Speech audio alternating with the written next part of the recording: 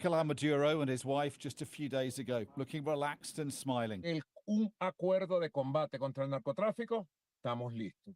He tells his interviewer he's open to closer cooperation with Donald Trump. He has now, it seems, been deposed and is on his way to an uncertain fate. Not war, just peace, forever, forever, forever. Whatever the future brings, Nicolás Maduro may be remembered most for pictures like these. A leader who danced as Venezuela's economy sank deeper and American warships advanced on his country. Not war, not war, not war. Just peace, just peace, just peace, forever, forever, forever. Peace forever. His brazen swagger was with him till the end, here a few months ago claiming he was bigger than Taylor Swift. Soy más famoso que Taylor Swift en Estados Unidos ahorita. But Nicolás Maduro will go down in history as the man who took a nation with enormous oil wealth and potential and left it ruined. For much of his life, though, he was in the shadow of this man, revolutionary socialist firebrand Hugo Chavez, who upturned Venezuela with radical changes in the early 2000s, nationalizing its oil industry and reducing poverty. Before Chavez died, he made Maduro his successor. But Nicolás Maduro had none of his mentor's charisma or popularity. He was despised by many in Venezuela's elites as a poor substitute. To maintain power, he would rely more and more not on competence, but repression. And his policies were disastrous for the economy. In elections in 2015, Maduro lost his majority in parliament, but he refused to stand down.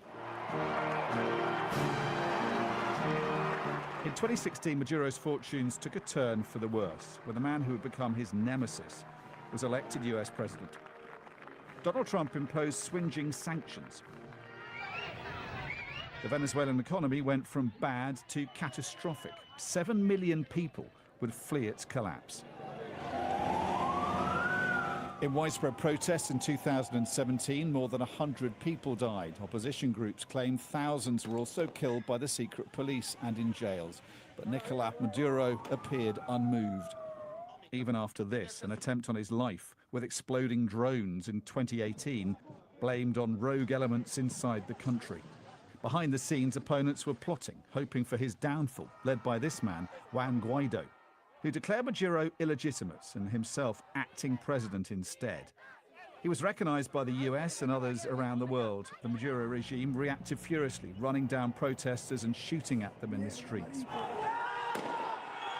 Guaido believed mistakenly he had enough support to remove Maduro from power. But a coup attempt that looked close to toppling Maduro ended in failure. The unpopular dictator clung on. His fortunes turned again, thanks to events halfway around the world, Russia's invasion of Ukraine. When the West stopped buying Russian oil, it turned to Venezuela and its vast reserves instead. Maduro was allowed back in out of the cold. That may have emboldened him to pull off one of the biggest election frauds in Latin American history. In elections in 2024, the opposition is thought by most observers to have won a landslide, but Maduro again refused to give up power, declaring victory unconvincingly. Then, in America, Donald Trump was re-elected. He branded Maduro a narco-terrorist and sent a seventh of America's Navy to threaten him, the latest of America's neighbors to face the belligerence of Donald Trump. It's just Venezuela. It has started with Panama, then with Canada, then with Greenland. It seems that President Trump, although he appears to be a pacifist, at least at the Western Hemisphere, he has a very, let's say, peculiar understanding of the role of the United States as a kind of overlord of the area. Trump's campaign against Maduro has been unrelenting. A massive naval build-up aimed at first at Venezuela's narco-trafficking operations. At least 30 small boats destroyed, allegedly for drug running, but with little evidence to prove the claims. Then oil tankers were seized, accused of breaking international sanctions. There was little doubt, though, the bigger prize was regime change. Donald Trump's rhetoric against the Maduro government showed no let-up. We consider Venezuela to be not a very friendly country. They sent millions of people, really, and probably a number in excess of that. And a lot of those people shouldn't be in our country, from jails, from gangs, from drug dealers, from all of the people that came into our country shouldn't have been in our country, causing a lot of problems. And drugs. The coming hours and days will be crucial for Venezuela wherever they lead. Maduro's years of rampant kleptocracy leave the country racked with massive economic inequality. Its resources robbed, its institutions dismantled. Whoever takes his place faces an enormous challenge, putting Venezuela back on the road to recovery. Dominic Waghorn, Sky News. We begin tonight with party politics. The former Labour Party presidential candidate, Mr. Peter Obi, has defected to the African Democratic Congress, the ADC. According to Mr. Obi, the defection demonstrates his commitment to a unified Nigeria and quality leadership. Speaking during a political press conference organized to announce his defection in Enugu State, Mr. Obi says that he is optimistic that the ADC government will address insecurity, corruption, overtaxation, poverty, and create wealth among the teeming Nigerian population. The events brought together the leaders of the party across the nation, including former Senate President David Mark, Enyinaya Baribe, Aminu Tambuwal, former governors from Southeast, among other party faithful. Today is the last day of 2025. So we are ending this year with a hope that in 2026 we will begin a journey of rescue of our country. For proper socio-economic development that will be unifying and inclusive. We have all watched those who benefited from our democracy sometimes now become accessories to destroying our democracy, either through coercion and gangsterism against the opposition. We cannot allow this to happen. We will resist it. We've now seen people who benefited in our democracy be part of celebrating electoral fraud publicly. And we are saying that those who are planning to rig an election in Nigeria come 2027, we will resist it by every means lawful and legitimate.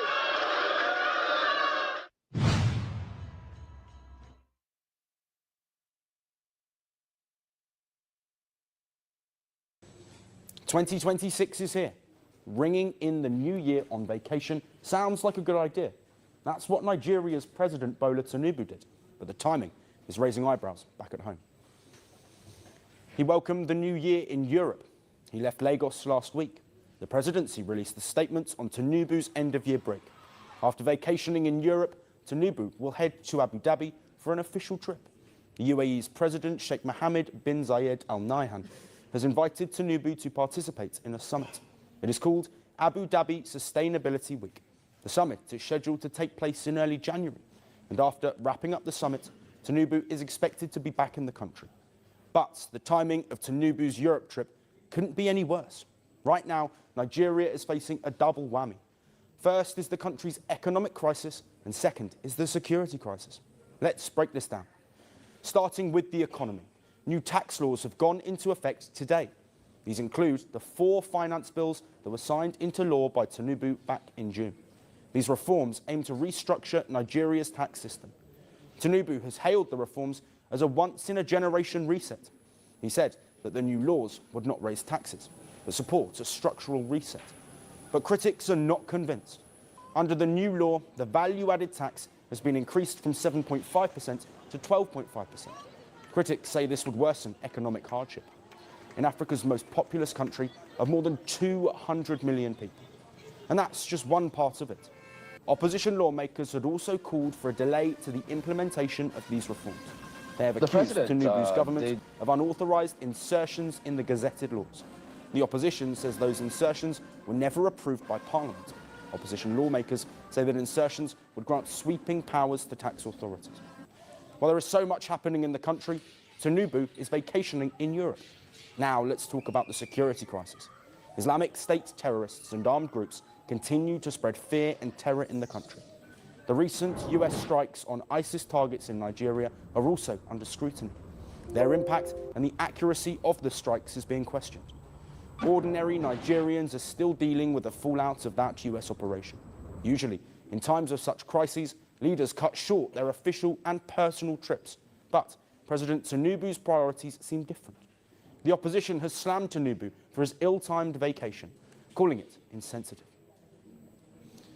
Millions of Nigerians are grappling with rising costs and deepening poverty.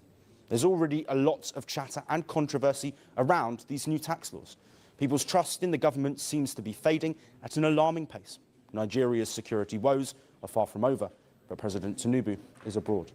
I'm bothered and unfazed by the chaos.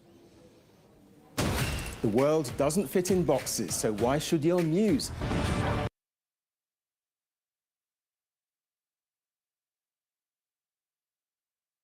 His spokesperson put up a statement the other day, a New Year message to Nigerians in terms of what to expect. So those who were expecting a broadcast, your hopes were dashed. But he did have that, he said he hopes to be a beginning of a more robust phase of economic growth in his New Year goodwill message to Nigerians. He talked about the economy, the progress they've made in the economy, how from that perspective, the inflationary figures, they say, have appreciated, talking about the agri sector, how they also intend to continue in that light and ensure that we have a lot more progress. Many view that statement from different perspectives. So let's get your broad perspective of what you make of that statement in connection with the reality on ground. Well, the government of Tinubu cannot cease to continue to surprise me. Each time I think they've reached the limit of incompetence, they still blow that limit. First of all, that topic, 2026, marks the beginning of a more robust phase of economic growth. I was offended by that phrase, the beginning. Almost 3 years into the regime of a government, is coming out openly to say he has not begun. The beginning to begin. And obviously it's an admission of failure because he has actually not begun anything. You saw how he embarrassed the world by saying that inflation has come down to 15%. Let me state that clearly. That's a white lie. Before Tinubu came in, the highest he could pay for flight ticket from Abuja to Enugu, give it even 50,000. So we were paying 25,000, that's something thousand. 15% means that you will just pay like about 57,500 naira. But going to Enugu, I paid 250,000 naira flight ticket. That's almost more than 500% increase in inflation. And the president is sitting down in a New Year message telling Nigerians about the rebased fraudulent inflation figure, that it is 15%. It's embarrassing and very annoying. The best this government can even do is to speak the truth. And they say if you lie on a new year, on the first day of the year, you will lie throughout the year. That was what we were told when we were growing up. So I expect that this president is going to, and this government is going to lie throughout the year. Now, look at the speech. Let's talk about the security. In Plateau State, they were preparing for crossover, only to be attacked by terrorists. 8 persons confirmed dead. Of course, there will be more. They will never cross over to any other new year in their lives. More than 8 families are grieving now because of a government which, even with the help of foreign country, can still not do anything about insecurity. And the annoying thing is that they say this was after security report has reported that they were going to attack. In the southwest, the son of a traditional ruler was kidnapped. In Nasarawa, people went into where they were doing wedding and kidnapped and killed people. Security is still very much, insecurity is still very much with us. So what is he celebrating the new year? And I'm sure he is staying in one hotel in one European country, frolicking with the foreign presidents and coming to speak from there. Well, we don't know what his he's speech is doing. as alien as where he is now. We understand that he's supposed to go for Let me a go summit on and tell you in UAE. how this government has become destructive. Yeah, before that, Nigerians. about security.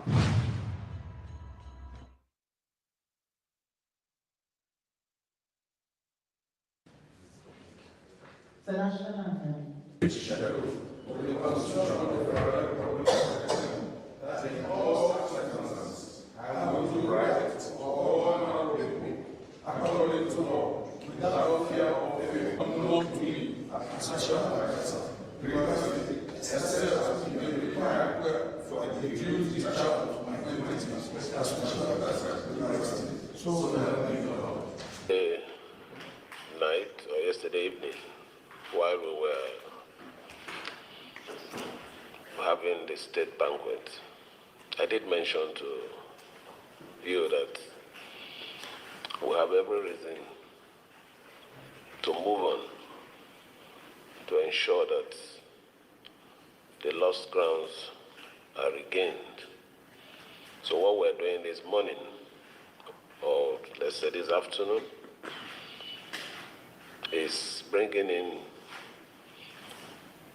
some persons on board to ensure that the wheel of governance continue to roll smoothly in our state. I believe that these appointees they're not new faces. They've been with us, they worked with us, they understand the philosophy of this administration, and it won't be a problem following and ensuring that our goals are achieved. So my charge is not much, because you already know what you have come to do. It is not pleasure, it is work. And every one of you here that have been assigned some responsibility in time past have always proven yourself. I'm very sure that this time around it won't be different. So let me congratulate you for finding your name in the list, in the midst of millions, is a rare opportunity. Don't let us down.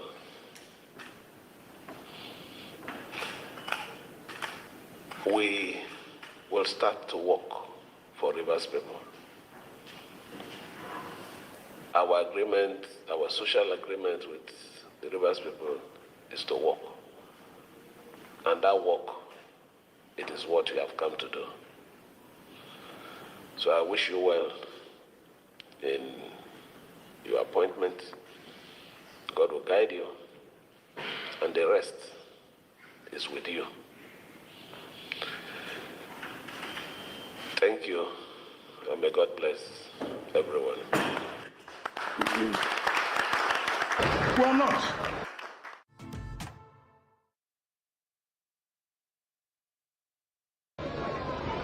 We're not. So I want to assure you here that we're working together. There's nothing like party here. It is Renewed Hope family.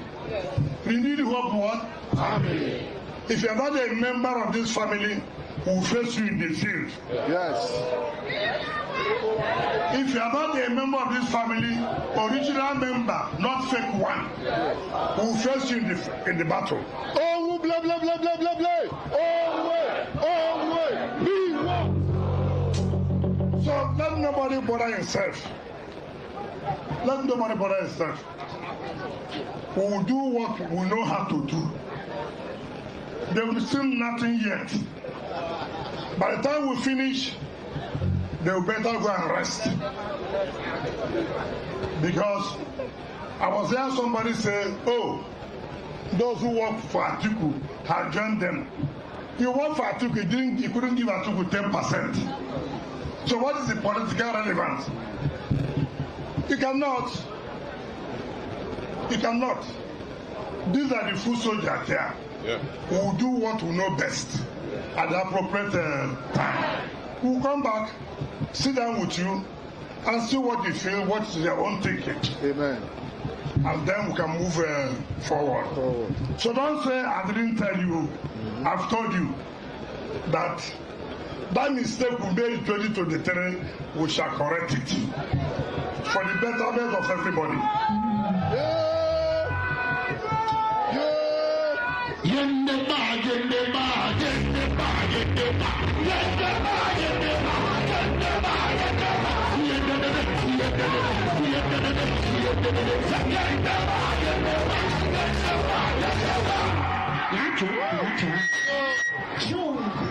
So I know where I have gone. I'm not going to see any king or chief. But today, I'll go and see my friend. I'm a member for Kochiri.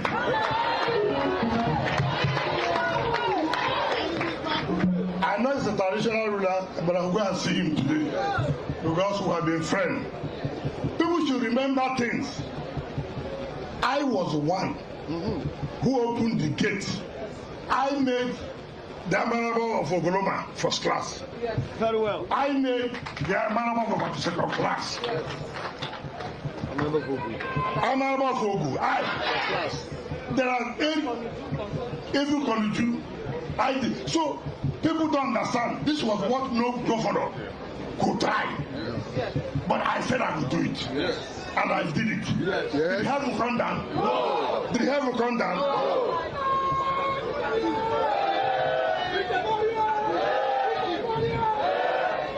Yeah. So, we are taking decision, no going back as far as Tinubu is concerned. The other one, well, no way. No way. No way. Because if we make another mistake, then go and bury yourself politically. I will not allow myself to be buried. I will not allow that mistake again.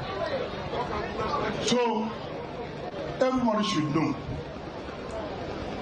We have taken a decision and we have taken a decision. So I thank you for coming out. The people of what you can say, I'm happy with you. And God will continue to bless you. Thank your daughter. Thank your daughter, Linda. You see, how you know people is when there's crisis. You know how strong they are. Not people, when the storm comes, they begin to move this way or that way. She has stood firm. Look at what she does in the State Assembly. Linda, I thank you. Continue to be firm. Continue to show character. Leave those who don't have character. They will pay for it. If you don't have character, you will pay for it. So I thank you very much. Happy New Year and God bless you.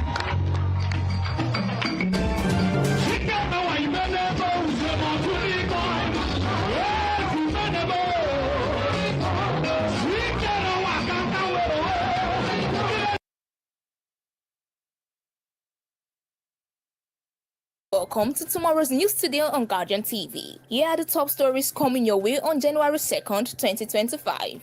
In the national news, 2026 ushers in stronger economic growth, says Tinubu. Be generous. Giving brings abundance, says First Lady Tinubu. Wike, others want to destroy my name, integrity, says Bauchi Governor. Face your problems, leave me alone, Wike slams Bauchi Governor. Ekiti 2026, PDP governorship candidate alleges APC plot over the Independent National Electoral Commission omission. Akpabio asks his lawyers to withdraw defamation suit against Natasha Akpoti. Ayedatiwa pardons 77 inmates.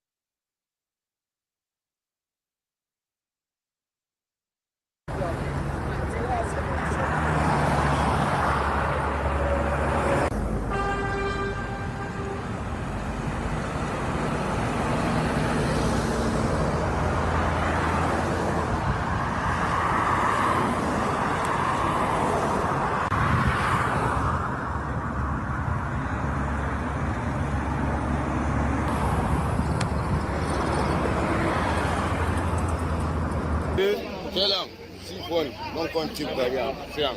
Nobody go carry him. Nobody go carry him. They don't carry him. And no, he said next time, I beg, she will not. As you can see, this is live video. This is live video. Anthony Joshua. Anthony. Yes, very important. Anthony Joshua. Anthony Joshua.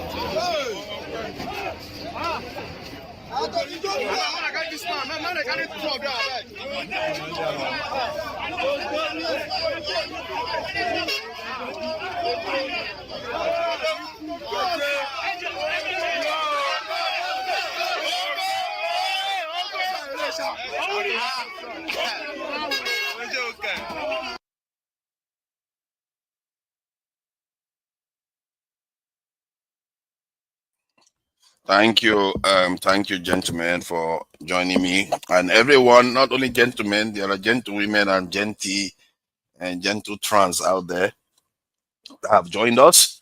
I appreciate you all, and hope you are having a good year so far. It's been a new year and quite eventful year, and this is just the third of January, and yeah, a list of things have already happened. From Anthony Joshua's accident to Trump deciding that it's time to capture Maduro and take him to the US to be tried for being a drug lord. So that is going to be interesting for us to talk about, and for us to examine to see what is going on here, because this may actually test the American justice system that people like to, some of our people like to say that it's quite, logical system that actually works and all the rest. So we'll see how the guy with one of the largest oil reserve can be a drug dealer. How that is going to happen, we are going to see whether there is true justice in this world. Because it's going to be quite embarrassing. You arrest him, take him to America, go and try him, you find out that he's innocent. Then what do? You return him to the country. You've already removed him from office. So that will be interesting to observe what is going to happen on that front. And if anything happens to him while all this is going on, that is murder. And there are consequences to these things. These things are not victimless situations, because that means China can decide that Taiwan is acting too much, and one of their presidents are a little bit shady, and then they just go and take Taiwan, and maybe decide to extend their reach and take something else that America likes in that region. What is America going to do then?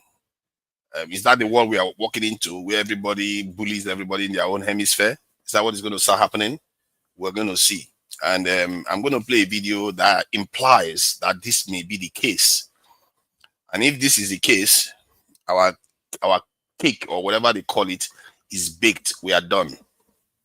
Because if the world has decided that they're going to strike a deal among themselves to split the world however they see fit, and then the rest will have to just take it. What that basically means is that they've had another Berlin conference. The second Berlin conference 2.0 that I've always been scared of. That one scares me because now we are talking about equivalent of about 2 billion to almost 4 to 5 billion population oppression of the remaining groups. That is a powerful oppression. When Europeans were oppressing us, they were Europe. They were not that big. As a matter of fact, India outnumbered them and all the rest. So, but this time, if you have China, India, Russia, the entire NATO together, and maybe even Middle Eastern country ganging up against the rest, you can imagine that level of oppression, how long it's going to last, and whether we are ever going to crawl out of it. And this is the mistake many of our people make, thinking that this is a joke business. extremely dead serious. And it can get very, very, very, very bad for a very, very, very long time. And if it starts happening, the only thing that can break it, I don't even know what can break it. Because the Europeans, the last time they had their Berlin conference, it didn't break. They fought themselves, but it didn't break their stranglehold. Their stranglehold still remained. Even if they fought themselves in the First World War and Second World War, their stranglehold remained. So if China and the other powers decide to do a Berlin Conference 2.0, we are in trouble here. Maybe that's what we are seeing with Maduro. Maybe that's why America felt confident enough to just go there and take out Maduro, knowing that China is just going to pretend as if they are condemning it. Because I read a statement from China and they were saying they condemned it very strongly, that it's very, very responsible and very serious and all the rest. But they never actually said, release him. You see how diplomats talk? They never actually said, release him. So this is how they also do with Israel. They will condemn, say all kinds of strong statements. Nothing really happened. The same thing with Iran. And I personally, if I'm the one advising Iran right now, I would tell them, if you know what is good for you, you better go nuclear. So that at least you will join the club of the oppressors instead of being the oppressed.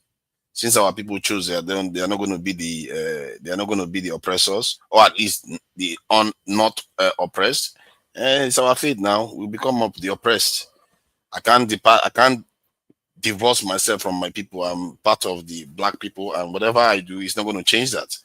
So I'm stuck with it, and that is my fate too. That said, the conversation we're going to have here is going to also involve Nigeria. Wike and Fubara, they seem to have started their dance again for power. And Akpoti, it looks like Akpabio is tired of chasing that one, so he decided to withdraw the case against her. And Anthony Joshua's issue has also highlighted some serious systemic issues that we have in Nigeria. Not that the accident itself was necessarily the fault of the Nigerian road. As a matter of fact, a British reporter was saying there's nothing wrong with the road. This is a road that would be perfectly, fine in Western countries. So it's just it's the people that was the problem, not the road.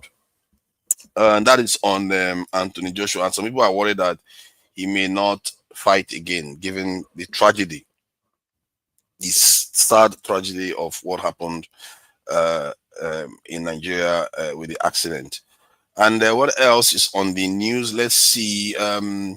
Netanyahu and his, recognizing Somaliland. I never really touched on that in terms of video. He chose to, man, this is just 3 days in this year, and already drama everywhere.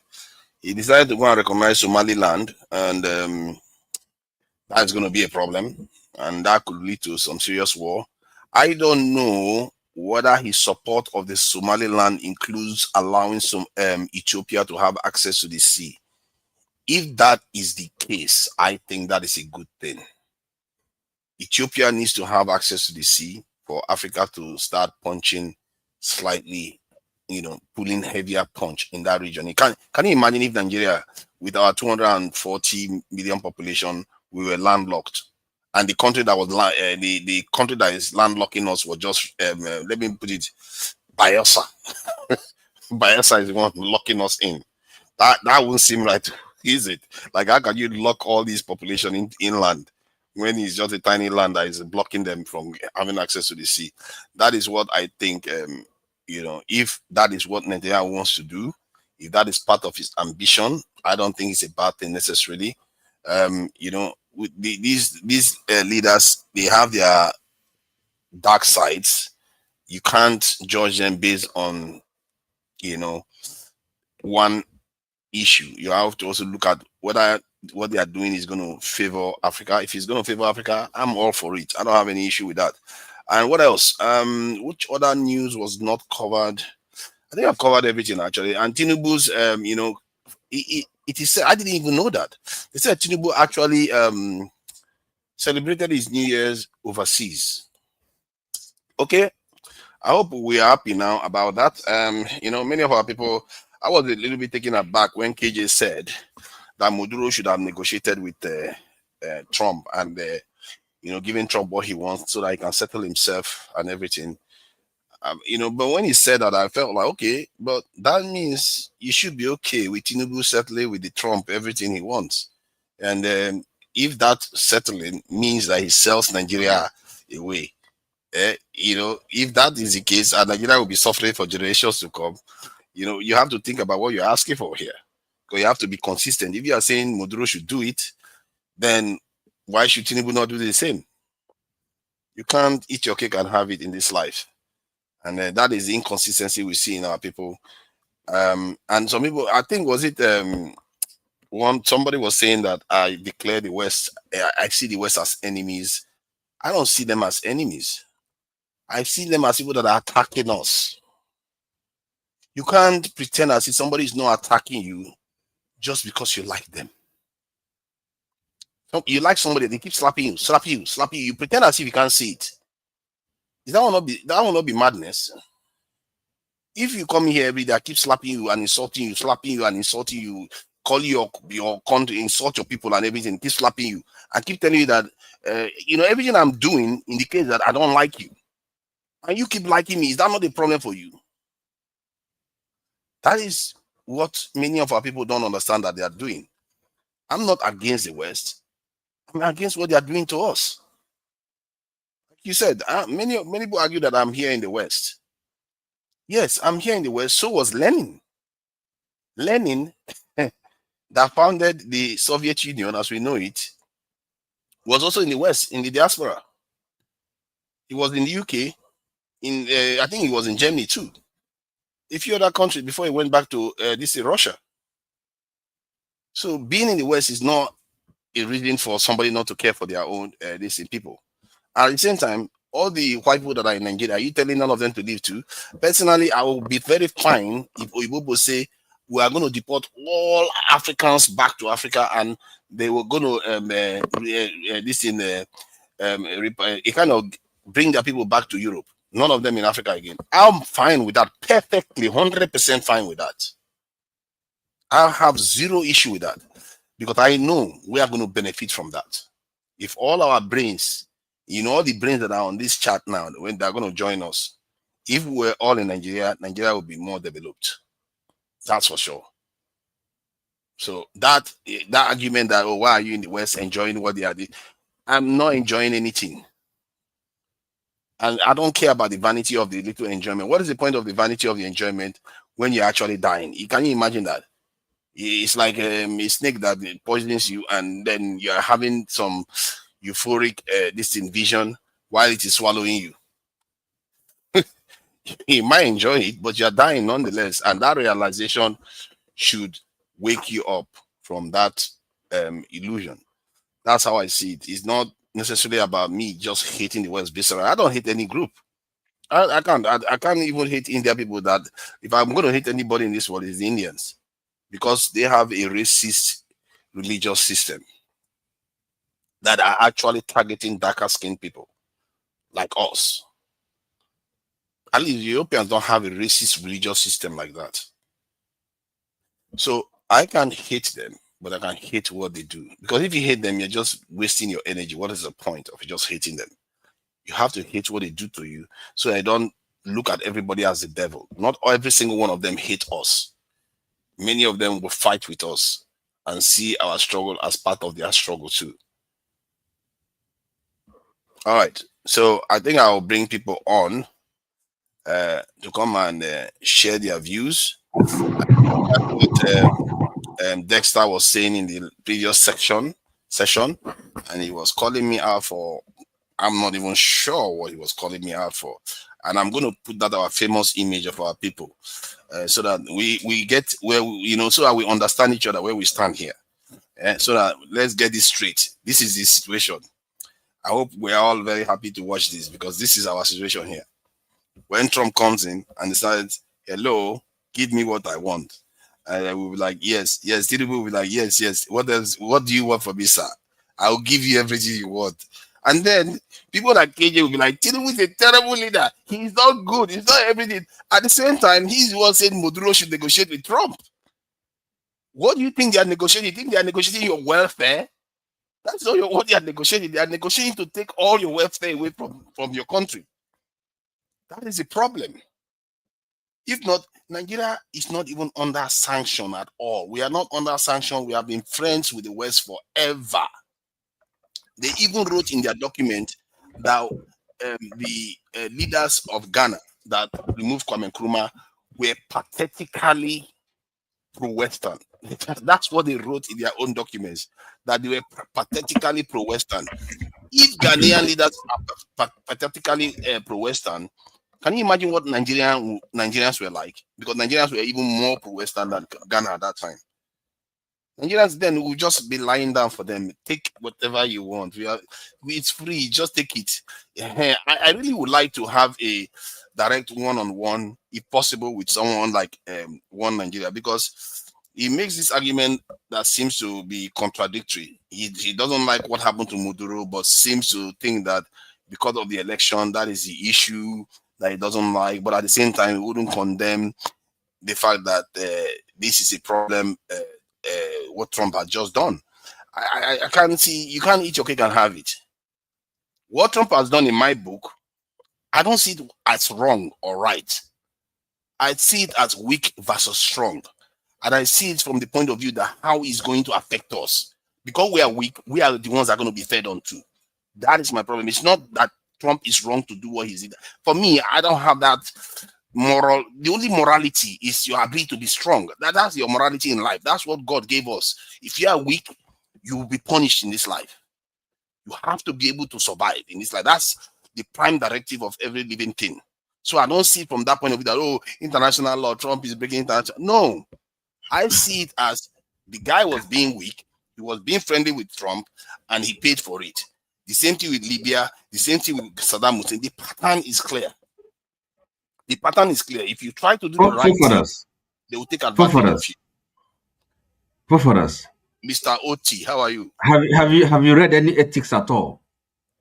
Yes, I have read some ethics. You know what ethics are? Yeah. And you don't believe in morality? So it's about strong or weak? No, I meant I don't believe in morality in the terms of the law, the way people write international law. I believe in morality in terms of natural law. Oh, no. You see, look. So you see, that's the confusion of language. Maybe we just say so many things without kind of lack of consistency and clarity. You know. So it's either there is what is called morality, right? And again, there's no pretense. There's no when this is not, it's not an utopian, okay? It's a reality. We have to understand, appreciate the givenness of things. Now, for example, what is going on here is this, okay? Because let me just use Tony's exposition to clarify my point. Because when we kind of engage one to one like this, our positions are going to be clearer, and then we may discover that we don't really have, the gap between our understanding is not that wide. Okay, no, because we're not probing each other, we're not interrogating what we're saying. Now, listen, Tony, you see the problem with your position is this, because I understand that. I mean, we have power imbalances. It's natural, okay? But the question is this: is the reality and if like idealism and realism. Okay, we live in a world where people are not equal. Some are stronger than others. Okay, but on interpersonal between nations. But then, what do we do? You see, it's the ideal, the aspiration, and that's what the law is. Law is there to make people good. Okay, that is the essence of law. And then if you say there's no law, then it becomes the only thing you're kind of propagating is the rule of force, power, violence. So it's just that clear. So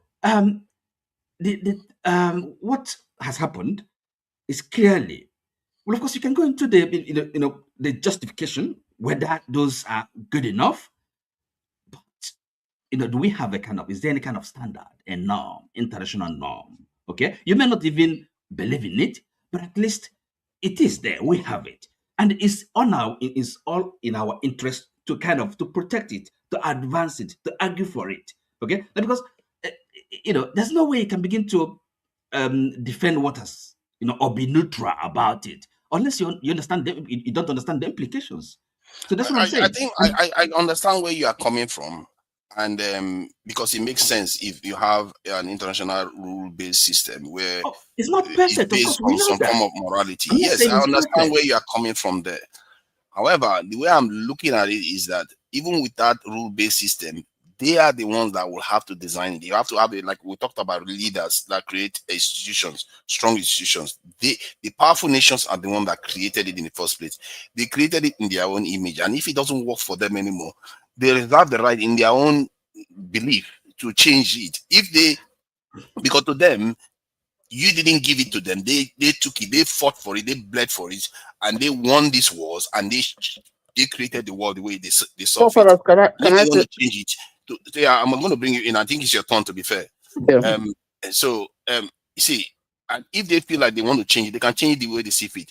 Until the entire world says, you know what, we are going to create a rule-based system, and somebody decides to break it, then you can judge them based on that international rule. And even then, you still have a natural law out there that is not based on what you have written. It's about power. If one side has too much power, again, they will take advantage of the other. Again, you see, there's what is called natural law. As a matter of fact, maybe you don't. So don't talk about, don't refer to natural law, because there's a system of law called natural law, and actually natural law is like the eternal law, if like the divine law. Okay, so it's not natural law what is happening, because as I said, there's a system of law called natural law. Those Catholics would understand what natural law is. I mean, it's because we have the state law is a kind of the positive law, but even the positive law in a kind of aspires to correspond to natural law, which is like divine law. Okay, perfect justice and all that. We're not God. We live in the world, and no, but our effort, our aspiration is to do good, to be just, to be fair. Are you with me? So that's what the law is all about, to make people good, And then I'm not saying that we can't be perfect, but that is the direction of travel, and you can't just be saying that. It's like ambiguity. We're not certain. We're not clear. Are you with me? So that is my difficulty. I hear what you are saying. I think what we're going to do is towards the end of the session today. Yeah. Towards the end of the session, Because this man will never stop. Towards the end of the session, we're going to reserve it for a few people to have, a kind of podcast-like discussion about it, so that we can go deeper. I like the way OT is going about things. He tried to examine the details of these things so that we can actually examine some of all these topics quietly, calmly, in a way that people can actually get where everybody's coming from. So that's for later. But in the meantime, let everybody have their say. Welcome, Tony. I appreciate you for joining us today, and you are the first to join us. And you've seen the headlines, quite a lot of them, a short period of time, so many events going on everywhere. So what do you make of this Maduro thing? And, if you can touch on Fubara, Nigeria, all the headlines, anyone you feel like really. Okay, good evening, everyone. Good morning, whatever it is. I don't know where you are. Happy New Year. Forefathers, greetings, and thank you for letting me in. I just want to comment because my brother Ben, said a few things about what I said in the previous session in relation to this Maduro thing. You see, in philosophy, there's realism, and there's idealism, there's pragmatism, and so on and so forth. These are all notions that we have. And it's not correct to say that laws are made to make us feel good. No, that's not the reason why laws are made. Laws are made to point us to a particular direction, not to make us good. Because laws have never in the world prevented people from being deviant. No. That's a statement of fact. Because if laws make people good, then we'll all be saints. There won't be sinners. So that's a faulty premise. But that said, you see, when you come to the world of diplomacy, you take take the United Nations, for instance, the Security Council. You have there are those who are permanent members, there are those who have veto powers, and there are those who don't have veto powers. And yet, when decisions are arrived, it arrives, those decisions are said to be made by maybe members of the Security Council or by the UN, even though some people don't have that power, that carries enough force as a veto power. That's not a fair world. That is how it is. Now, you're not going to be talking about morality or no morality and so on and so forth, because that is how the world is constituted. People have interests that they want to preserve. Now, should Africa, have veto power? Of course, yes. I'm an African. So if you now begin to look at the morality of it and begin to say, no, it's wrong, no, it's not, you don't understand diplomacy. So, you don't understand international politics. On what basis then do you condemn Tinubu? Let me finish. Let me finish. On what basis? I did not. You see, you have to be patient to understand my reasoning for you to be able to make judgments. I have not supported any side. I've just told you that if you understand the way the world is structured, then you have a better understanding of what Trump just did. It's not about morality. Because they don't bring, you can talk about morality in the church. Sorry, but I asked you, you and I, we condemn Tinubu, okay? The way he's running Nigeria, or his personality, his character, okay? That's my personal, I do condemn him. Hold on. But someone else, morality is something personal. Hold on. Someone like one man would not condemn him. And he's entitled to his opinion. So excuse me. So the question really is No, sorry, Tony. Look, see, you're confusing issues because I'm not confusing you. You are getting confused. Just let me finish. No, hold on. No. Forefathers, you have to protect me. Let me make my point. Let him finish. Because I didn't interrupt when he was making his. Let me interrupt, because if you start this way, there's so many people waiting. We're not going to get anywhere. Okay. Now I'm entitled to my view, and this is how I see it. And I'm not saying that morality is not okay. That's not the issue here. The issue here is that there's a world power that feels that it can do and undo. It's a unipolar world now. It's not the period of the Cold War. It's not the period where you have checks and balances, which restrains to some extent America or Russia from Soviet Union from doing what? Now you have a world that is imbalanced, and it would be wrong for somebody to stand.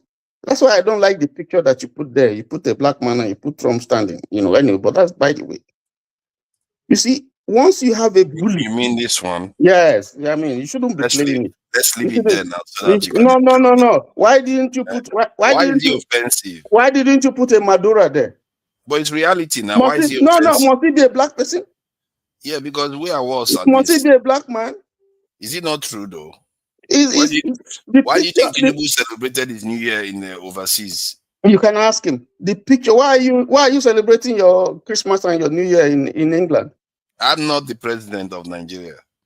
Odi is right there in Africa. Why are you not in Africa celebrating your New Year and Christmas? I'm not the president of Nigeria. I can travel like a free person, but the president has the right to go anywhere that he wants and celebrate his listen, just as you have a right to celebrate your New Year, your birthday anywhere.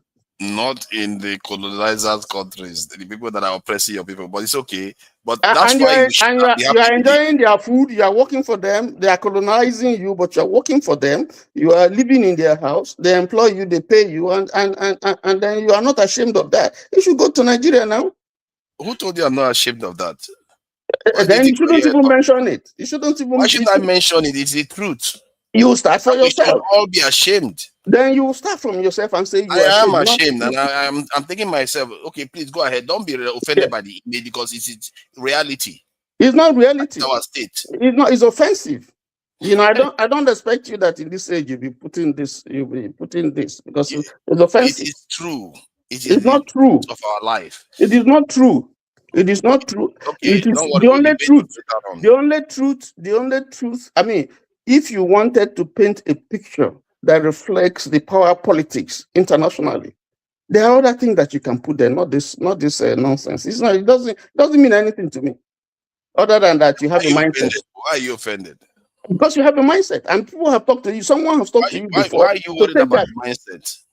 Listen, not the fact. Someone has talked to you. This is just like what you're doing is just like featuring the kind of thing that Hitler was doing. That's the kind of thing. You want me to show you African leaders begging them? You want me to show you African leaders begging them? Forefathers. Videos of African leaders begging them. Forefathers, you want me to show you Africans or Nigerians who are in school? I work in NYU, who are beating all these white people hands down. No, they are begging the black people to teach them. They are not leaders. No, hold on now. You are not leaders. No. You are saying they are leaders in their own rights. They are leading the class. Listen, they are leading the class where your so-called oppressor. Wait now. These black people that you are demeaning, they are leading the class where your so-called colonizers are. They are beating them hands down. You want me to show you? That image represents systemic. That's what I expect you to show, not this nonsense. Systemic begging, not individual begging. But let's move ahead. Let's go to the issue. Let's go. But I've made my point, but I'm just telling you. But of course, you are the moderator, and you have a right to show what you want. The point that I'm trying to make, that maybe OT is not understanding, is the fact that when you come to big power politics, it's a different kettle of fish entirely, whether you like it or not. You're liking it or not liking it doesn't matter. That's the point, and you have to accept it. So that's the point I'm making. It's not that I'm justifying anything or something, or this is the way it should be. Yes, you may well want it to be this way, but that's not the reality. The reality today is that you have a big power that feels that he can do whatever he likes and get away with it. That's the reality. Do I like it? No. Is that how it should be? No. But that's the reality. So that's the moral question, because you said no, it ought not to be like that. Yeah, that's the moral question. What you're doing is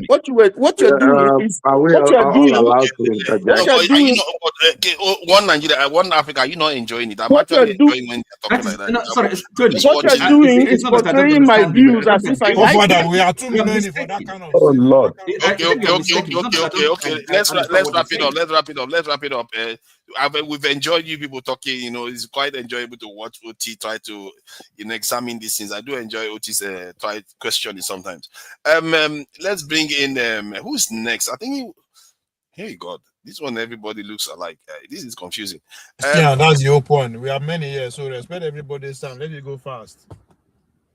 I think it's either Ike or Jonaba and Dexter. Those are the three. Yeah, those are the. Yeah, I think it's Oga Ike. I think it's Oga. No, it's not Oga Ike. Oga Ike came later. No, it's Dexter. And Dexter. Thank you, forefathers, for letting me speak, and thank you for everybody that joined the show. So we are going to be timing it now, so everybody can speak. And OT, please don't get tempted. Don't get tempted, OT. Let's time it. Okay. 5 minutes max. Let me start from the Fubara situation. It's quite interesting what's happening in Rivers State. How DK can openly say that there is no party in Rivers State, literally. So APC, PDP doesn't exist. And somehow, it just shows you the quality of leaders we have. I listened to the full interview of Tony Cole on Aranis TV on Friday. And Fubara is now in APC. The national chairman of APC has said Fubara is 001 in APC. And they asked Tony Cole, and he said, oh no, Fubara is in the wrong APC. That he, Tony Cole, is the leader of APC University. Oh my God. And I was thinking that this Tony Cole is somebody I was saying, this should be a good guy.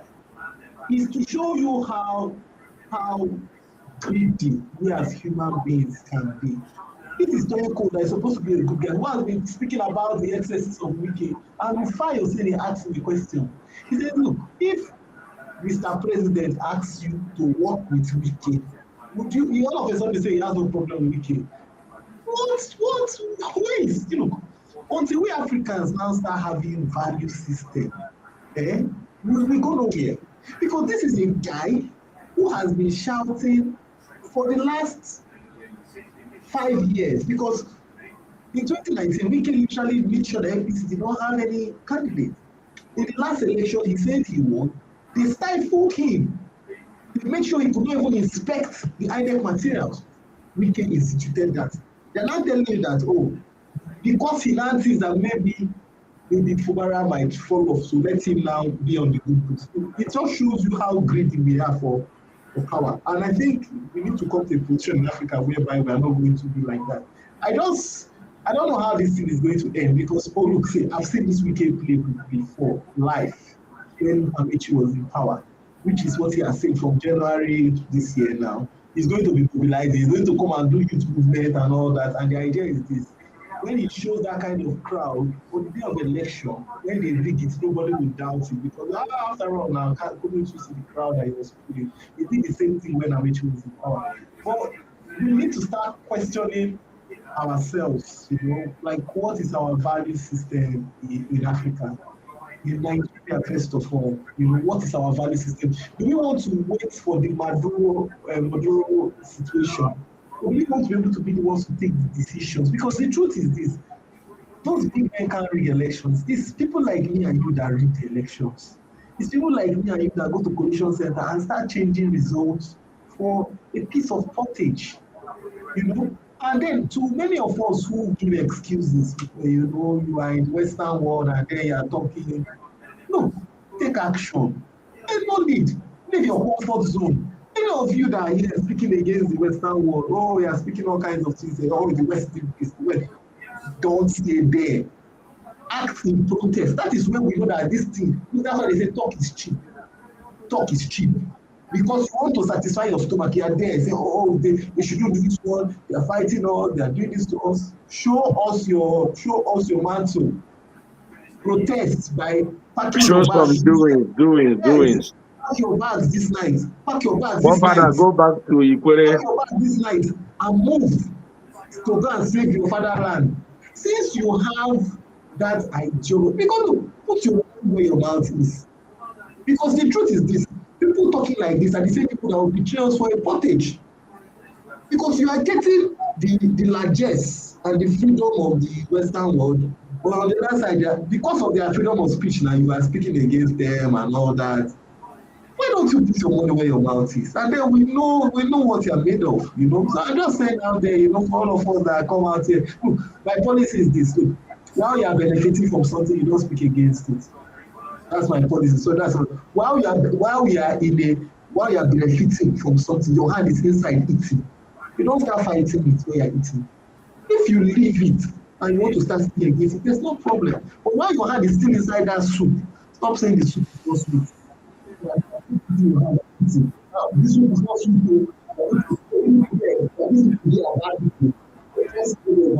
The people that are there are not eating. They are suffering. Let us not catch this thing around. There's this propaganda going around. Trump is coming from our resources and all that. Fathers, time has gone. These resources, you let time people will come for your resources. It's when you realize that there's nothing between your head. Time's up. So who is the timer now? And I'm the timer here, No, it's the other guy that needs to return back to Nigeria. That one, that's the timer for forefather. You see their logic. Let's just break down the logic. Very, very 15 seconds. It's not so hard to break it down. So it's only them that can gain from us and do bad things against us. That is the reasoning that you are coming up with. But it's all right. That's why we say our people, they are reasoning. Sorry, what are you talking about? Let me, you see that it's confusing to reason. It's not even a lot of words. It's only, let me repeat that again so I can catch on. It's only them that can do bad things to us at the same time be around us. You are not, you forefathers, you didn't listen to, obviously you have not listened to. No, you are saying because I'm gaining. Hold on, your argument was because I'm gaining from them, I shouldn't be here.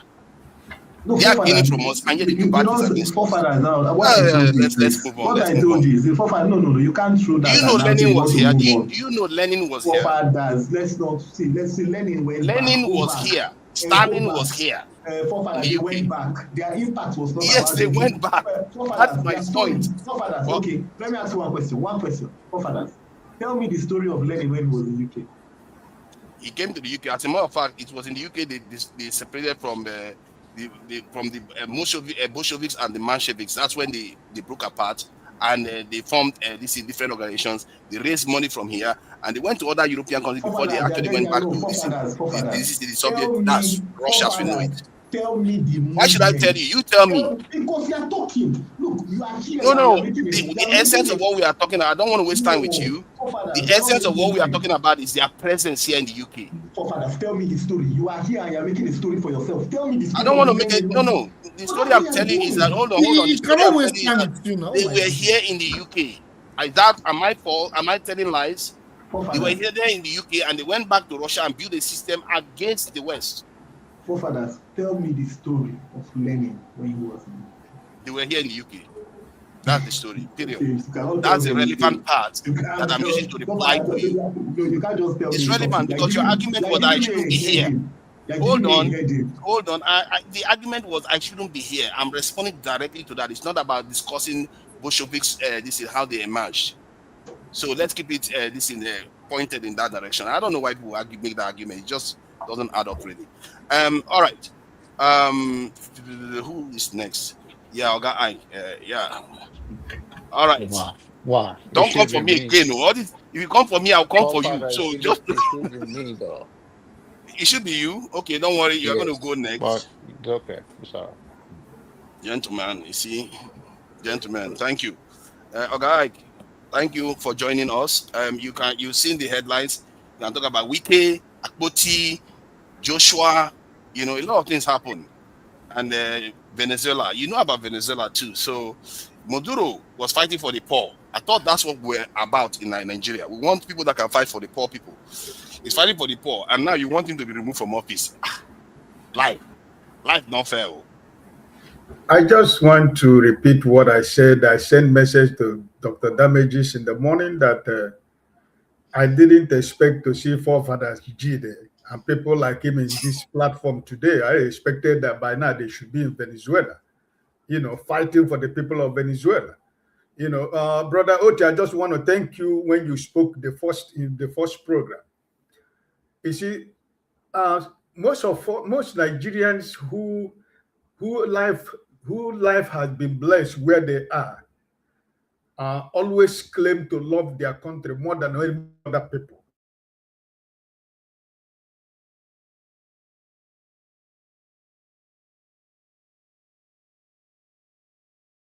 You're muted. Sorry. Okay. Did you hear the first time I spoke? Yeah, you said we should have been, gone to Venezuela to go and fight for. Okay, sorry. Yeah, I said I said by now, if I come to the platform today, I would not see Jide, I would not see forefathers and your likes. That by now you should be flying to Venezuela to defend the Maduro and his people, you know. But what am I trying to say? We all live in the West, enjoying the good life of the West, enjoying their food, the constant electricity. Your life is simple. You can open your door, go away and come back. We are enjoying everything that life can give us. But at the end of the day, we keep talking about the West. We talk about freedom of expression, freedom of speech. We say whatever we want to say because we live in the West. And that your country that you are claiming that you love more than any other person, you cannot speak the way you are speaking about the West. And the same West is the people, you are looking for their visa, you go and sleep in an embassy. Nigerians and Africans, other part of they go to the embassy and sleep for 2 weeks, where they are looking for the same visa of the people of the West, in order to get a visa to go to the West. And at the end of the day, you are claiming the West has come to take your oil. They come to take your mineral resources. They come to take your wives. They come to take your fathers. They come to take your government. They come to take your military. And these are the same people you work for. These are the same people you live in their house. These are the same people that you answer them, sir, in the morning, sir, in the afternoon, sir, in the evening. These are the people who pay your bills. These are the people who pay your salary. And out of the money of the wage that they pay you, you use it to go and better the life of other people in Nigeria. And every day you come here, you talk about the ways you want to take your oil. That oil we are talking about, they want to take, that have been there hundreds and thousands of years. Who are the people that are taking the oil? Who are the people that are benefiting from the oil? Are you or your people in River State? Are they the people that are benefiting from the oil? Who are the people that are enjoying those things you are trying to protect? Me and you? Is that the people that are enjoying it? Because if it is to be me and you that is enjoying it, we cannot be here talking about Nigeria and every country every Sunday and Saturday that we come here. We talk about which way forward for Nigeria. You know, people who claim that they know what you claim. Yeah, Jide, every day Jide will tell us about North Korea, tell us about Venezuela, tell us about Nicaragua, tell us about Havana. And I asked you last time, have you ever been to Venezuela? Venezuela is a country where young girls, when they see you, they will be begging you, please, take me to where you're going. I am ready to do anything for you. Because this country, I cannot continue to live in this country. This is a country people are suffering. And forefather said, Maduro is a peaceful man. That is a man of peace. Why did this man has to go? You know, why did America has to do what they have to do? And Tony is telling you about international politics. You belong to United Nations, but you don't have power to make decisions. Are you not a slave? Or those countries who doesn't have veto power at the United Nations, what is the essence of the United Nations? Even with the veto power of China and Russia, America still do whatever they want to do. Let China say something. Let them do anything. Let Russia do what they think that they can do. America is bigger. You have to accept that. You were talking the other time, China will invade Taiwan. Let them try to invade Taiwan. Let them take Taiwan before us. Let me see. I think it's all about speaking grammar, speaking diplomatic language. They can speak diplomatic language. Oh, America, why did you do it? They don't like what they did in Venezuela. Let them take Taiwan. You see, listen. Nobody is wishing that this is something that is happening to happen to your country. But in a country where one person decides that is the only person that is qualified to rule his people, 2 times he did not win election. But the same INEC in Venezuela, the way you have in Nigeria, I hate the election riggers.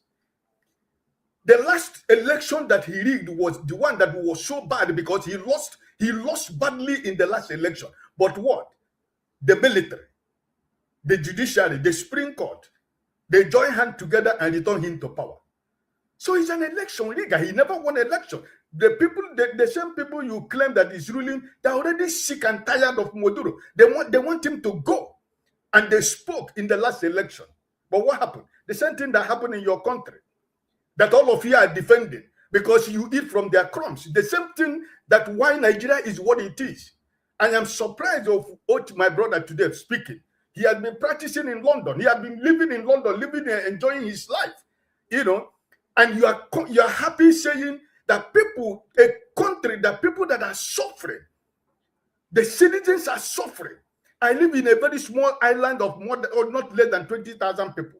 If I tell you how many thousands of Venezuela women and children and young men are living in this island, you will not believe it. Because they are looking for a place to go.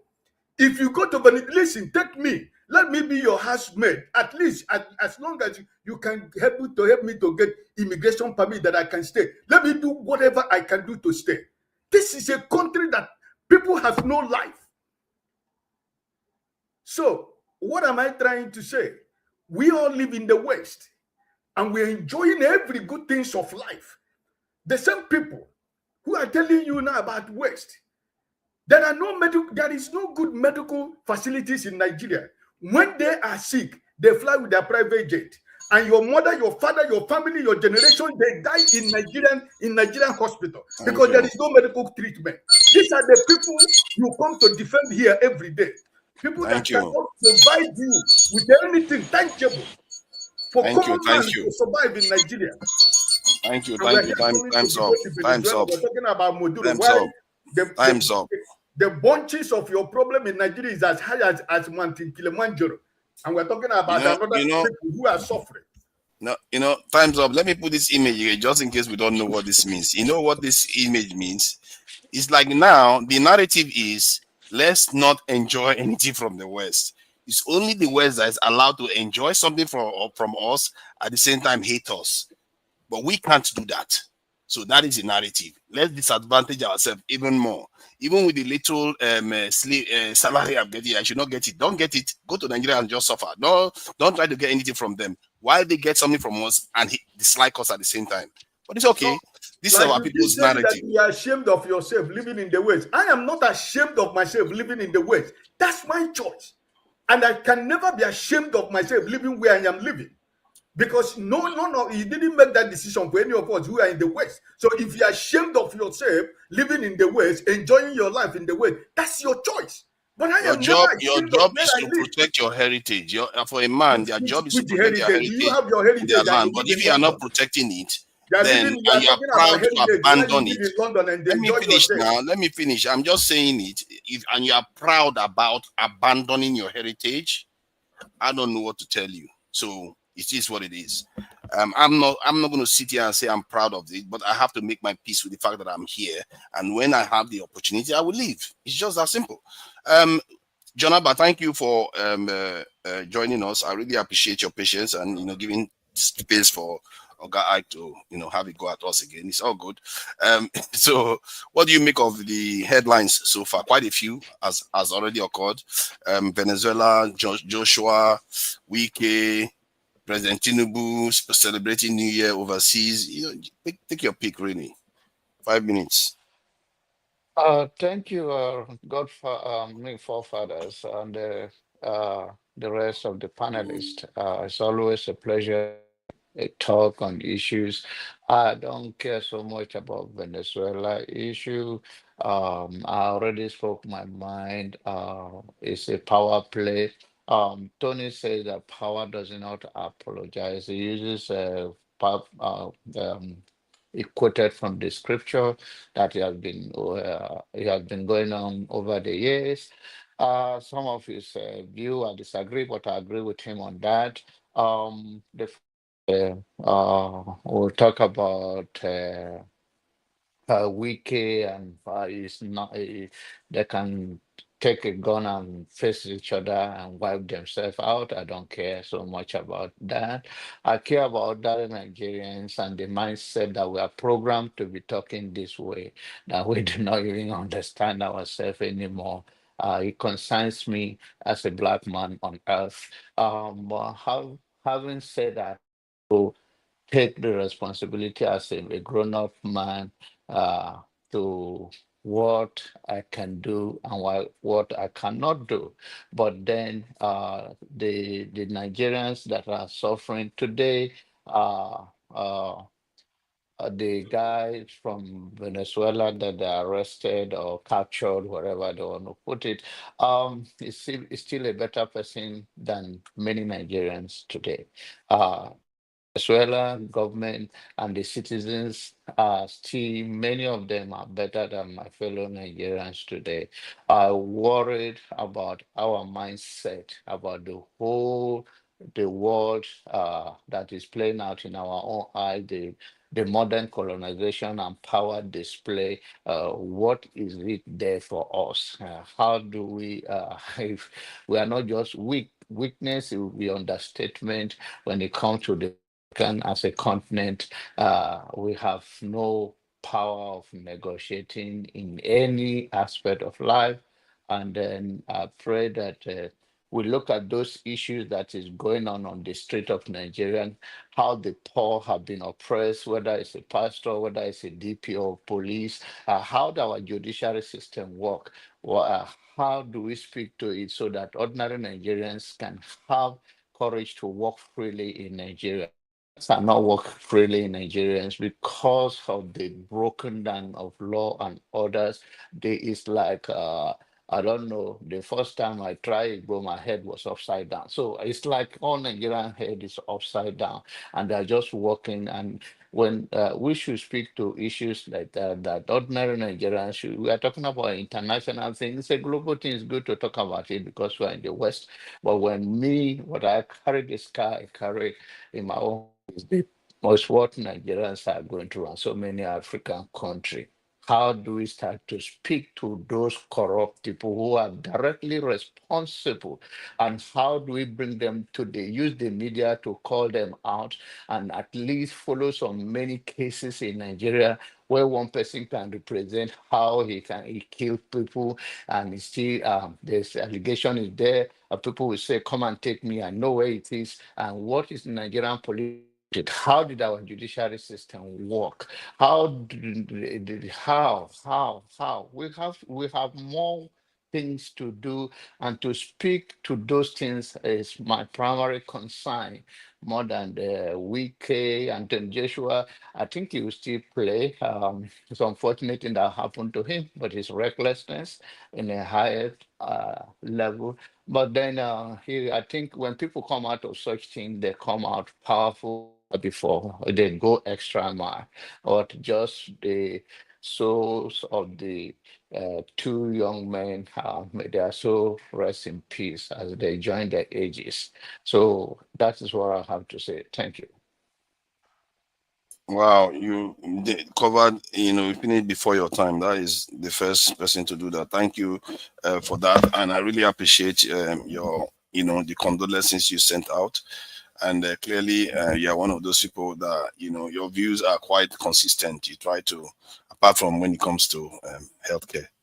How I saw when they were moving Joshua into that car, and I was thinking about Jonaba. I was like, I'm not going to have my dog. That's what I was thinking when they were putting Jonaba, when they were putting Joshua inside that police vehicle. Oh my goodness! All right, so who is next? I think it's OT now, isn't it? I think it's OT. I haven't spoken. OT has been speaking. Now this is my turn now. Come on. I thought it was OT. I'm going to put. I think I've only had interjections, isn't it? OT was the first. OT. No. This is a regular interjection. No. Hold on now. OT took a whole part of the session. So Don't worry. You are free to interject OT whenever you feel like it. No. But it's my turn now. How can you give it to OT? OT because has he hasn't spoken had his for turn. He hasn't had his turn. He has had his turn. He spoke for Yes, most of the turn. He session. spoke a while. What are you saying now? He's the one. He has the session. I know you. No, allow him to interchange. Those were actually interjections. He have his turn. But Not his 5 minutes. I wait. Let them go ahead. And let them go Okay. ahead, and then I will. Let's bring on Nigeria. OT can be next to him just in case he says any nonsense. You attack him. You go. I know. That's the problem. Forefathers is always scared of people who have a different view. He knows where I'm coming from. My team, you come for him. Yeah. So. All right. All right. Please go ahead. You have your 5 minutes. You are free to speak as you want. Really. Yeah. Hello, everybody. Hello from Nigeria here. I want to talk about Netanyahu and Somaliland. It's funny that in Africa, where many people are crying for freedom and people are suppressed, and suddenly a country decides to recognize another country, people are very happy. A country with almost $5 billion GDP. And people in Nigeria are suddenly upset just because it's Israel. At least one thing forefathers said today is if Somaliland grants sea access to Ethiopia, that's a good thing. At least, a few times you say those kind of reasonable things, At least you're not boxed in a corner there. Because whenever you get yourself boxed in that corner, it's very hard for you to escape. Many people don't like Netanyahu. And, obviously, he has injected himself in Africa, especially also in Nigeria. And many people are not very happy about that, right? But, look, We welcome all players. Since our leaders have decided to sell us to France and to China and to US and to let everybody come in. Let's pick the best hand. For me, that's where I stand. I think more countries should go that way. Recognize all the breakaway countries. Let's have more freedom, because if people are suppressed in any part of the world, freedom is one thing that somebody was talking about natural law and all the things about we want freedom. That's the first thing people crave, freedom. So I'm very happy for Somaliland. It looks like they are happy with themselves, and I pray that their country will succeed. And then Tinubu being overseas, frankly, he can do whatever he wants. The man wants to survive too. Trump has locked him up in Nigeria for a long time. He's been able to let him go and take care of his health. He's a grandpa to some people. Of course, it's not what Nigeria needs. But when he was in Nigeria, he was doing Ayo while Trump was bombing Sokoto. So whether he's in Nigeria or he's in wherever he is, I'm not sure what difference it makes. When Trump was bombing Sokoto, people were saying, oh, he was bombing open space. Now, Nigerian army started saying, oh, we started winning in Sokoto. But people like forefathers said Trump should not come to Nigeria. But it looks like since Trump came to Nigeria, things have been a little positive. But we'll continue to watch forefathers and his double speak. Anyway, I'm going to try to summarize with Tinubu's famous motto: power is not given a la carte. Grab it and run with it. And that's, people in the narco state of Venezuela, that's what they were specialists in doing, grabbing it for 2 elections and running with it. Now another person has come in and grabbed it from them. I don't know why other people are crying. It is, like I said in the other show, this is Game of Thrones. It's either you win or you are taken down and taken out. So, I'm happy for the people of Venezuela. Hopefully they'll be able to elect their leaders and enjoy the oil that God has given them. Somebody continues to say, oh, America is going to take their resources. What are they doing with the stupid resources where all the Venezuelans are fleeing their country? They are becoming, essentially slaves in other lesser countries.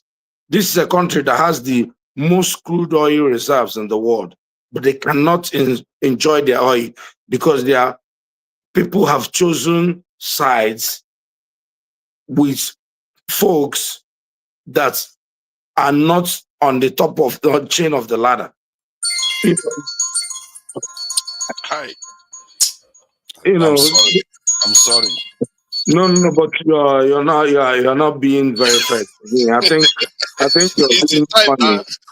No. But anyway, I'll leave the show so you can come, because all you want is just one view. You don't want. I want your view actually. No. Many times when you're in this show, I come because I just want to show dissent. Because your view is one-way traffic.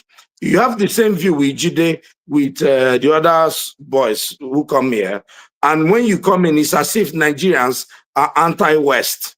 And people like us to come say, no, we disagree with you.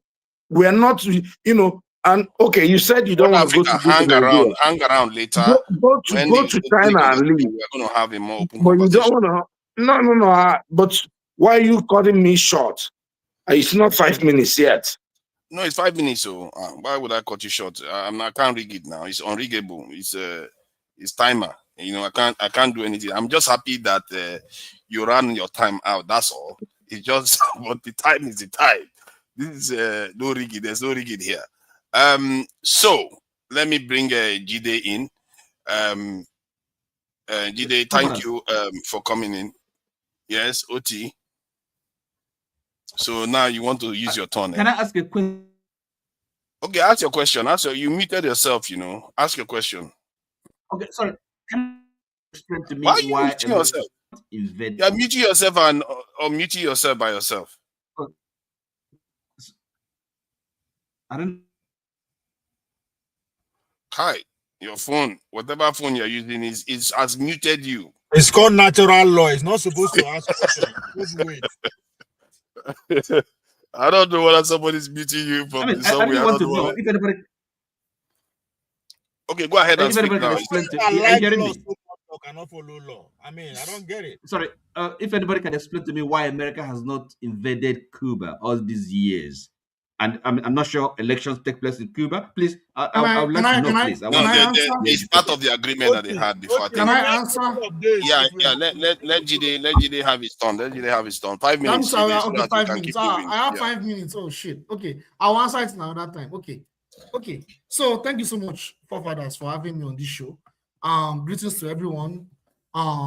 So yeah, like I predicted this just now last year. I predicted it. In fact, forefathers, you said it on this show last year that when Trump gets elected, he's a peace president, and you made it clear that the Republican Party, they do not have any issue of going into war. They rarely go into military intervention. And I told you that it's going to get worse and it's going to escalate, and they will attack Iran and Venezuela. Everything now that I predicted is now coming into fruition. Having said that, you see, everything going on right now, I'm not surprised. It's part of the US foreign policy, and it has to be implemented, and it's currently being implemented in Venezuela right now. You see, Venezuela has been under sanctions for more than 10 years. It's quite unfortunate that a lot of our people, it's quite unfortunate that they come here and they spread a lot of misinformation just to appease the West. When we criticize the West, it's not about us hating the West. It is basic criticism. If we live in the West and we criticize policies, how does that make us anti-Western? How does that make us hate the West? You see, because we get emotional, we attack people. You see, what's the first misinformation? That Venezuelans are poor and they are moving to other countries. They are miserable because they have a dictator called Maduro. They have a savior dictator called Maduro that is very incompetent. Without considering the fact that Venezuela has been under severe, over 10 years sanctions. Because if you come here and say that, oh, Venezuelans are poor, they are living miserably, and you do not admit that there is an economic war by the same West that you are adoring, then I would say it is hypocrisy to the core. And I'm very disappointed. Economic sanctions has destroyed Venezuela's economy for over a decade. Over a decade. Economic blockade. You see, this is not the first time that the US has been going for a regime change in Venezuela. This has been going on even under Hugo Chavez. This is a war on Venezuela, and it's a gradual war. You see, I sent a document last week, and I have only 5 minutes. I sent a document last week. I will send it again today. For everyone that is interested to go and read it. This is the national security strategy of the US government in how they will relate with other countries, including Latin American countries. I'm not going to explain it in detail. I will send it again. Whoever is interested to go and read it. Everything going on, everything that happened yesterday night is completely in complete coherence with what was written on that document. I'll stop there. Thank you. I'll talk again, but I'll stop there. Thank you. Wow, that is so brilliant, you know. Forefathers, please, will you allow me to ask my brother Jide a question? No. Question. Why? You know, why should we allow you after you all those Use your next time to ask. Okay, no problem. No, it's okay. It's okay. See, okay, please ask your question because Jide still has some time left. Then we'll go to Okberolo. Ask your question. Yes, ask brother Ikas. Yes. My brother Obi, are you comfortable with that? Who am I? Okay, my brother Jide, the question I wanted is a simple question. You were talking about sanction against Venezuela. So my question is, what has been the reason for the sanction? Thank you very much. I will answer it. Economic sanctions is a major tool of U.S. foreign policy. Any country that serves as an adversary of U.S. national interests, economic sanction is a way to respond to sabotage any economic relations with other countries. It's a form of war to create a precursor for regime change. If you notice, a lot of the countries that are impacted by economic sanctions, all of them, they are all adversary of the United States. That is what economic sanction is for. Economic sanction is to deteriorate the economy of a country, make the country further underdeveloped, and to ensure that there is a pretext for a regime change. I'll stop there. I don't have a lot of time. Thank you. That is very, and very, Cuba, brilliant. I thought you were going to answer that. Oh, look at that. Oh, yeah, Cuba, yes. Let me did you hear me? Real quick. Yes, the Cuba story. Yeah, question, yes. The reason why Cuba has not yet been militarily attacked, that's a good question. It is because from an historical context, it's gonna give you, I'll make the answer as short as possible. No. You don't have a lot of time. Yes, 30 seconds. Yes. During the Cuban, after the post-Cuban Missile Crisis, I can send a link so you can read about the Cuban Missile Crisis. Khrushchev, under the Soviet Union and the United States, they reached an agreement that no country in the United States should never meet military, or any NATO country should militarily intervene in Cuba. Either the Soviet Union exists or post-Soviet era. No NATO country, no NATO member should ever intervene in Cuba. And that's why they're attacking Venezuela. The way they want to decapacitate Cuba is using Venezuela, destroy Venezuela's economy, so that Cuba will have energy shortage, the economy will be destroyed, and the people will carry out a regime change. So the only option for Cuba is a regime change. They can never militarily intervene in Cuba. If not, Russia will be involved. I'll stop there. Thank you. That is very brilliant there. Let me bring in balance of terror. Yeah, thank you for joining us. There are various news you can talk about, including the one of the Oba, which I take the side of the Oba on this. We are all the sons of it's Oba. And I know you're a hater sometimes, but I said I know you're a hater sometimes. So you can talk about that. You can talk about Maduro, because that's a big news. Joshua, name it. So what do you make of the headlines? And 5 minutes. Point of correction: you are not the son of Oba, you are a subject. How dare you? Good. Go ahead. Jude, they will not intervene militarily. What did they do for Venezuela and militarily? I'm talking about Cuba. No, Cuba is next. When it's time, they'll do it. Let them do it.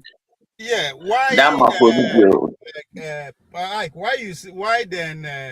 Why then sanction Venezuela? It is because they nationalize their natural resources, which is pretty much socialism. America don't fuck with that. So once you make a move to nationalize your natural resources, you are taking it away from the corporations which they control. That's the problem. So that's what happened to Maduro, and he can't open out to the Chinese company and the rest. So now, thank God now everybody don't accept it. Most of these conspiracies are coming true. Maduro and Venezuela is just the beginning, right? It's a sideshow, like Steve Bannon will say. What is going on is a sideshow. The main show is China. No, China is not taking over the world. Now, before you take over the world, you have to go through stages. Getting your political freedom, economic freedom, build your military, then advance to take over your region, which is the stage they are in. And our blueprints where America use when they come out from economy and military age, they drove away the superpower from their own sphere of influence. So they are scared that the Chinese will do the same thing. So the main goal is, how do we stop China from being a regional hegemon? So the easiest way to do that is to attack them from the external through their Road and Belt Initiative. So if your country is involved in Road and Belt Initiative, that is a blueprint, like Dr. Damoji say. That's what is going to happen to you as a leader of that country, whether you like it or not. You don't have to accept it, but it's on motion. Thank God they don't start. So if you are involved with the Road and Trade Initiative, they don't share unless they have upper hand. If they have upper hand, they feel allow you roll as you want. But in as far as you are giving what they perceive as enemy upper hand, that means you are fueling their economy. Fueling their economy is to help them build their military. Building their military is to make sure they fight them tomorrow. So they see it as a national threat. So that's what is happening. So again, if your country is key into that road and bed initiative, you are going to get it. Cuba, Nicaragua, Brazil, Nigeria, India. Nobody will get that. So at this point, those countries won't have ability to get military power. The game is on. When the time is, you will know who is stronger. So again, all these law are written by human. They don't break them. You have two choices. You accept it or you complain. That's your choice. Or you fight back. So if anybody break law, that is the choice before you. Sue the person, complain, or you go. So that's exactly what Americans are doing. They were at the front of setting the global world order in the first place 80 years ago. So they are not saying that the thing is not they serve them again. Whether you agree, that is your problem. They are telling you what is their problem, and they're going ahead to take care of their problem. It's up to you to go ahead and take care of their problem. So staying in one place and crying that they break the law, there should be humanity. That's not a story. It's a story. As Trump talking about fireworks. So again, this idea it is support where it is support what. We don't have what it takes to support or criticize or go against the West. We don't. Again, when I don't forget, the West, what they are selling is democracy. What underpins democracy is free speech. Ability for me to say what you don't like and for you to do the same thing. That's what free speech is about. So whether we like it or not, they pride themselves over that. You can come to America and say whatever the heck you want. If you don't have influence, they're going to look you like Mumu. They don't care. They don't send you. So that's how it works. So they are happy say we run our mouth. Because in the first place, we are decades or years behind what is happening. So they don't really they care. So once you don't reach the time to criticize and they will feel it, nobody you go point them out. You will feel them. That's how the West work. They allow you to run your mouth unless you have influence. Then they will not put you on the microphone and say, okay, this guy might watch and influence other people. But you are not allowed to criticize the disease, are you? Can I ask you a question, please? Then they call for that on our First Amendment very soon. Now, can I ask you? Sorry, this national security strategy you guys are talking about, is it when was it produced? And also, the policy you're referring to, time's up. Policy of this current administration, or there shall be decorum. The policy, the American policy. Hold on. Can I answer? Hold on. Let me stop this. this. Strategy was documented and approved in November 2025. So it's just 2 months ago. So it is the latest national security strategy. But it was written before.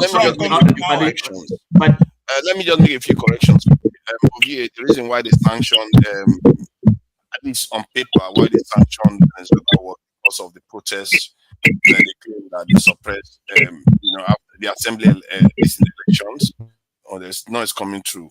So that's their claim to sanction them. And if it is nationalization, I would have thought Saudi Arabia's oil is nationalized too, and they are very fine with Saudi Arabia. So you see what I mean? So this is the thing about America's foreign policy. You have to be useful to them. Hold on. Trump said that Maduro government himself seized their words. Oil. Infrastructures. That's their oil company product. That's not what is happening in Saudi Arabia. America has free access, and out of Saudi Arabia oil. They know they direct how the oil should work. No, the reason why it was taken was because they insist on taking the oil without necessarily giving Venezuela a significant share. Almost like what is happening in Nigeria, where you don't even know how much they're taking. They just come to people's country and they just start stealing their oil resources. So just like now, Nigerian took the oil company away from them. Chevron takes that order, they take it from them. What are they going to do with it? They either nationalize it or they give it to other trading partners. Yeah, but right? Chevron is there. Chevron is there when they remove the... I'm giving you an example. I say if Bala Tinubu today decide to take those companies away, as in chase the Chevron away, what do you think he's going to do? Either nationalize the oil or he give them to other trading partners. Yes, that's what he's going to do. That's what happened. That's what Maduro did. Yeah, but the people he gave it to were mostly Chinese and American companies. There were no any other company that gave it to. And I just said it. America don't share. I just said If you don't, yeah, I understand what you are saying. I'm just saying that the reason why they go after them may be something more than that. Like no, it's China. not just them. I just say it's not just them. They are just the starting point. It's the whole atmosphere of that's their own sphere of influence. So it's just a starting point. It's not necessarily it's not going to stop there. I begin to think that Russia is making a mistake extending this war in Ukraine too long. I think Russia has been picking out they of wanted to. politics. It's not their too long. choice to extend it. It's not their choice. They just couldn't get it done.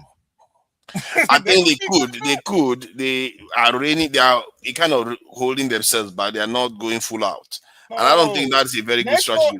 It's NATO that is fighting, not the Ukraine. I know. My point is that the way they are, if you look at the way they are attacking, it's nothing close to what Israel is doing in Gaza. So they are not going full on. Israel is America. I don't know why they separate it. No. I understand what you are saying there. No, I can't hear you very well. Okay, but I like your tone, isn't it? We can't hear you very well. Your audio is making a bit of noise, actually. It's Vahala's turn now. Is it your turn? Let me just have my turn now. Okay. Can you hear me? It can be turn. Oti, you said you've used your turn now. The last time I wanted to give you your turn, you said you've used it. No. It just came. Is it better? So let me just kind of have my decision. Sorry. Let me hear Janaba. Janaba, who did you say it was? It's one brain. One brain cell. Okay, yes, he came before. Yes, but maybe because the younger, is the one. Except you want to let Gerald speak. Yeah. Well, look at that. Vahala is saying, "How dare you reveal the truth of the situation?"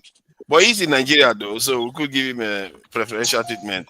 That's what I said. One brain cell. No, you can go now. Let him go. I can wait. No problem. He let me in. I'm beginning to think that you are using Starlink in Nigeria because your connection seems to be very solid. All right, one brain cell. You know the headlines. Venezuela. Two Nigerians, one brain. Forefathers, last brain cell. That's what it really. No, you see, last brain cell. It means all of him is one of my brain cells. You see, that is not. That's quite a flattering statement. I'm using your last brain cell. That's like I haven't even got into mine yet. Since you don't need it, so I might as well just take it. All of you is one of my brain cells. No, you're not making use of it. So, hello everybody. John Abba, Vahala, Tony, Mr. Ig OV. And of course, my guy that I'm using is one brain cell. Who's the last person there? I can't see. I'm sorry, whoever it is. The very, very last person. I can't really see it. So listen, I wish Artie was right here. And I wanted to talk about something. And it bothers me. And I think of course, we're going to have time to talk about it more. But it bothers me when people are not direct with their position. Of course, I do understand sometimes there are variables when we're discussing issues. So, for example, Venezuela, it is not just one position. We can say, okay, well, they rigged elections. Then we can talk about the nationalization of the industries, and then we can also talk about the alleged drug links, which I don't think are actually credible or not that credible. But then we go from there to speaking about, we're talking, I would say most people, or some of us are on the side of Venezuela at this point, maybe in relation to looking at the rule of law. But then how do we now go from there to supporting, and if Artie, whose name and the mantra he supposedly espouses is that of one Africa. How do we go from that to now encouraging another foreign body to start splitting Africa? Not just a foreign body led by a genocidal maniac, one that is actually wanted by the ICC, a wanted criminal,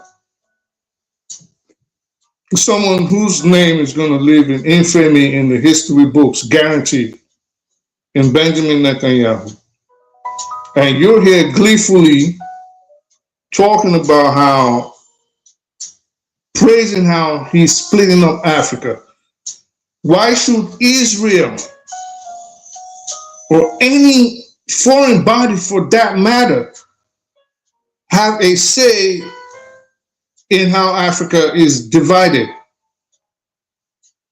To make matters worse, and this is why I say a lot of people just don't believe in justice. They only believe in, if it's not benefiting them, then they speak against it. Outside of that, they just pretend and be ignorant. You're here telling us how, oh, it's going to benefit Ethiopia if Ethiopia gets access to the sea through Somaliland.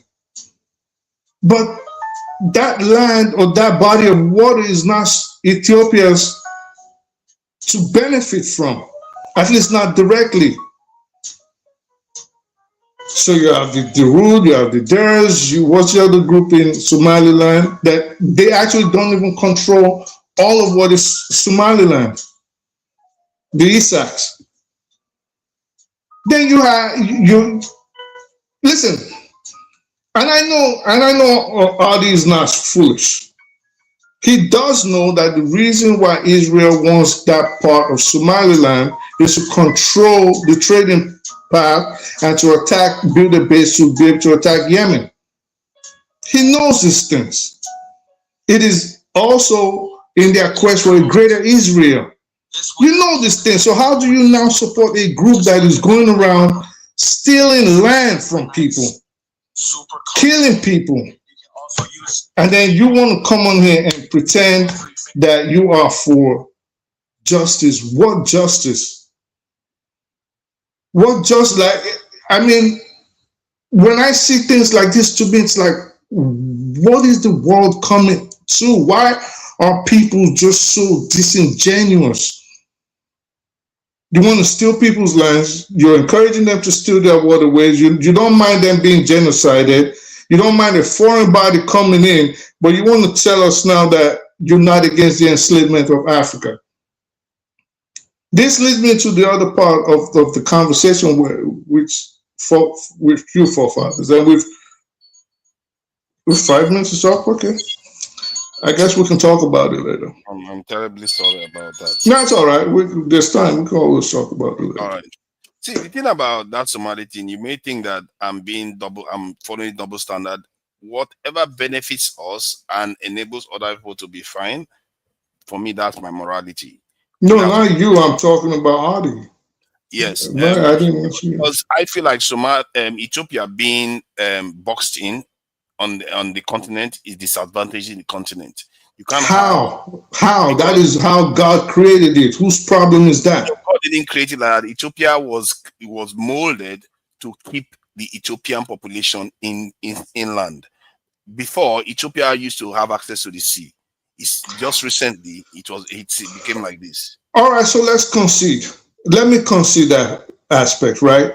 Who gave Israel the authority to come in and divide Africa as it sees fit? No. Nobody gave it. I don't support Israel with whatever they are doing or Netanyahu at all. That is the job of the AU, the African Union. If anything has to be partitioned in Africa, is not doing anything for us. African Union is enforcing. Whether they're doing anything, Nigerians do this thing where they say, "Well, you ain't using the resources anyways, and who has the resources benefited?" That's like your kids are misbehaving or your wife is misbehaving. You call your neighbor to come kick your wife's ass. Handle your wife or handle your kids. I hear what you are saying. Maybe Israel shouldn't get involved, but Ethiopia tried to have a deal with Somaliland. Somalia stopped it and brought Turkey in, and Turkey forced to, Ethiopia and Somalia. We know all of this. My point is no foreign body should be in charge of carving up Africa. This is why nobody takes y'all serious.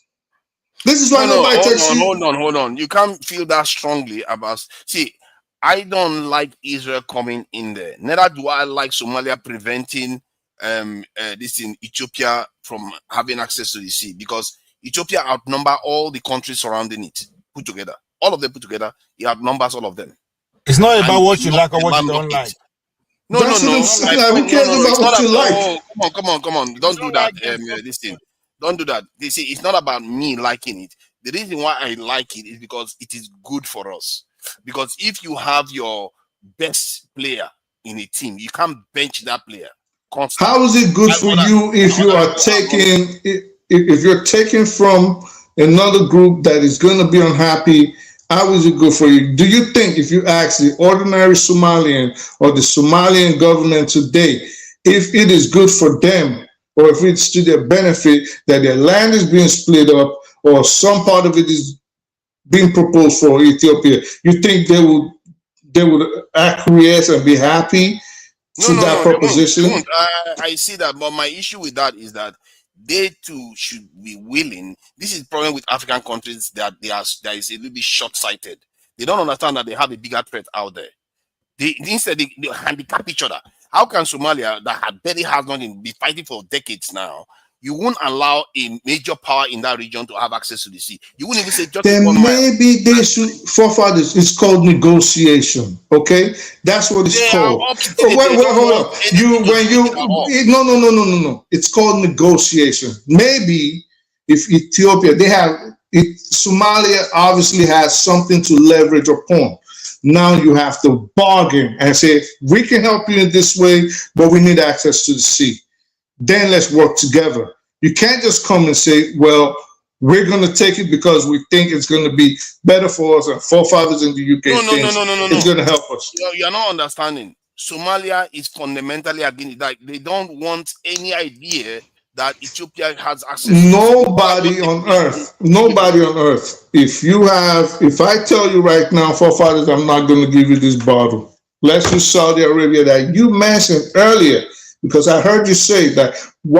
How come then does Saudi Arabia do business with the United States, even though they are fundamentally not aligned, at least ideologically? Well, guess what? Why do they do that?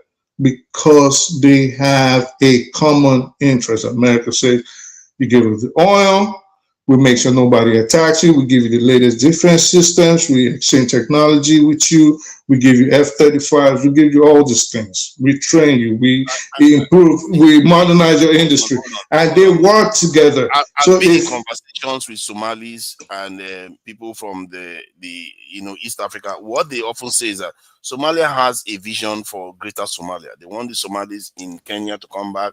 They want the Somalis even in Ethiopia. They want them back into their main Somalia. They want to form a bigger nation. So their thinking is that if they give Ethiopia access to the sea, that dream is going to go away. They don't want that.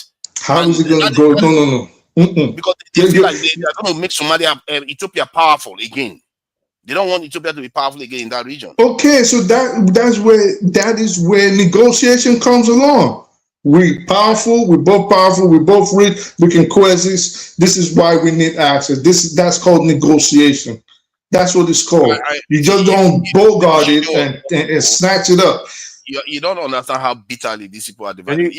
I don't understand it. Can someone else talk? Do we have order? Divided. That's what you don't understand. Let me bring Syndicats in. The Syndicats, thank you for joining us, so that I know that you come with totally different perspective on this whole thing. You don't skip. Man, I don't have a perspective. Who did I skip? You don't speak Valhalla. No, Valhalla is. Valhalla's gonna wait. Bala's I taking skip a him. nap. Yeah, I skip him. I skip him. It's true. No, he's laying on the bed, man. That's I against the just rules. say, I just say, you see me now. I'm sorry. You know, Encyclical guy is enemy of progress. He will just pretend as if he doesn't know you were there. Thank you, OVA, for doing a good citizen's job of finding the truth. Thank you. Our country is facing invasion, so we have to be patriotic. Thank you. I appreciate that. We have to go.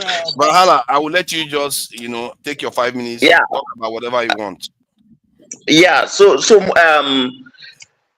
when we were on Dr. Damage's show moments ago, hours ago, was it Mr. Obiora or something like that? He came here and said that I said I did not talk about the kids that are dying in Borno or something like that. He just took me out of context, fueled a narrative that suits him, and just said the things that he said. And if you recall, what I said was that when I look at what is happening to the Palestinians and the kind of evil that, even though the world was watching, nothing could be done about it. It pained me twice, because first, I'm a Muslim. Second, it pains me more because I'm African. Now, if this can happen to Arabs who, have significant wealth and influence, and you see the way Donald Trump even do parades for, people who come to talk to him on behalf of these people. If it were black children, what do you think would happen? Who fundamentally would have access to somebody like Trump? Who would you even listen to? That guy literally worships money. And it's only the Z's that have money, and that's why the Z's control him, and that's why he's their dog. And if they say jump, he jumps. So it is what it is. But there is something also here that I don't want to fall into. I don't want to fall into the trap of pessimism. There is so much pessimism. In fact, since this news broke, and I spent the whole day, arguing. At home, I argued with people. I argued when I went out. But you see, sometimes some things happen, and in this chaos, OVA, you are falling into that trap too of having so much certainty about the future. Just because there is a realignment does not mean necessarily that America is going to come off on top. China could win. China, Russia could win. We could also end up in a nuclear winter. Who knows?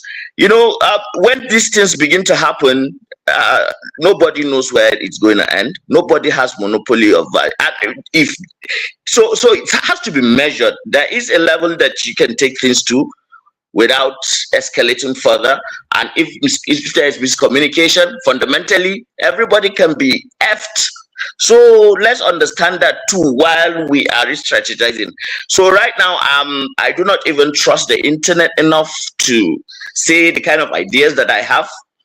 So what I will say is that this has set some things in motion, right? And Uwe is talking about spheres of influence, this, that. Yeah, it's normal. Like if you watch before a horse dies, it gives the final kick. It keeps kicking. So if you are close, it may kick you. So maybe it's just kicking Venezuela. But the reality is that the dollar is dying. And people do not really understand. It's not really about the oil. Like Venezuela's oil is not that good. It's the thick stuff. The refineries in America were meant to blend it, but it's not the best kind of oil because there are so many metals in it. It's about the petrodollar. Actually, that's what it is about. Because the BRICS nation, a day before yesterday, they invented their own new system. It's now in the trial phase. Now, that is the reason why Trump, had to move. There was no time. Any delay meant that and you see all these things happening with Nigeria dropping bombs and just there are signals, but that does not necessarily mean that they are going to win. So all these people that are salivating about the destruction of their country and their people, may God, anything you wish Nigeria, may God wish it on you and your grandchildren and your generation. Inshallah, that's just what I say to people today, and I will just say, okay, if this is where America is going, then now China is watching, Taiwan, they are shivering, the Middle East, everybody. So if this is a trigger moment. Rearmament will spread, alliances will harden, neutrality will be punished, weak states will be reorganized without their consent. If you choose to be weak, good for you. But me, I don't wish to die. I don't wish to end my lineage. So I'm gonna fight. I'm gonna fight hard, man. Let me just leave it at that. I'll talk later. I really appreciate what you just said. That was quite a statement, the way you put it. I really appreciate that. There's a video. Sorry, I want US to win, so I'm very clear on which side I belong to. US. Yeah, of course. You don't want to be sent back to Nigeria now. Yeah, you did there now. That's so you want US to win, whether it means that they may come and exterminate us, it doesn't matter. It doesn't matter. None of them mean well, so I don't know why would I. Why don't we ever couch our statement with that caveat that okay, I want them to win as long as they mean well for us. Because but I'm too old to be learning how to speak in another language. So that's the cliche that one other American soldier made. And I live in America. See, the point is that whether it is good for your lineage, I don't know if they are choosing to, if they tell you, if America has a plan to go and destroy Nigeria, are you going to say you want them to win? You said what? If they have a plan, their plan is for them to win, they need to destroy Nigeria. Are you saying you want them to win? Why not? I'm here. So you are still, you are still going to advocate all Nigerians should be exterminated. What do you mean? I'm saying I will support where I am. I have to survive. Hold on. So you are saying that hold on, let me ask now. So I'm clear on what you are saying, because I'm not sure you understand the question fully. Okay. You are saying if what it takes for America to win involves destroying Nigeria completely, decimating the population, and basically turning Nigeria to Somalia. You are fine with that? Where will I be when that is happening, here or Nigeria? You might be in America. You might choose to go to Nigeria. Depends, but it doesn't matter. I am now. Anywhere there in the house. So the place you are in, just because you are in America, you support the decimation of your homeland. My survivor first, right? Okay. I guess we know where you stand on that one. Opinion is opinion. You see our people where they are logic. I'm not gonna survive first. Hold on. You are still gonna die. But you're gonna die for free. He's choosing a side. He's choosing a side. Just in case you didn't know, breaking news: you will still perish. Welcome, eccentricas. And what do you make of all this? You've been listening to the contributions, which I must say are quite diverse here. So what do you make of the discussion? 5 minutes. Thank you, forefathers. So one thing with on the politics, I don't understand his position at all sometimes. He's pretty confusing sometimes. I don't know. I gotta be honest, I don't know when he's trolling and when he's being serious. I need somebody. So between China and America, and with America, I said it. I don't know. Even this statement right now, I don't know if he's being serious, because I know he's smarter than that. So it's very confusing, man. I don't know when he's being honest. You know what I mean? So, anyways, what happened in Venezuela is pretty unfortunate, right? 2026 is starting with a bang.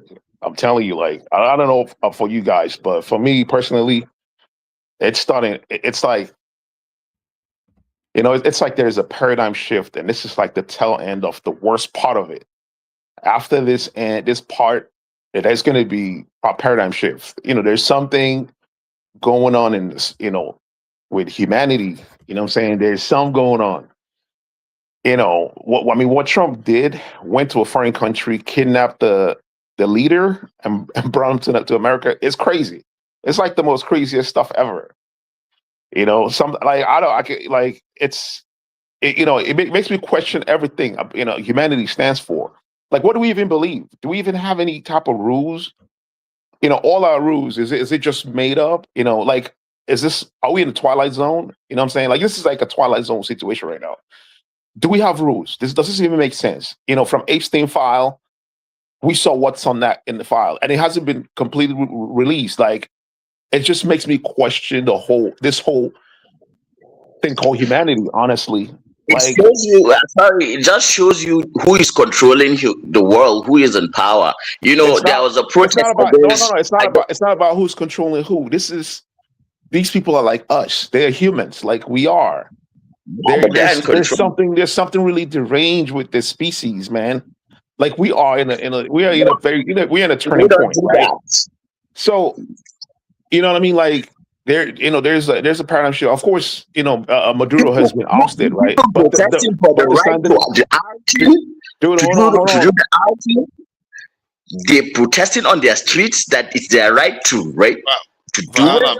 Let him finish, please, Bala, so that you don't take his They are time. controlling America, man. Yeah. So anyway, Maduro has been ousted, but Maduro. Most people don't understand Maduro. He might be a dictator or whatever that we are told, but he's not really a dictator like that. It's a movement. The Sandinista is a movement. He still has the people that are Sandinistas down back there.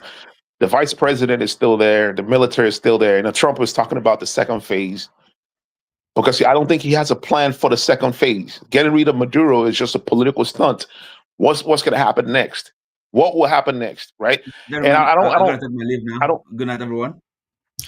Yeah, thanks for joining us, Oti. It would have been good for you to be around for when the conversation. I've written something, so that is for that was what I wanted to say, really. So okay, all right then. Okay, make sure if you have time, you can come back. Go to bed at the right time. Follow the law. If the law say go to bed 10 p.m., be at bed 10 p.m. Okay, it's very necessary. Let me just share this thing. This may be informing the U.S. Position. These reports have been coming through fast and thick. This report, right? This is what is making the US very paranoid. And this is not the first. This one is 2025. It came 2022. They have been saying they are targeting 2027. That by that time they can't stop China anymore. Basically, and you can see the rapid action that is going on. Look at Syria was attacked today by what am I saying? I think that's British and France attacking Syria. So this is what is going on. That's coalition of the willing. Remember?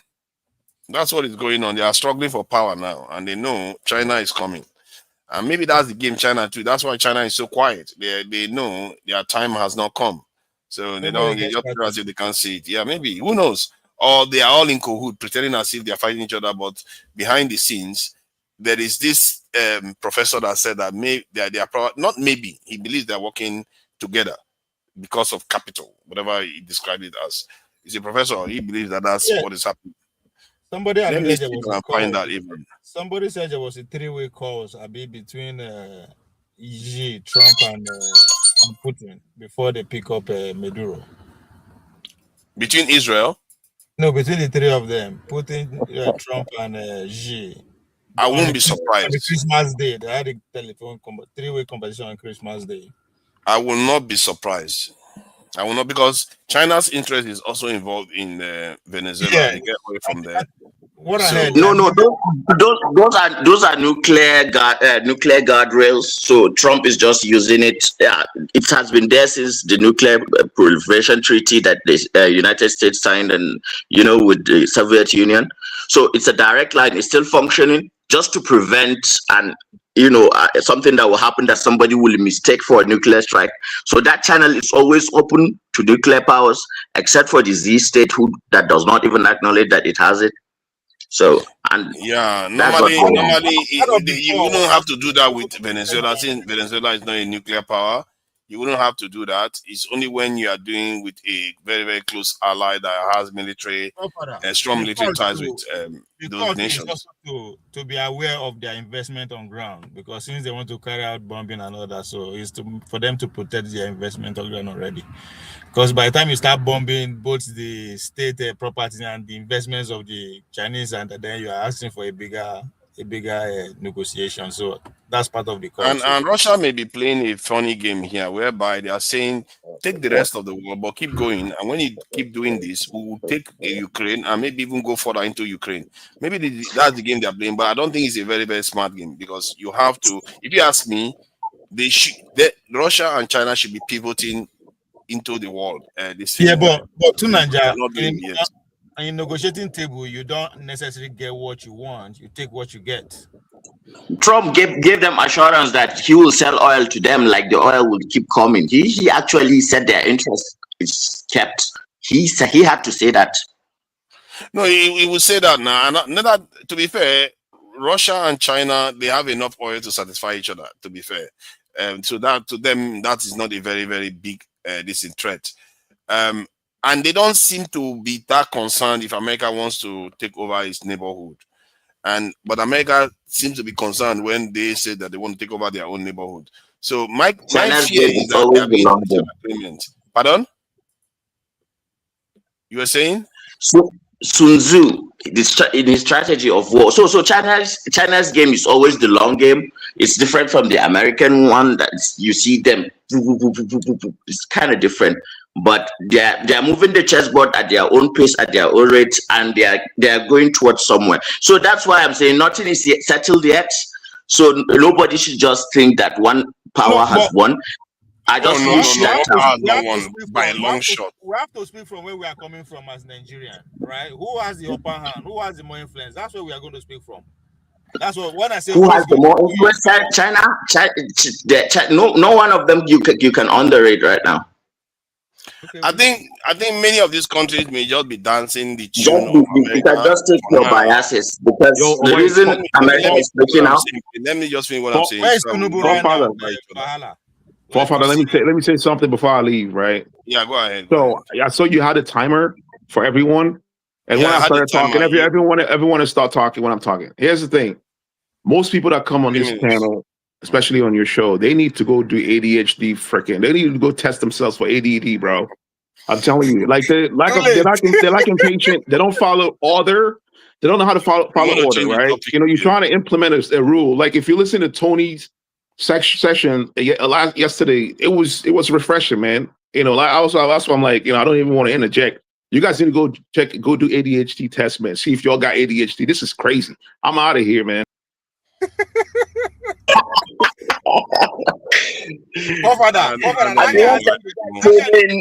Sorry, you. That's funny because I used to tell him he probably had ADHD now.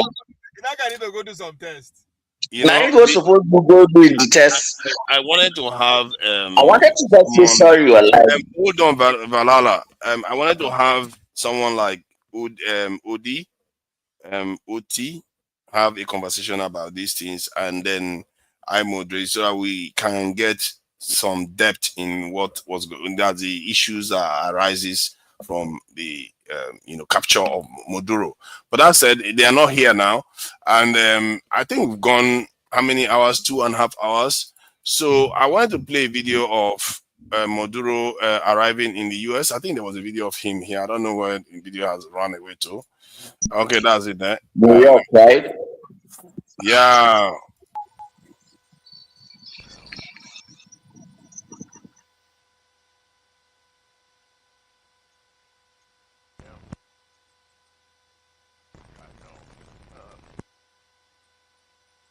Listen, I have you all the way. I'm just moving forward towards it a little bit. I'll be off your right rear.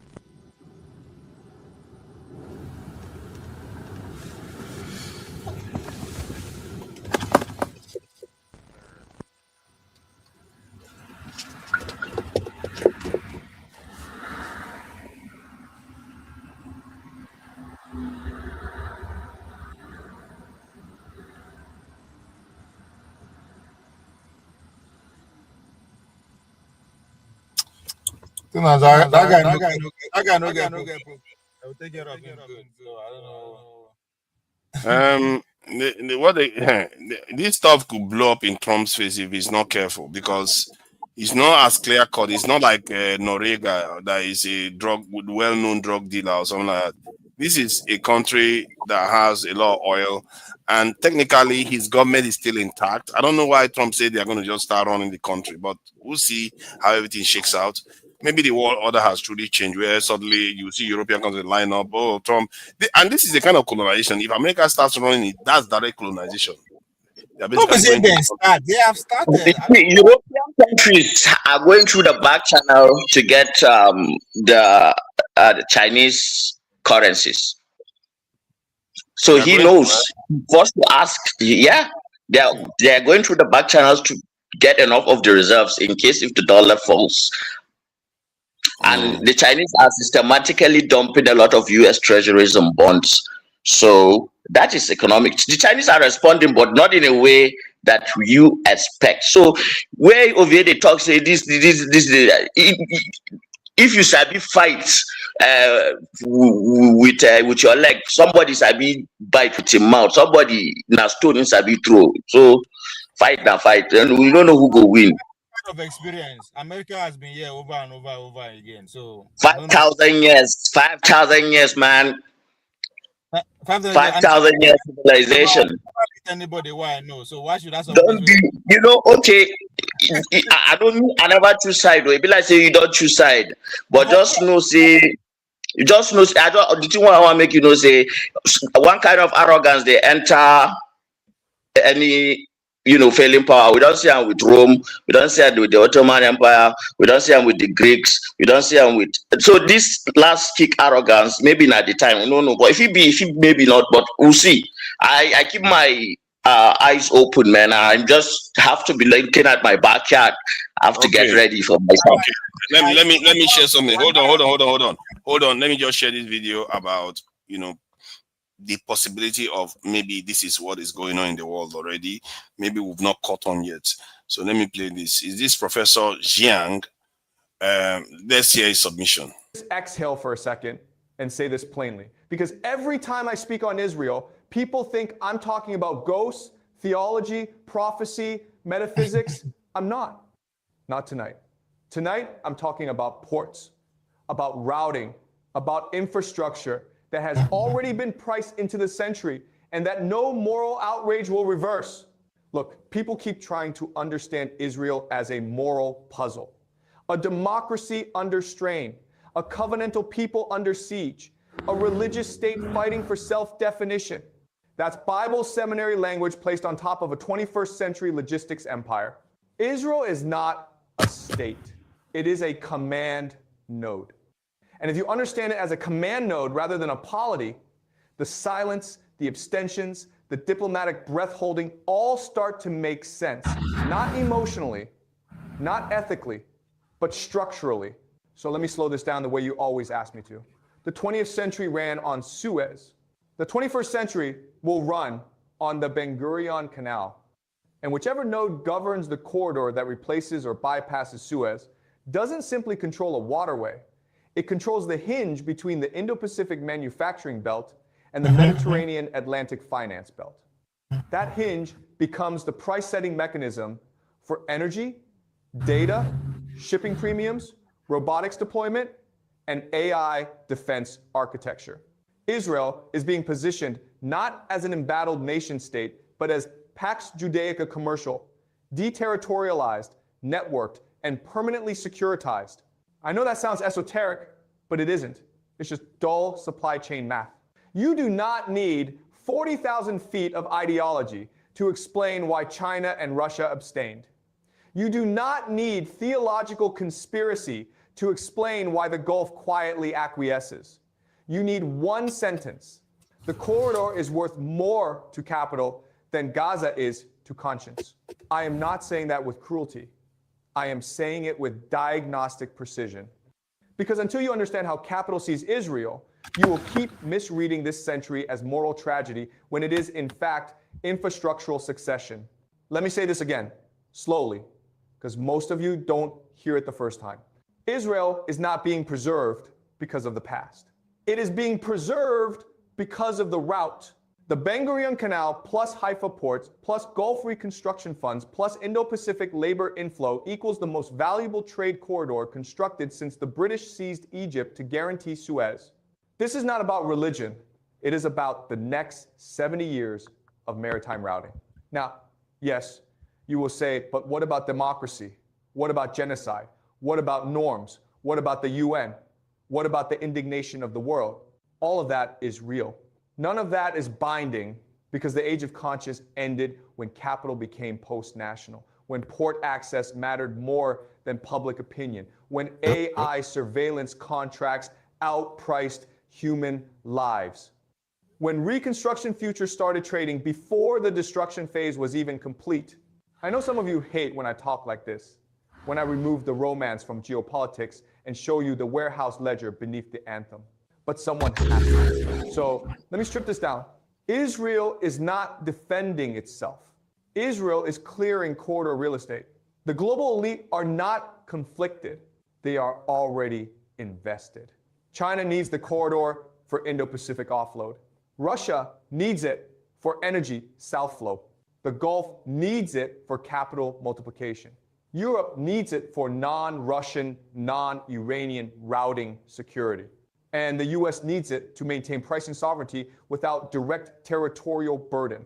Everyone benefits, except the people who actually live on the land. That is why Gaza feels like a scream trapped in foam. It is not that the world cannot hear Palestinians, it is that the world has already written their land into forward contracts. This is why I've said repeatedly that the 21st century is not multipolar, it is infrastructural. Polarity implies ideology and nation. Infrastructure implies corridors and command nodes. Israel is the central node, not culturally, not spiritually, not even militarily, but logistically. The Gaza corridor will not simply move ships. It will move surveillance systems, robotics outsourcing, biometric labor importation, desalination megaprojects, and AI borderless management systems. What does that mean in plain language? It means Israel will not be a country. It will be the clearinghouse of the next trade empire. And that empire will not fly a flag. It will issue contracts. You must understand this if you want to stop hallucinating that the world is confused.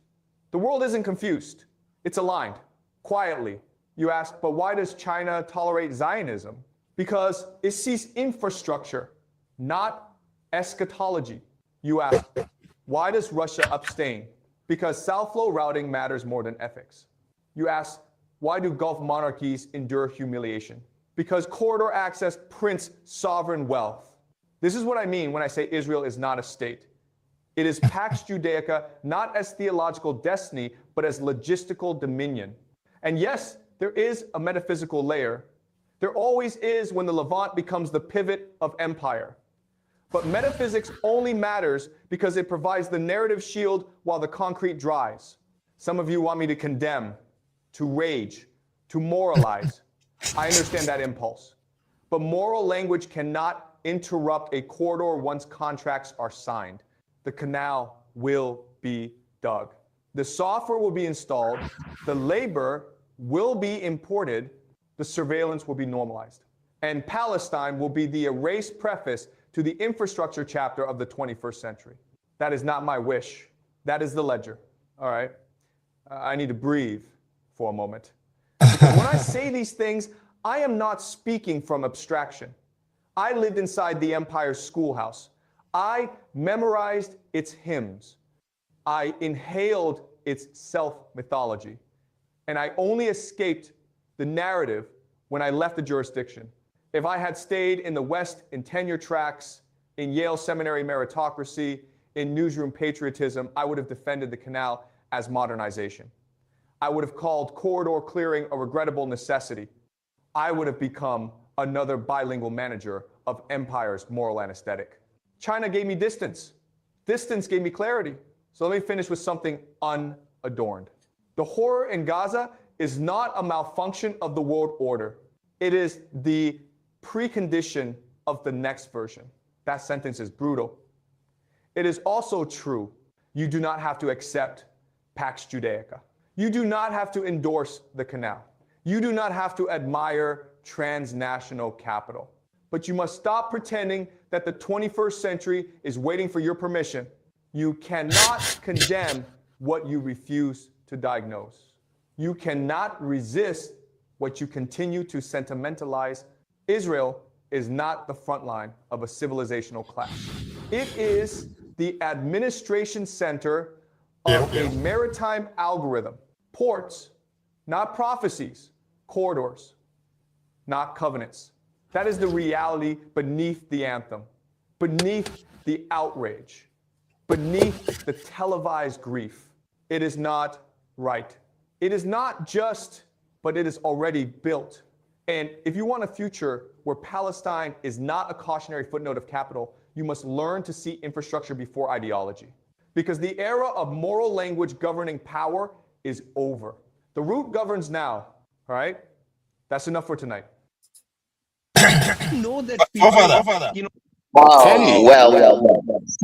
Sounds like something you will say, but looks like it's AI read that. You remember? No. I think he's a human being. I think we know him. He Yeah, sounds I know, like but it doesn't come off like him. It's too. The accent is a little bit off. If you remember last week, Doesn't talk like this. Can you just run a check on it? Just run a check on it. Let me check.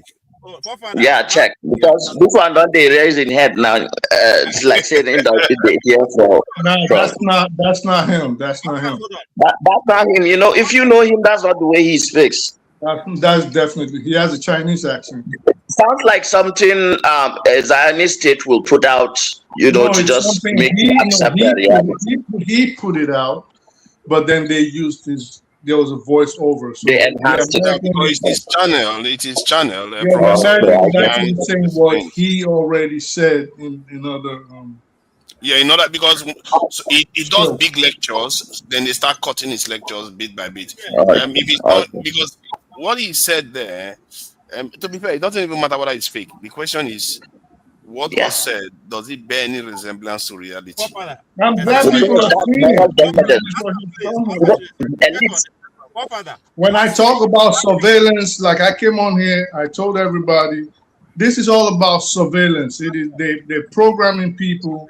I've told the people in the back a software that we were trained to use back in 2007, which they're using now, and this is what they're going to be using a lot all over the world to control you guys. And what they're basically doing is looking at behavioral models, and they're looking at, and I'm talking about everywhere from law enforcement to defense industry, and they already know the subservient people.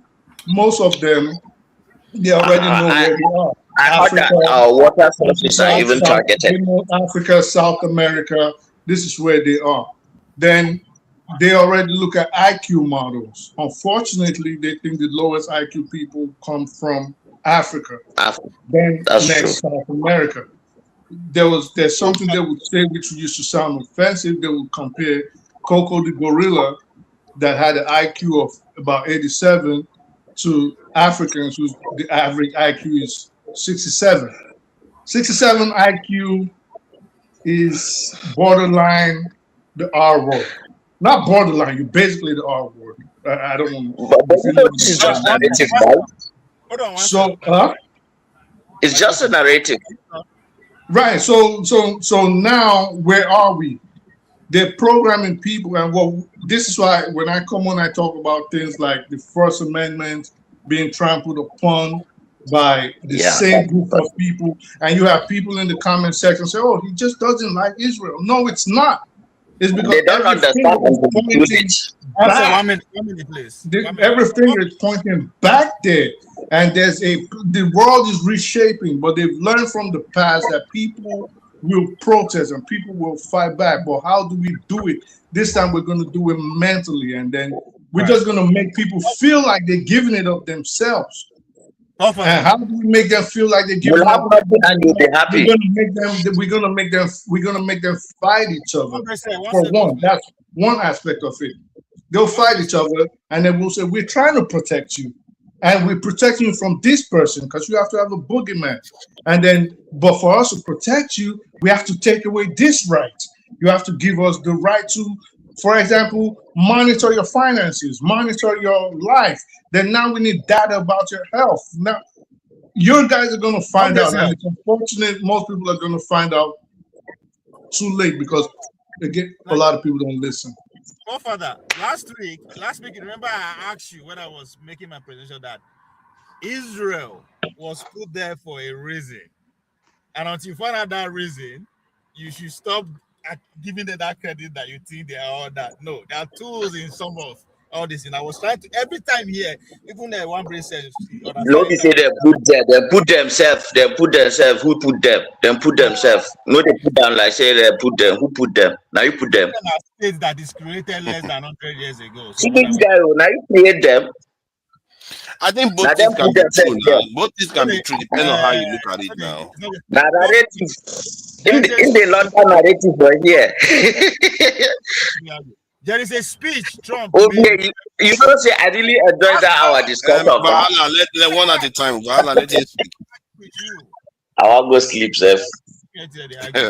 There's a speech that Trump delivered February. I don't know if people still remember when he referred Gaza as a paradise. That's how they're going to make it. I don't know if you guys see that. Go back to that speech and listen to the speech again. There you go. Understand exactly what you just played. So what am I trying to say here? With all these things, it don't pass. We just that's when I thought I have taken a decision. It's been long decided how everything is going to go. So no matter how you struggle, reach. Look at just 2 weeks ago, Netanyahu, of a war criminal, is signing a $35 billion deal with Egypt next door, a so-called claiming Arab nation that all these Arab nations are battle. So you see what I mean? That it means that it lends credibility to what the professor is saying. That there's something else going on here where all these nations just seem like they can't suddenly do anything. They pretend as if they can't do anything. All of them. I'm going to bed, but for father, please, sorry guys, let me just say bye. I just want to say this. In the Quran, there is something God says. They plan, but Allah plans, and Allah is the best of planners. So don't forget, as much as there is good, as much as there is evil, there is also good. The resistance exists. Even amongst them, there are some whose conscience will judge them to do the right thing. So guys, I will not give up. Good night. Yes, don't give up until the end. Those that think that they don't want to do anything about it, thinking that they're going to live forever, I hope you do, but odds are that you can't. Because the same, we are all going to end one way or the other. But forefathers, I always ask you this. I say, you always harp. That's why you select. You always harp about, oh well, we need weapons and we need this and we need that. Yes. No, I mean, I'm being serious right now. Okay, and when you say these things, with what we got on the ground right now. How in the last 30 years did you think, and I'm being generous giving you the last 30 years, because I should say maybe in the last 20 or even 15. Well, how in the last few decades do you think Nigeria will have armed itself to the point where it will dissuade a superpower like the United States from coming in? Because let me tell you guys something else that's going to shock you. Israel is going to interfere with Nigeria's next election. You can take it to the bank. But you can go ahead and answer. Everybody. You said they're going to benefit? Is that what you said? Sorry. No, I said they're going to interfere. Let me answer the question. Over here, hold on. See, the question about what would have been prevented them. It's not about necessarily fully being able to prevent it. It's about being able to deter it to an extent. That's what I'm saying. How would you have gotten the weapons? Is what I asked. Because primarily weapons, because that was always your position. Let me try to speak, please. So I'm clarifying so we don't stray. Good. Because the precursor to being able to develop such technologies, you need a minimal amount of security. You have to have a minimal amount. You can't just go and start from just 5,000 soldiers. You say you want to go and start developing advanced technology. Your scientists are not going to make it. You know, they take out scientists and people like that in society to make sure that that society remains without such knowledge. So one of the things they had an issue with Iran is that they discovered that Iran's nuclear technology has speculated enough. Forefathers, how would you have done it for Nigeria? I mean, come on, we're going to start going around. Maybe it will be there. The answer that I'm giving you, the answer you're looking for will be in what I'm saying. That they discovered that the Iranian population have absorbed that knowledge so much that it will be almost impossible to eradicate it from the population. Now, what knowledge? The knowledge to build nuclear technology. So that's why they gave up in that direction. Now they just want to change the regime one way or the other. That said, if I wanted to do it, first things, you have to have order. That's the minimum you have to start from. You have to have local security. You have to have a level of deterrence internationally. Then you go ahead and start doing your own thing. How do you have level of deterrence internationally? The level of deterrence you can have internationally is that, one, you make it expensive for them to try to stop you, whatever level you are in. How? Let's say, by building the necessary security outfits to make sure. Like what for father? We can't just be throwing words around it. Do I need to tell you how other countries did it? I don't need to. No, you have to tell me. I mean, I've given you a little insight of what you tell me, because no, I'm not going to give you my plan here. I'm not going to give you precise plans here. Why would I give you precise plans here? Because there's no plan. Let me tell you, everything you said, everything you said, it is very easy to poke holes in them, because this is what America does. You're saying we're gonna build law and order.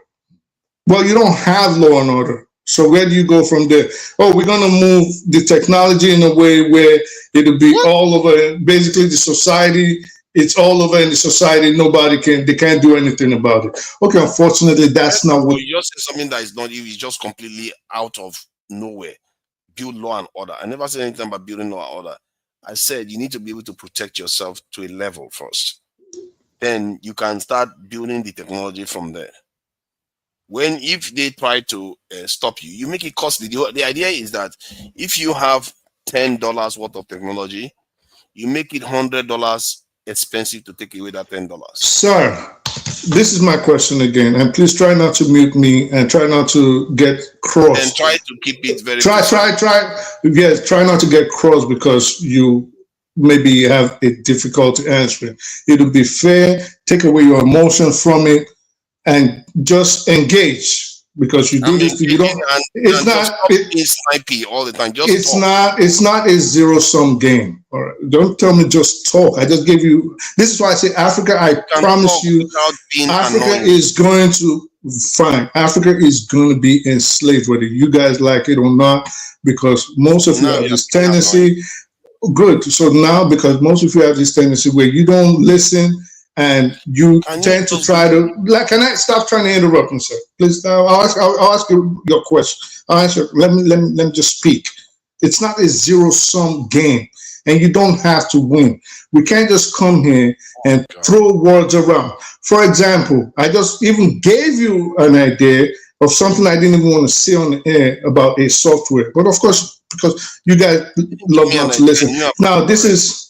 You knew about Palantir? Go ahead. Tell me about you knew about Palantir. You knew about it in 2007?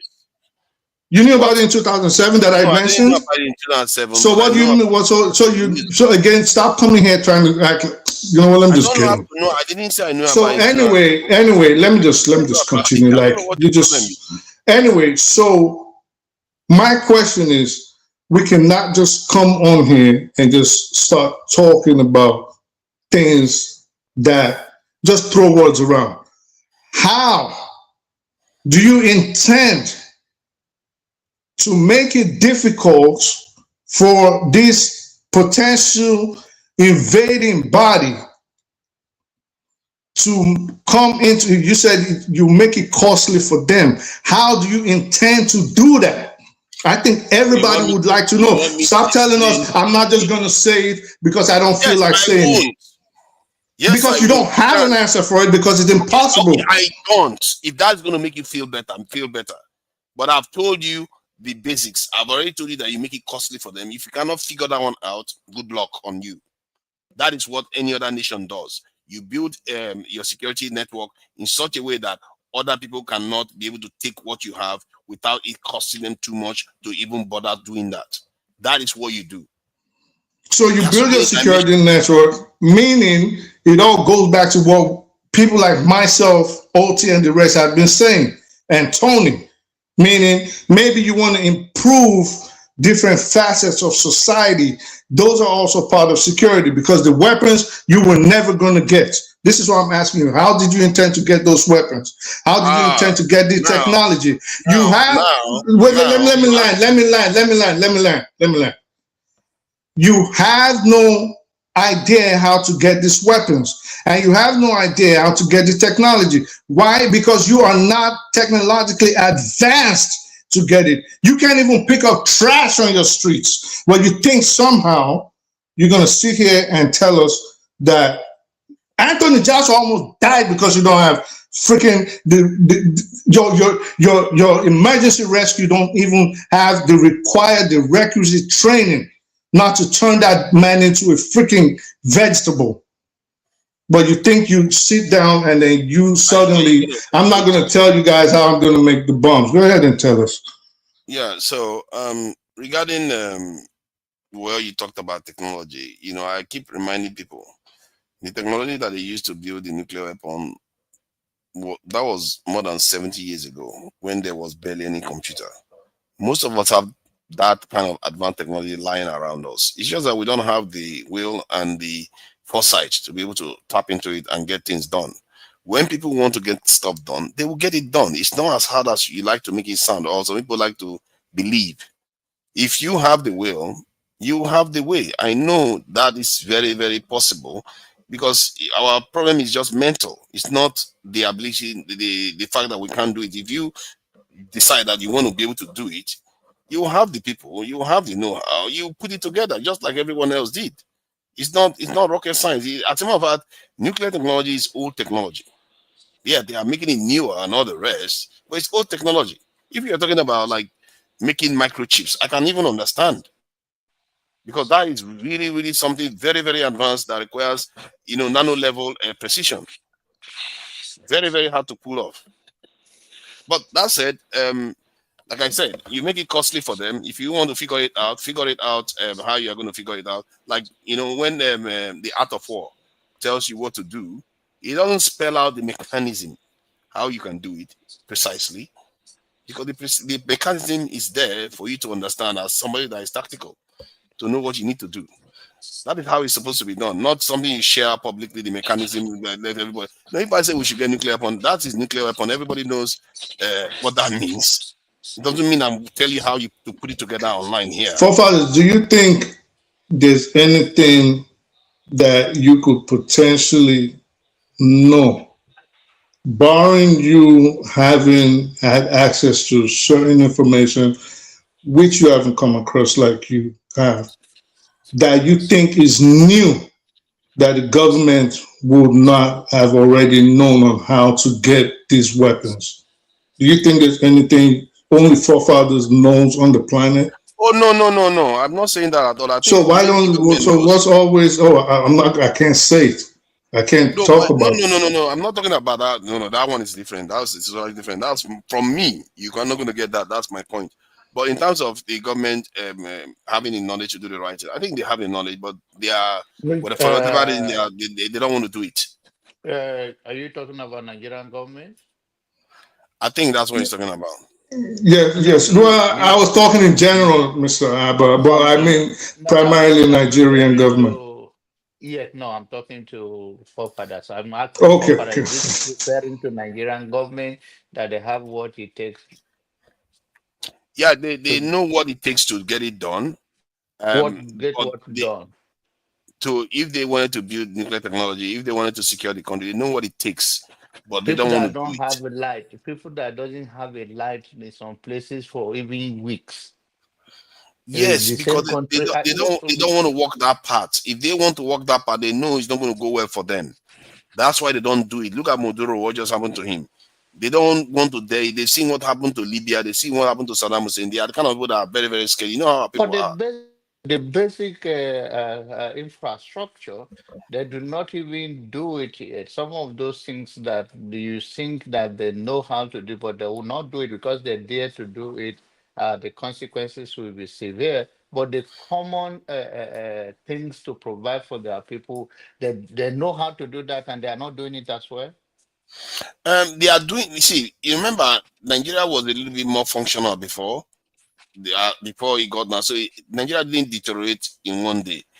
It was gradual deterioration. They were performing worse and worse and worse and making sure things are working. That is the problem that we have. Even when technology is advancing, when all those things should be easier to do, but they are still struggling to even do them. So things are getting worse. I gave you one of the But examples I what is gave the was reason for that? What is the reason for that? So because are deliberate you telling me? misgovernance. Deliberate misgovernance. That's the reason. I gave you the example. Look at this example that makes it very clear for you to see. 2022, our national budget was $49 billion.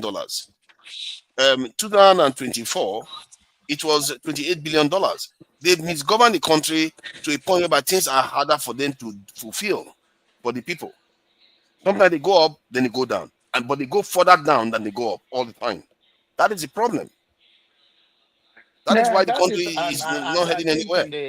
in the nutshell, the outcome of it is that they cannot deliver in whichever look at it, thinking that okay, if there's a willingness, there is the brain is there, but then it's all joined. Since there is no functional government that can provide the basic need of the people, road, hospital, and the rest of them, and now the infrastructure is very poor. So I understand that okay, we people that if we are willing to do it, we can do it. I don't think the willingness is there, and I don't think that our people, the government, understand how to govern. And because they don't know how to govern, they don't even have some certain expectation that is not around them and their immediate family. And they don't have plan how to say how my race is going to be, what will be life after I live here, what legacy are they living for. So since they don't have that common sense, is a big head, empty brain. So I don't think they don't. Like I think we'll be recolonized in one way or the other. So, I think the way the pace we are going as African, it bothers me because I don't think it I'm bothers me almost a in lot. agreement with you. I'm almost in agreement with you. You can. Do you know Venezuela? Their security posture is even stronger than that of Nigeria. Yeah. And yeah, Yes. look at what Yes. happened to them. Papa, What else has our just leaders to got? put Given how we are behaving. just to put things in perspective about Venezuela, I don't think we should it's all doom and gloom. At least currently, the reality on ground in Venezuela is that yes, correct, they've been successful in taking out Maduro, but the US government have not yet fully achieved their entire goal. They've partially achieved their goal, so it's not yet all doom and gloom. So why am I saying that? The military is still intact. They are still in support of the Chavista movement. They are still in support of the Bolivarian movement. The vice president is officially the president of that country. He has not yet officially admitted that Maduro is out of power. They are still insisting Maduro is still the current president of the country, and US released their leader. So why am I saying this? The goal, like I said, if we understand US foreign policy, part of the goal is regime change in the process of complete domination of that country. And that have not yet been so, because for regime change to happen, it's not just taking out the leader, it's changing the overall political architecture. That is what regime changes. So for that to happen, there have to be a subsequent military coup. They took out the leader. The military have made it clear they are on the side of Maduro. Now, maybe it is to save face. That's a different conversation. But they've made it clear they are standing with him, because a typical regime change would have been, fine, the military may be complicit, but they would have taken power. There's no way the vice president of that country will still be sitting there. They would have taken power, then there will not be a transition to the opposition. But that has not happened. Have you listened to Trump speech this morning? Yes, I listened to it. Let me finish what I'm saying, please. Obi, I get where you want to go. But he said, he made it clear at the end, they have not finished. They still have to, carry out, to paraphrase Donald Trump now, not in his exact words, but to paraphrase him, he made it very clear that they still have more to do to replace Maduro. So they've not actually been successful in completely replacing the political architecture in Venezuela. For them to do that, there has to be a coup, and they will take power. Then there will be a transitional takeover. But that has not happened. And the rhetoric, even though Donald Trump made it clear that that woman is the president, her rhetoric doesn't seem like she's cooperating with the US. Yeah, I think to an extent, you have a point there, and this is why I'm saying I said earlier on that it blow up in Trump's face. It's also possible. The president is not missing. Hold on. Let me add to this. See, that was my correct. Can we not be talking over each other? Come on, man. Let's not do that. Let's not just start talking like market women that cannot even wait for each other to talk. I'm going to talk. I'm not going to take that long. Then Ovie can talk. Then we all can hear each other. And the viewers, most importantly, will learn something from what we are saying. So let me just say my piece. I heard what Trump said about some woman he's talking to. And I also heard him say, he knows that there are some bad actors still there, that they may still take some actions. So it's lending weight to what you are saying, that it's not like the Maduro government has fallen. They just captured their leader. Even if they bombed a few distant areas, the military is still intact. So, but you can also see that America will have a lot of, people on the ground trying to change the dynamics on the ground and trying to overthrow those leaders. If next tomorrow, you hear that the military and the vice president is still saying they want Maduro released and Maduro is still their president, this has failed. It has failed because the only thing you can get is you can get the civil war. That's the only. That's the next thing. That's what I was going to say. But let me talk. Yeah, go ahead. They carried the president, not be last year or last month or last week or a couple of hours ago. I don't think you guys understand taking out a vice president. Not be say something kidnap him, then go carry him. That's the most secure person in that land. They go carry him like say one small pikin, you say regime never change. Make them begin to kill everybody and be regime change. I don't understand how things they work. Does it look like he was making himself very secure? He wasn't making himself very secure. No, let me put it up. When Fidel Castro died, listen now. If he was making himself very secure, they will not get to him.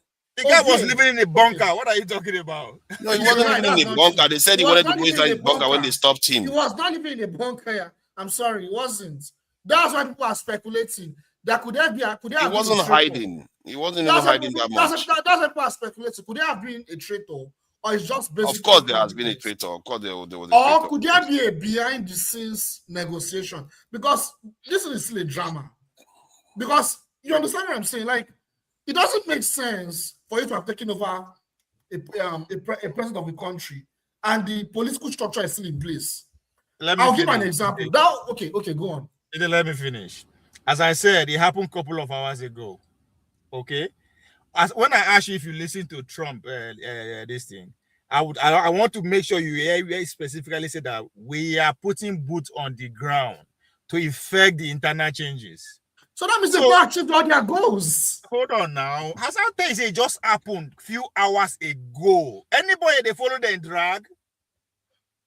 No, yesterday share blood. That means there was a negotiation internally. The guy to just because he was negotiating for an exile, they no grief for him. So internally within themselves, of course, there is a negotiation. That's why there was no bloodshed. So what do you mean there was no bloodshed? There were bombings everywhere. Why are you saying there's no bloodshed? I mean, there was nobody in the palace was so they just go carry him and his wife. So when you say people give him up, of course, you the way they like military. You know how military formation they work. So for them things to happen smoothly like that within the military hierarchy, they don't sit down. Because No, I don't know why you always say that. No, oh my God, how can you just say that? Because to No, Nigeria, if you are hold on. If you are saying somebody betrayed him in the military, it's one thing. To say the entire military sat down, then the government has already changed. Nigeria, now because you just a follow event now, that's why you they talk like this. Okay. That's why you they talk like this. Come, Trump. Yeah, but you can't say what you don't have any evidence for. You can't just say stuff like that. How many of their military warship they the corridor there as we speak today? What has that got to do with anything? You know, yes. How many of their warship they that assets within the last week?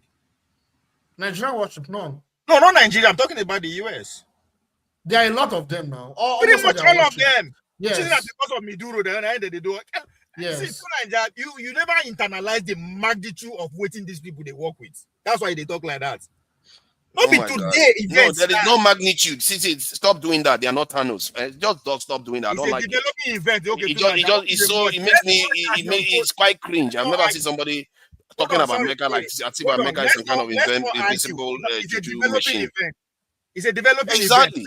Let's Instead of it to say, see, let me say this. If there had been, it was like a palace school where everybody, like the top brass in the military, gave him up. It's going to seem like what you see with Jovenel Maurice. It's going to seem like that. And the government is going to change automatically, and you are going to hear them switching tone immediately. Yes. But what you are seeing now, and America will not need to be bombing everyone. They sound like they are preparing for war. It's not they sound like, no, you're right. But that's what I'm saying. That means they've not achieved all their goals. It's an extraction. They've not achieved all their goals. That is what is their goal, if I may ask you?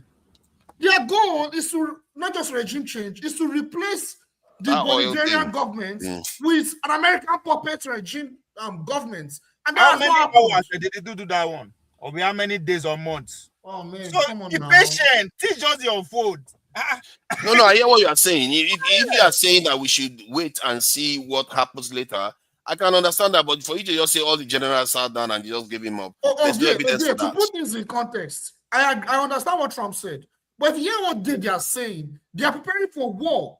They're not saying, oh, now we need to go back to democracy. Or if they had said they are going to carry out a re-election, we're having a different conversation. But they say they're going to war. Let me ask you this. The context. Let me say this thing. Who's preparing to go to war? The Venezuelan army? Military, yes. Hold on. War with who? Us? Yes, Uncle Sam, yes. Where did you get that information that the Venezuelan military is saying that?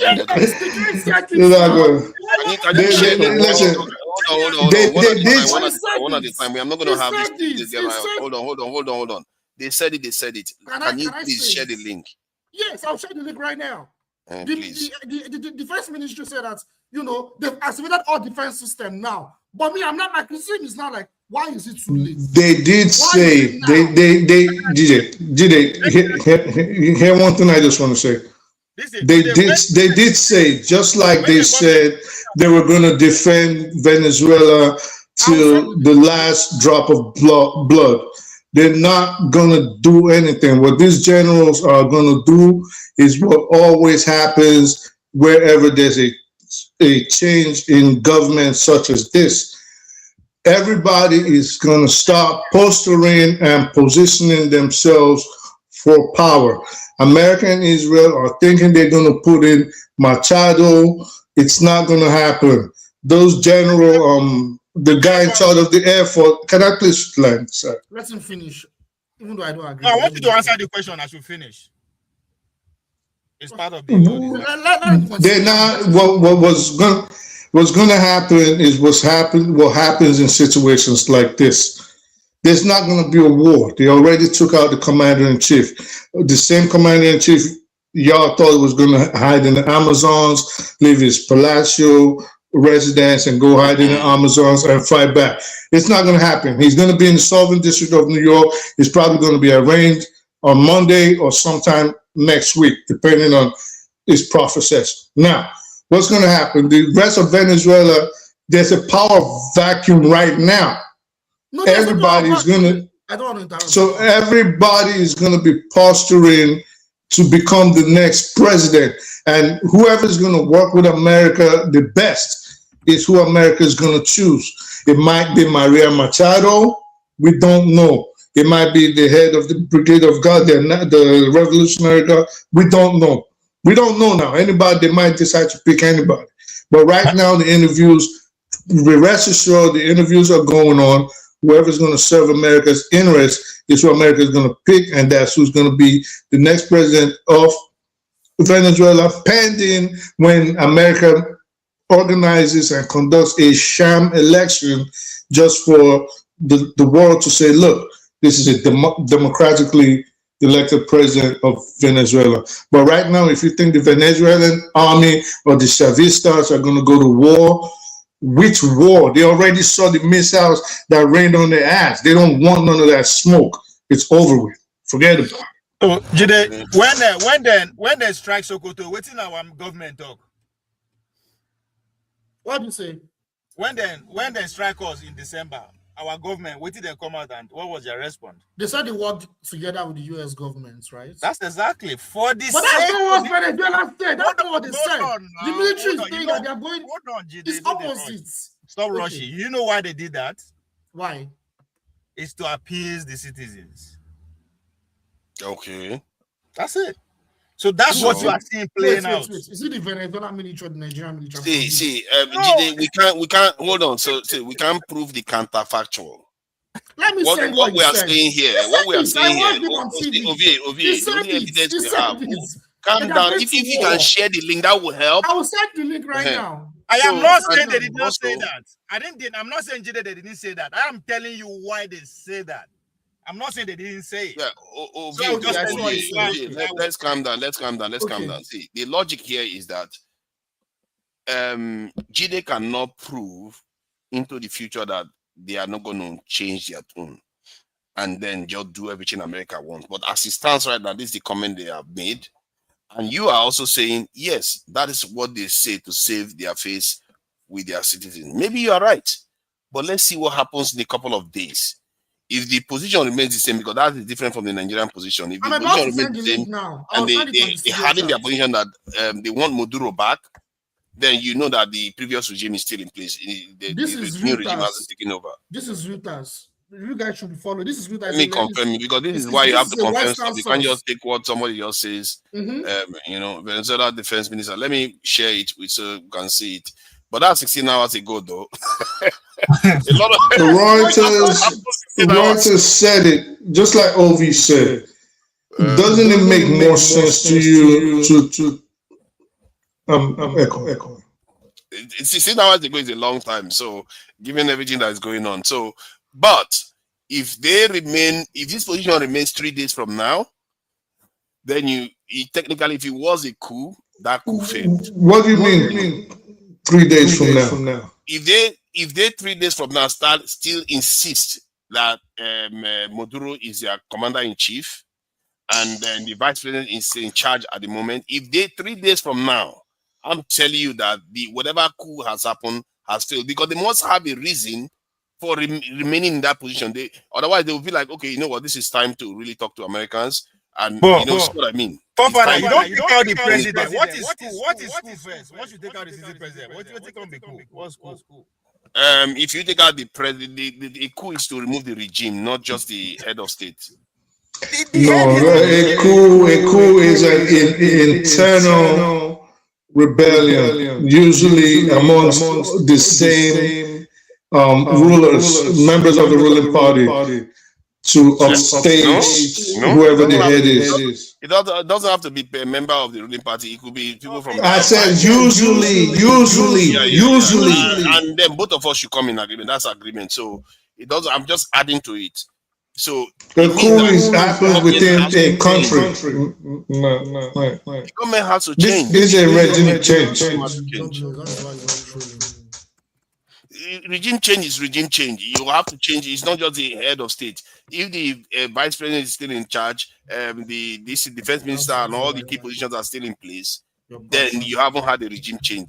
The ideology still remains. The belief in what they are doing still remains. So that is the context you want to look at this. That's why I said if they still hold this position, then the coup may have failed, at least in 3 days' time. They may still be overturned. Trump is saying that they know that there are some bad people still there. So America may still attack and ensure the remnants are defeated.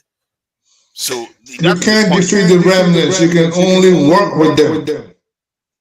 And if you cannot work with them, what are you going to do? What if I said you can only work. You can only work with them. Yeah, but what if they refuse? They don't want to back down. They say, give us Maduro back.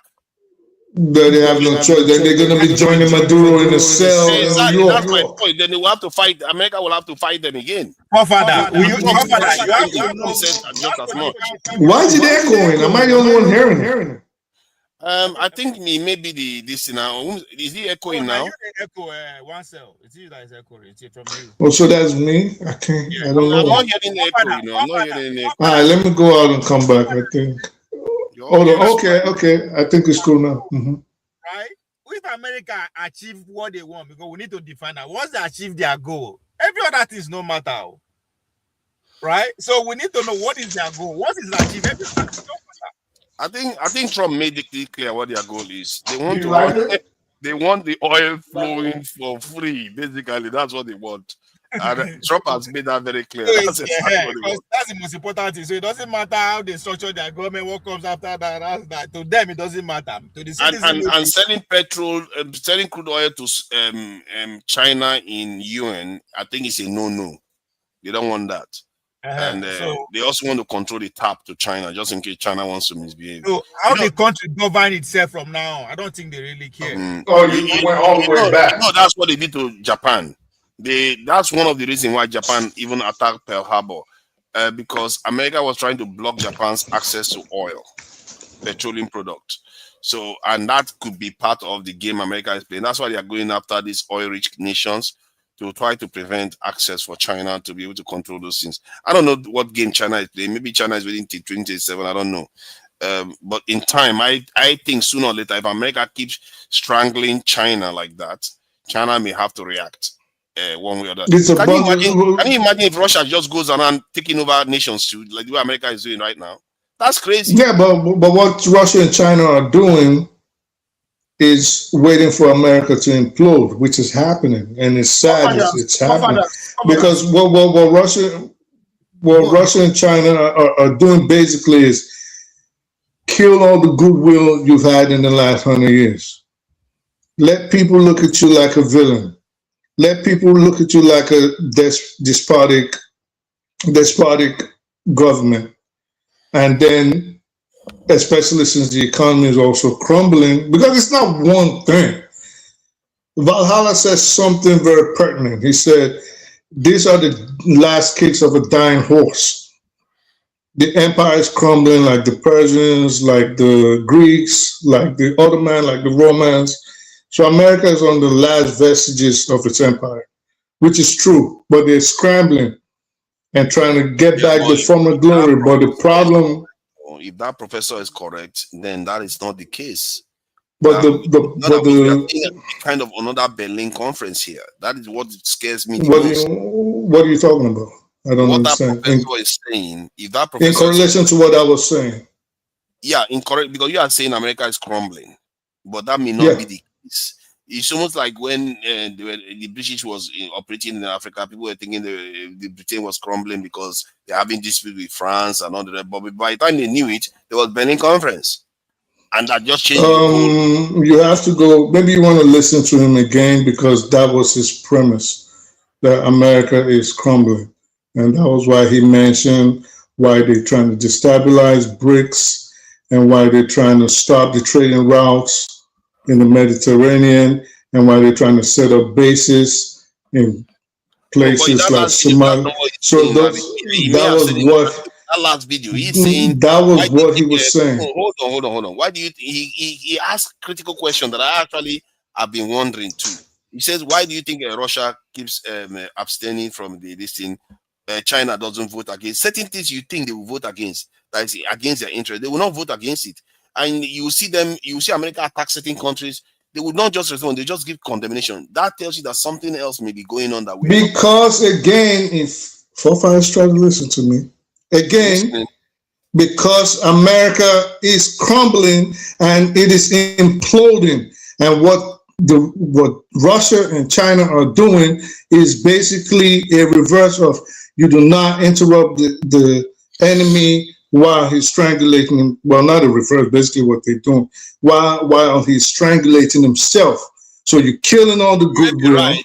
You may be right. You know what you're saying. You may be right. I'm not disputing Can it. I say something? But that there's also that argument that you shouldn't totally ignore. I disagree with that. Can I speak, please? Like, Go you ahead. see, everything we're talking about today, talking about how could there be a cahoots between even Russia and China with the West in some of these adventure they are implementing in Venezuela, in Syria, with Gaza.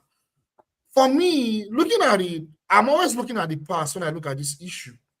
And I'm always looking at the collapse of the Soviet Union. For me, I think everything we're talking about today, the legacy of the collapse of the Soviet Union is what we're suffering from today. The fact is, Russia and China, they are never the Soviet Union, and they will never be the Soviet Union, whether we like it or not. China may claim they are communists, they are Marxists, but they are never the Soviet Union. You see, what makes Soviet Union very special, and why the West, particularly the United States, spent almost trillions of dollars to ensure the collapse of the Soviet Union, was because Soviet Union was not just ideological. They were heavily militarized to provide balance of power. So what does that mean? Any country that resisted the West, the United States, Soviet Union was there to back them up. Any country that was under oppression from the United States, there could easily be a revolution that will be backed by the Soviet Union. And the best example is even in our backyard here in South Africa, back in Africa. South Africa, without the help of the Soviet Union, maybe their situation would have been like Gaza today. Without the help of the Soviet Union. Cuba that we're talking about, why is it standing, is due to the legacy of the Soviet Union. If you look at Venezuela's revolution, it happened post-Soviet era. The revolution in Venezuela, it happened post-Soviet era. And so as a result of that, they do not have a spine to lay on. The spine is not solid enough. Even though, yes, the people align with the government of Chavez, with the government of Maduro. They are driven by the ideology of the Bolivarian revolution. They do not have a spine to stand on because Russia is not able to offer that balance of power sufficiently. That is why it's easy for Uncle Sam to do what he's doing today. It's very easy. So the reason why I'm looking back is we need to understand that whether it is BRICS, it is the multipolar world, we need to understand that these groups, they are not militarized. So it's all lipstick service. It's all, you know, in fact, some members of that BRICS, they are also members, they are also vassal states or even partners with the West. And it's not driven by ideology. So it's a very loose economic movement that can easily be dispatched at any time.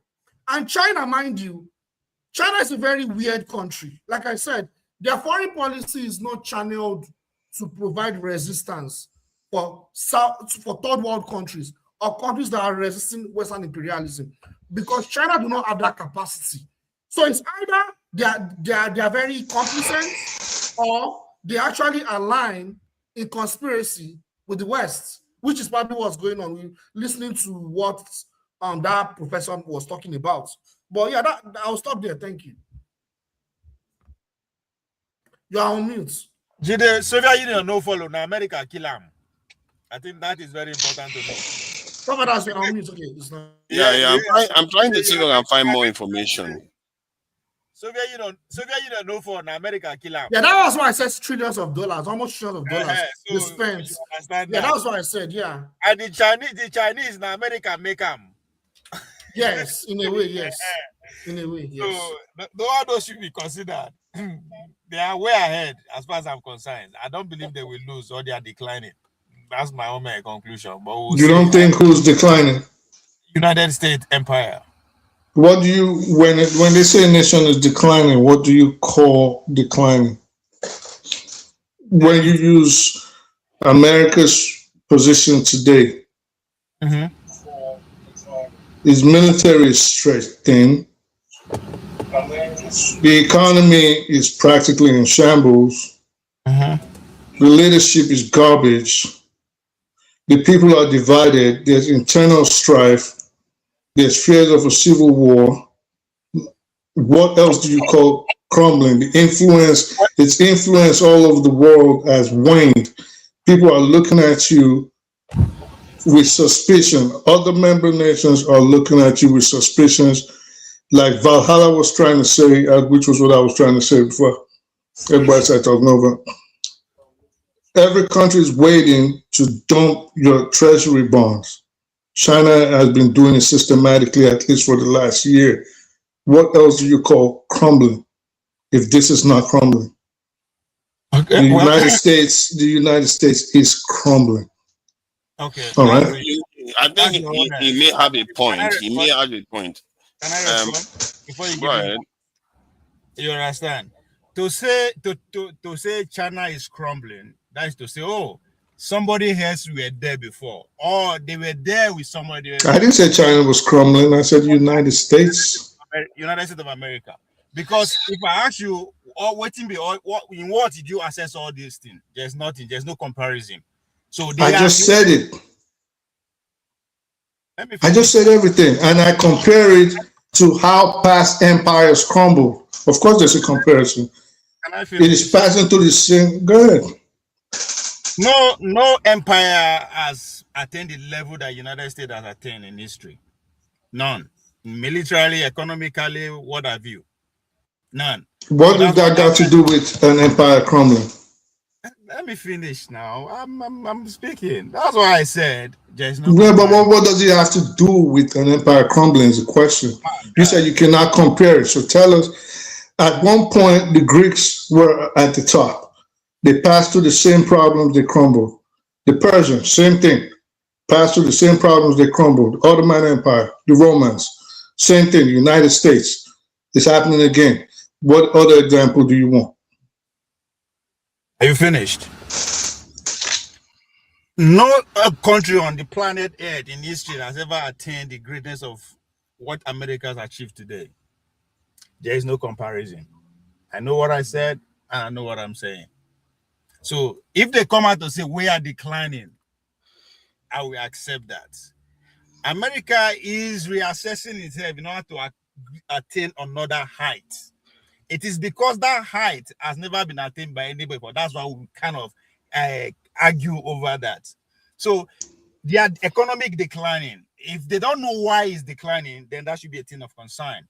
Their demography declining, if they don't know why it's declining, then that should be a thing of concern. According to their military resizing, if they don't know why, then that will be a problem. So you think a empire is going to come out and tell people?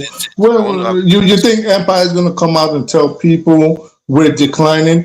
Let's say America comes. Let's say Donald Trump comes out tomorrow and tells the world we're declining. America is declining. What do you think the markets are going to look like by Monday evening at the close of the market day? You are repeating the same thing in a different way, and you has not make me change my assessment. Okay, so it doesn't matter how you phrase it. Because what you're saying is not correlating. Is the point I'm making?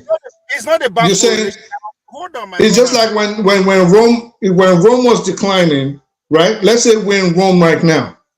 When Rome was declining, right, and then outsiders or philosophers or political scientists of that time are saying Rome is declining, and then we have all the Caesar of Rome talking about, well, who are we going to compare it with? There's nobody right now to compare with. Nobody has attained the military success that Rome has achieved up until now. Not even its economic success. That makes no sense. You can juxtapose with past civilizations that fell, past empires. There's nobody to contest America with right now. They're on top. We're on top. See what I'm saying? So that I'm just saying, like, it's not about, oh, I'm trying to change your mind. I don't have to change your mind. I'm just saying. let me explain something about why Sorry, America. let me let me finish Can I just say something? Jesus No, I Christ. interrupted him. Fair enough. I interrupted him. I interrupted him. People like to be rowdy. Anytime he interjected, I waited for him to finish. But you know they allow I interrupted him. I Yeah, apologize. but you spoke, then he spoke, and yeah, He you want to never speak allowed again. me to land my point. He interrupted, Yeah, repeating but I want to add the something to America what is you the said America. before, so you can be able to respond and wrap them all up in one. If the philosopher of those days, Hold on now. I want to add something to what you said, so you sorry. can respond to both of them. So Sorry. when you said America is the country that no empire has achieved what they have achieved, depends on how you are looking at it in terms of the magnitude of their technological advancement compared to the past. But if you are in terms of dominance, I'm not so sure, because other empires they dominated for thousands of years, and America barely has lasted barely 200 years. You see what I mean? So it's quite different if you in terms of comparison. When you say in terms of dominance, right? What is the influence of those the former empires we are talking about? But that's not the problem. Other empires never had military everywhere, right? That's what I mean. The spread may be greater, the technology may be greater, but the dominance in terms of as being an empire, they dominated for thousands of years. Rome had his military everywhere. That was how Africa got its name, because Africa was a Roman garrison. Allow me to talk. Finish at least one point.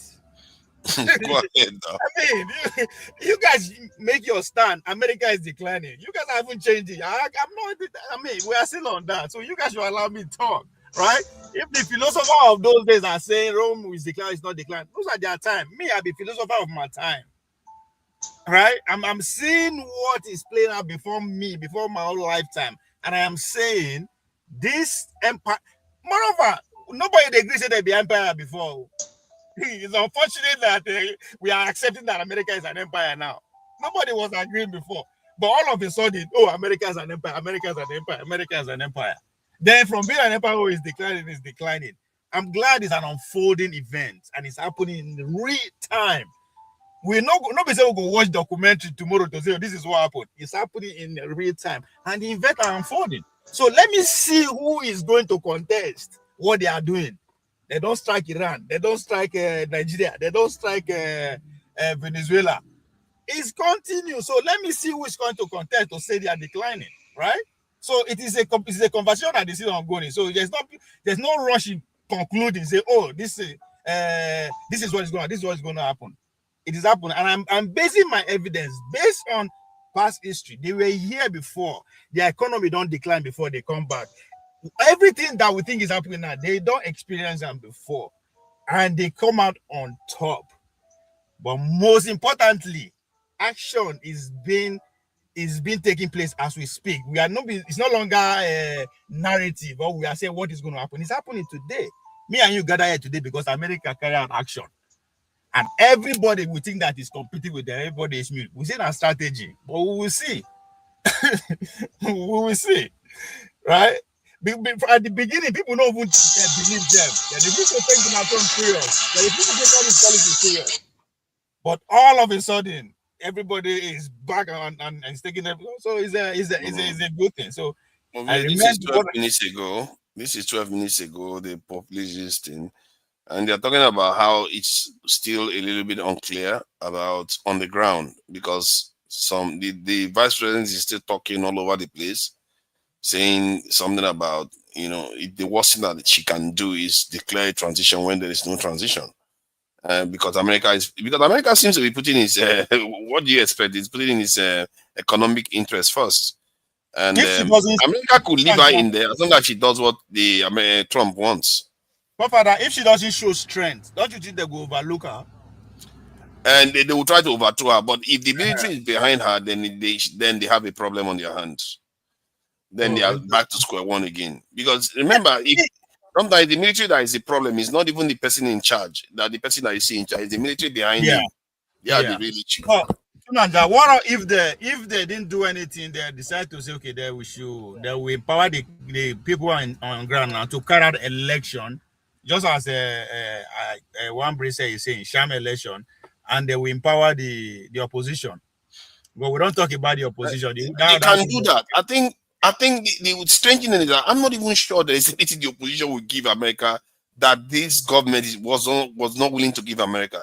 I think maybe some people like Rubio and some people that are welded against justice regime because they are the Sandinistas, they believe in the poor people and all those things, just want them out of office. Yeah, that's what it is. Yeah. So they will carry out the election. If they don't do it now, they'll do it on that Democrat and they'll put that woman, the opposition. But I wanted to ask though, as Americans, where do you think this is going to go in America in terms of the legal case? Because if you are trying to charge him with drug trafficking and being head of some kind of cartel, I don't think there's any case against him for that. Well, there's no case against him where they put 50 million bounty on his head. Yeah, because this guy has one of the largest oil reserves in the world. Why does he need to be a drug dealer? Yeah, but it doesn't I don't make even sense. think. I don't even think there is a case. Even all these cases are just shenanigans, are just charades. Yeah, that's what I'm saying. I'm asking how is this going to go down in America? Because sooner or later, you can't just lock him up indefinitely. You have to try him sooner or later. How is he going to come out? What do you think is gonna happen? I don't. What it might reveal is that American justice system is. No, forget what it might reveal. What do you think is gonna happen?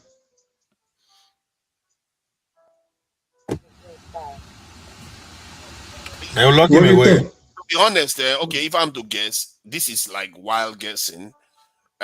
Trump is going to drag this on.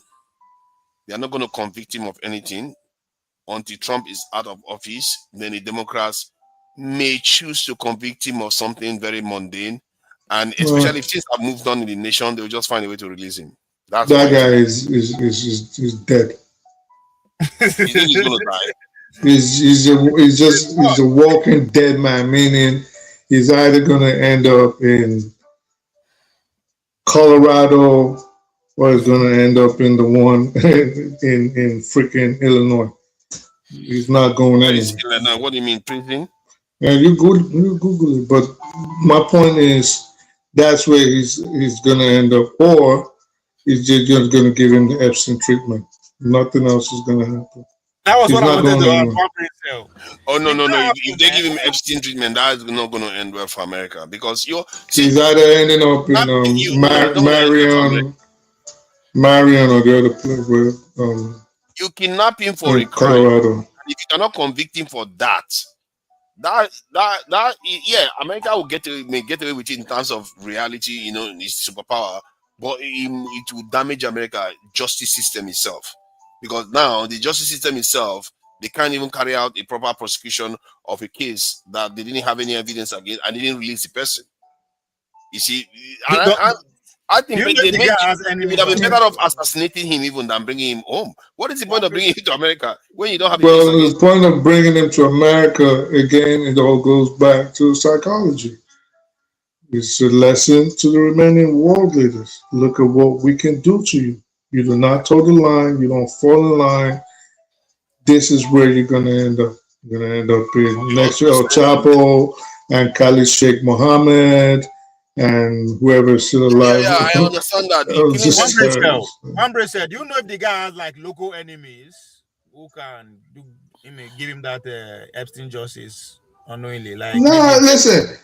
Even there was something. Does it? They will hold the American government responsible if anything happens to him. But it'll be hard to touch him. Like, how are you going to touch him? It's going to be almost impossible to touch him, whether pre-trial, post-trial. Because where they're going to put him in post-trial is like, it might as well be dead. You'll wish you were dead if they ever put you there. So you're better off dead, actually. Democrats are going to strike a deal. If they don't have a case, they may have a case that we don't know of. But if they don't have a case, when Democrats come in, they will strike a deal and have him released. What deal? What deal? To do what? The Democrats, why? Because the Democrats are not. Because he's no longer president. He's not going to be president anymore. Because the Democrats are not Americans. You think if there was a Democrat in power right now, you think if there was a Democrat in power right now, you think Maduro will still not be in prison? It don't matter who was dead. Necessarily, he'll still be in prison. It don't matter who's the head. You're not understanding. Democrats, the way they go to their own war is different. Democrats, they tend to go to long wars. If you look at the way Trump is Who told you that? Who told you? Who told you this is how Democrats go to war and this is how Republicans go to war? How did you even come up with that? Regardless of who was. Don't you ever bother to read the patterns? Dude, there's no pattern. Like you're just making that up right now. There's no pattern. Democrats have often initiated the most devastating wars. They have always been in office when that happens. You always say that it doesn't correlate, and I hope at some point. I hope at some point you will look back and realize that things like this are not patterned out, and say, "Oh, we're gonna go to." Hold on. You can argue that correlation doesn't equal causation, but to say the correlation is not there, that is just like you are not even engaging. No, I'm saying there's nobody that goes to war today in the United States and says the war generals sit down and make a war plan, and then we say, "Oh, guess what? We need to go. We can get this done in 5 days." And Barack Obama says, "Oh, wait, you do realize I am a Democrat, right? So we have to go to a long war so people like forefathers don't get confused." It doesn't work like that, bro. Like nobody goes to war and say, "I'm a Democrat, we're going to have long wars. I'm a Republican, we're going to have long wars." It just probably happens to be that way. Yeah, because of their ideology, the way they look at the war they are going into, it tends to be ideologically based, the Democrats, while the Republicans is mostly, at least, okay, make no mistake, all of them are interest-based. But the Democrats paint it like ideology. So the way they approach it is slightly different from the pattern I see with the Republicans. The Republicans, don't make no mistake, they too go to long wars. After all, George Bush started the Iraq War and quite a few other wars that the Republicans have started. So I'm not saying that. I'm just saying, but if you look at the big ones that has occurred in the world for the last 100 years or so, you'll be shocked how many of them Democrats were around in office. There's a word for that. Correlation. Guess what that word is? No, coincidence. That's the word. It could be coincidence. There's just coincidence. Nobody goes to war and plans it around whether I'm a Democrat or I'm a Republican. Nobody goes to war. America does not go to war like that. They don't go to war determining the length of a conflict based on their political affiliation. I don't know how else to explain. Maybe it's just by luck. But the gap is massive in terms of the kind of war that they are in office when it starts. The gap is too massive. And if you look at the way Trump is approaching his war now, he wants to like double tap and take off. Double tap, take off. He doesn't want to stay because the plan is to destabilize as much places as possible, show them this is what could potentially happen to you. This is why I was against when people came on here. The boy Jude was on here saying Tinubu should have gone to the United Nations. And I remember I'm saying, you really think you want to escalate what's going on? Or you want to pacify this madman? Because if you escalate it, he'd probably be sharing the top bunk with Maduro right now. So no, I can understand what you are saying in terms of buying time. I get a feeling, maybe this is an error again. I'm getting a feeling, man, there's so many feelings out there, but still I will say it anyway. I get a feeling that maybe some of the world leaders are buying time to a kind of wait out Trump. That's what I just told you the Chinese are doing, and the Russians. I told you that. Yeah, you said that, but I'm talking about it from the point of view of the weaker nations too. Not the like weaker nations don't have a say by at what time. They don't. No, what I mean by that, like someone like Tinubu say, Tom, what do you want? You want me to twerk? I will twerk as much as you want, knowing full well in the back of his mind that China and DC are going to come online sooner or later, get more powerful, and maybe they can pivot. I don't know. Maybe I'll just look at it like it was smart to de-escalate, because I know there would have probably some idiots around him that would have said, wage a report before the United Nations and complain in violation of international law. You were people that don't care about law. They don't care about. I think that maybe they could still do that because see, sometimes when crisis occurs, it increases the consciousness of the people, and I feel like Nigerians need that more than anything. Let's say he went to the UN and complained. For once, Nigerians will be at the focus of the world, and then Nigerians will watch their leader that has gone to the UN and say, we didn't do anything, and clearly this is a fact. And if most of the world agrees with Nigeria and Trump goes ahead and does what he did, that is going to conscientize Nigerians. It's going to you really think so? I think so. Nigerians, you think they're not conscientized enough? No, they are not that. They are not aware in terms of having a common shared. But you think if the president went to the United Nations, made a fool out of Trump and his cohorts, that would now immediately open up the conscienceless Nigerians to now have some sort of nationhood in their hearts. No, you'll be surprised what things are like this. I don't think it's wishful thinking. I don't know why that one is saying it's wishful. People just don't understand society, how they work, the psychology of societies. When society feel under, you don't understand it. I can show you the theory. I've not read it, but I'm sure it's there. I can show you right now that it's there. You've not read it, but you're sure. Because I know, see, sometimes when you have seen things happen repeatedly, you start understanding. I've seen in history, like the Yoruba culture now and the Yoruba people, before they started calling themselves the Yoruba people, it was because they were under distress.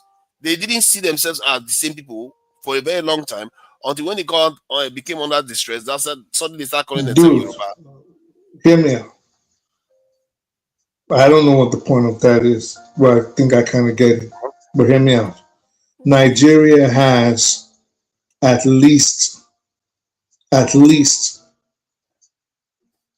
to 30 million fifth colonists living in it right now. Probably even more. So that will work. So if an invading force was to come into Nigeria, which was the United States, they will work against Nigeria to destroy it. Insofar as they thought there was some kind of benefit to it, maybe tribal, maybe religious wise, maybe geographic, where they could subjugate the little tribes around them. There's people waiting in the lines for that. So if you think if you're going, so if you think you going to the United Nations would have done anything else but piss off this madman, you're wrong. In fact, I'm not saying in fact, going to the United Nations. I don't know why you keep changing the argument. I'm not saying. In fact, let me just land. So going to the United Nations is actually what put Nigeria in a precarious situation. It finds itself today not knowing whether the United States is going to attack it or not, and why Israel is actually interfering in Nigeria's internal affairs. They've been interfering. That complaint. They've been in Nigeria for ages already, so it's not new. Well, you wouldn't know that. I knew that already. They are not hiding it. They show the pictures all the time. What you don't pictures? know Israel has been in our business forever. Oh, you knew that? Yeah, they don't hide. How did you? Israel has been interfering in Nigeria's political. Not necessarily in political debates, but they have been working with us. No, not debate, in the political environment. Yeah. They've been doing that, and you knew that. Yeah. Based on what? Based on the fact that they show up and they will be meeting your officials, talking to our foreign minister, our defense minister, and even a former presidential candidate once said we need to pivot towards Israel. So it's not new. They have been there. So meeting up to you automatically without these recent events is how you were the only one that suddenly knew that Israel has been interfering in Nigeria's internal affairs, even though what I'm trying to base my premise on is the fact that they are brazen about it. They are actually making statements to that effect. But that is in terms of military action. I think that's what they are talking about. Okay, so what? I mean, there was no evidence that Israel was interfering in our political affairs. To the extent of America, yes.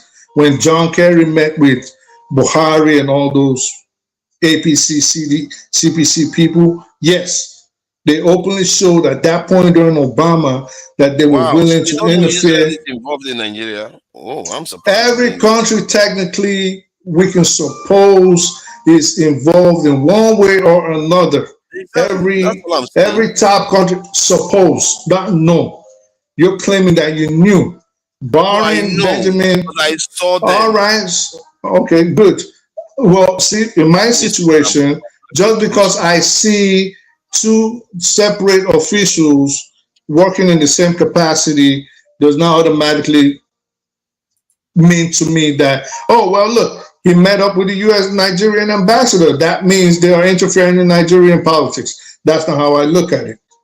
I don't look at it like, well, if the Israeli ambassador met up with Nigeria's chief of staff, and then they talking about, well, we're going to start sharing technology and start sharing intelligence and training. That does not mean they're interfering in Nigerian politics. I don't know where you got that from. I'm saying the way I got it was now Benjamin Netanyahu talking about he's going to be going against terrorists on Nigerian soil. Right there is where I got it, that they're interfering in Nigeria's So this is what I mean. They are not keeping it quiet. It's not something like they are trying to hide in any way. Israeli deputy foreign minister visits Nigeria amid diplomatic push in Africa. So this is something like you will see 1,001 of them. Can you read that again? What do you? How does that even back up your claim? What claim are you talking about? How does that back up your claim that Israel? This is proof that Israel has been interfering in Nigerian politics. How does it back up your claim? Affair, maybe we are getting our words mixed up. How does this back up your claim, forefathers? Read it again. I'm trying for us to have a common ground because maybe we are misinterpreting what you mean by interfere. What do you think? No, what do you think interfere means? What I mean when you interfere in something, what do you mean? What do you think? What I mean by interfere is that they are getting involved in the Nigerian political space. They are providing the Nigerian government tools that is going to be enabling the Nigerian government to do certain things within the country. No, that's not interfering. Okay, that's not interfering. So what do you call interfering? If you interfere, what do you mean? I just told you that just because they sit down together, the same people equals maybe the chief of defense or his equivalent in Israel, just because they sit down together to discuss something does not mean they're interfering. Interfering is when you start injecting your own ideas, your own proposition, your own desires and wills on a sovereign country. And I'm telling you that has never happened until Benjamin Netanyahu started talking on Christmas Day about attacking terrorists on Nigerian soil. That has never happened. It depends on the way you look at it. Oh boy. It depends on how you look at what you call interfering, because you are using a loose language to describe it by saying... You describe what interfering to us is. When they dictate to Nigeria. Personally, I look at interfering in the sense that if they are providing something to aid the country to do something that they are not able to do before, especially when it comes to politically, security, criminal and crime, yeah, I consider that interfering. That to you is what you call interfere in diplomatic circles? That's what you think interfering means? That's a low-level interference. Cooperation is interference? Cooperation is a form of interference, depending on how you look at it. You see what I mean? It's a form of interference. Oh my God. It's based on perspective. This is why it's important that we have common meaning for words. And if we have an agreement on the meaning of the word interference, then I can grant it to you that, okay, based on your definition of interference, then maybe it doesn't... When you say someone interfered, when American... hold up. You don't have to yell. You don't have to yell. It feels like you just like to disagree. No, it's just because you don't like to listen. This is the problem. is where the issue is, and you just want to No, change the word is you're not getting it. And again, I have to win. This is forefathers' way. When they say a country interfered in a foreign election, do you think that is a good thing or do you think that is a bad thing? Let's start from there. Depending on which side you're looking at it from. If a foreign country interfered in Nigeria's election right now, do you think it's a good thing or it's a bad thing? As a Nigerian, that's definitely a bad thing. Good. So if they say a foreign country is interfering in another foreign country's affairs, what makes you think cooperation falls under the definition of interference? Hold on. Now, let me trace back the last answer that I gave just to be more nuanced about it. If a country interferes in our election to make it more transparent and more accurate, and it's clear that that is what they are doing, I don't have any problem with that. It is not what you feel, forefathers. No. Interference in any foreign... They are there to help the election be transparent and it's in the will of the people to come be fulfilled. Yes, I don't see. I think you don't understand when in diplomacy when they say a country interfered. I think you don't get it. When you interfere when you interfere in another country's internal affairs, it is never a good thing. That's you. That's how you look at it. You see, that's the difference between me and you. I tend to look at results. I don't care about principles only. I also look at results. If somebody helps you with your child is distressed or something, and somebody helps you, you don't say the principle is that I'm supposed to care for my child, so that person helping me. I keep saying, forefathers, in diplomacy. Okay. My child is not named Australia or the United States. In diplomacy, when you interfere in foreign affairs, when you interfere in another country's internal affairs, it is never a good thing. You have impugned on their sovereignty. It's never good. Wow. You can never hear interference and good in the same sense. Okay, let me confirm. You're impugned on their sovereignty. So you seem to imply that it's always negative when somebody interferes. If you interfere in a foreign, barring, remember what we're talking about, Israel's interference in Nigeria. I think you're looking at it from a point of view like, oh, well, what if there's a war in Nigeria and the United Nations interferes? Well, that will be a good thing. But that is not how the term is used in diplomatic circle. When you complain and say someone interfered or a nation interfered in your affairs, it is not ever a good thing. Okay, I hear what you are saying there. It is a negative thing, especially in diplomatic circle in many cases. It doesn't, to be fair, it's also true because when you are using the term interfere, you are treating that term deliberately to connote that it's negative. But the term that you came in without invitation. That's what it means. I didn't invite you. Why did you freaking come into my business? Yeah. The term itself technically is agnostic of whether it's negative or positive. It can be positive interference. So, but I get what you are saying. So, like me, I don't want to argue for something that is not really a point of disagreement. Yeah. That said, regarding where this is going to go, how it affects this in Nigeria, I've always argued that Nigeria should have made itself like a valuable partner that can work with any nation. That there's no harm in making yourself strong so that you are the point of call for any power that wants to interact in that region. There's no harm in that. The problem with is based on what that professor presented when he's talking about Israel. It just tells you that, yeah, Israel put itself there and people put Israel there. Duality. And they are making themselves useful. And if that is true, if what that guy is saying is true, Israel is going to be one very, very rich country in the near future. if they let it happen. I remember I used to tell you guys about the Greater Israel Project, and I would get pushbacks on it last year. And I told you, look on their patch. I said, look on the patch. Yeah. I don't know how it's going to go, but I don't think the rest of the Middle East is just going to sit down, get destabilized, get their land, ancestral lands taken from them, because the aim is to go all the way to Saudi Arabia and take Egypt past the Sinai.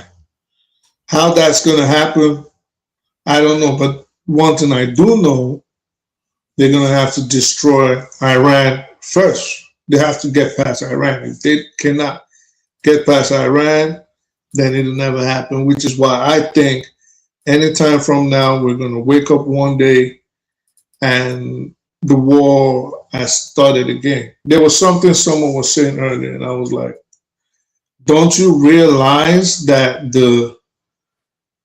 what's going on in Iran right now, the uprising is more than likely fomented by the West and Israel?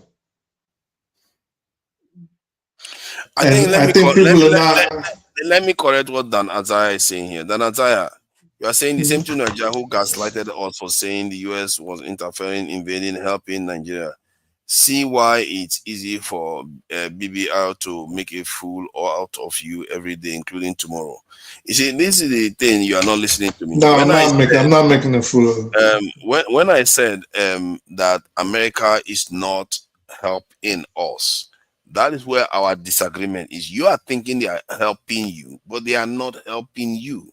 If America was just going to come and only bomb the terrorists, the actual terrorists, only, and didn't demand much from Nigeria, like didn't ask Nigeria to sell something that is very, very vital to our national interest, why would I oppose that?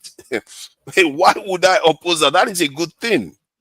You want another country, another ally to be able to assist you in dealing with your national security problem. That is not a problem at all. Most nations that emerge have such arrangements. What I have an issue with America is that their history suggests that they never try to help us. And the way Trump is talking, he's not talking like he's here to help us. That is the problem. And that is why I told KJ, by calling what Trump is doing help, it just shows how lost he was by saying that. Because that is not, he's not helping. He's just coming to pretend as if he's helping you while he is compromising your leaders like crazy. That is not going to be good for us at the same time. So that is where I'm coming from on that. I'm not like absolutist. See, the only thing I'm absolutist for is anything that will help our people. That's all. And also something that will help the world without compromising our people. Would you agree that we're not getting any of these sophisticated weapons or systems anytime soon, even in the next 10 years? I agree. The reason why I agree with that. Okay, so let me ask you a second. No, forget about it, because. So, do you also agree that one main reason why America is in Venezuela today is because it claims that there was bad governance and the citizens weren't being treated right? Mm-hmm. So would you also finally agree that if a nation, I said one main reason. So would you also agree that supposing the Venezuelans or even Nigerians these are the ordinary citizens now, had a high standard of living and unemployment was low, infrastructures were upgraded, modernized, things like that, there was no poverty, or at least as little as possible, social amenities were great, just like you have in the UK, we got here in the United States. Would you agree that the United States would find it harder to invade Venezuela or drop bombs on Nigeria using poverty and injustice and maltreatment of its citizens as an excuse.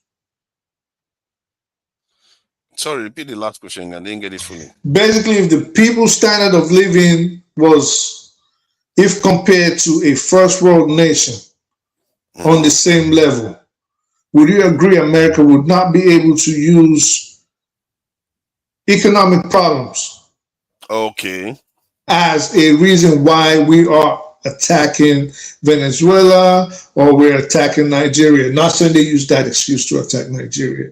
I'm just saying. Yeah, he's not going to be able to do that. All right, so given that, if we know we cannot get any weapons now, right? It's not happening. We don't have this technology. And if you agree that if the economic situation of the people was uplifted, and if the people had employment and could take care of themselves, America would find it harder to come into societies such as ours or Venezuela. Why can't we now focus on empowering people economically, educationally, build up infrastructure, instead of saying, well, maybe we need nuclear weapons? Because one, to develop to that point, if we had that, I don't think Nigerians will even be opposing their government, and I may not even be conscious of our nakedness, and we'll all be coasting along, and maybe that's not a bad thing. But the problem with that is that America itself, they themselves chose not to enable that to happen. They chose to ensure that Africa remains underdeveloped. As a matter of fact, there's a specific term that they use for it: security minimalism. And it's not only the West that did it, the Soviets did it, and it appears the Chinese are following it too. Almost like the kind of decree that the Romans, the Catholics. You haven't answered the question for fun. I've answered the question, or maybe you don't understand. I will come back to it again. It's almost like the decree that the Pope put that the Europeans should not be selling weapons to Africans. So the question you asked was about if things were, doing well within the country, it would be harder for Trump to use that as an excuse to attack like Nigeria, for example. Of course. Or even Venezuela. Yeah, that is true. But the problem is their politics ensured we don't get to that position. No, forget about that. But we understand the cause. But the cause is not the issue now. I mean, they are part of the cause. But my point is back to a argument that we usually have, which is between my position basically is this: if the people had something to fight for, which would be their livelihood, their well-being, that is the best security you can get. Now, we agree that Nigerian politicians haven't been up to par and the people are impoverished. But I guarantee you, how many Nigerians do we have? 230 million? If we had less than 1 million living under the poverty rates, first of all, we're not going to have Boko Haram. It's not going to happen. Second of all, we're not going to have a foreign nation dropping bombs on us. So this leads me to say, maybe we need to feed our people. Maybe we need to educate our people. Maybe we need to build infrastructures that will improve on the healthcare system, for example. Anthony Joshua damn near just died because of a park car on the road, and emergency services came through. They didn't even have the requisite training. They almost destroyed that guy's life.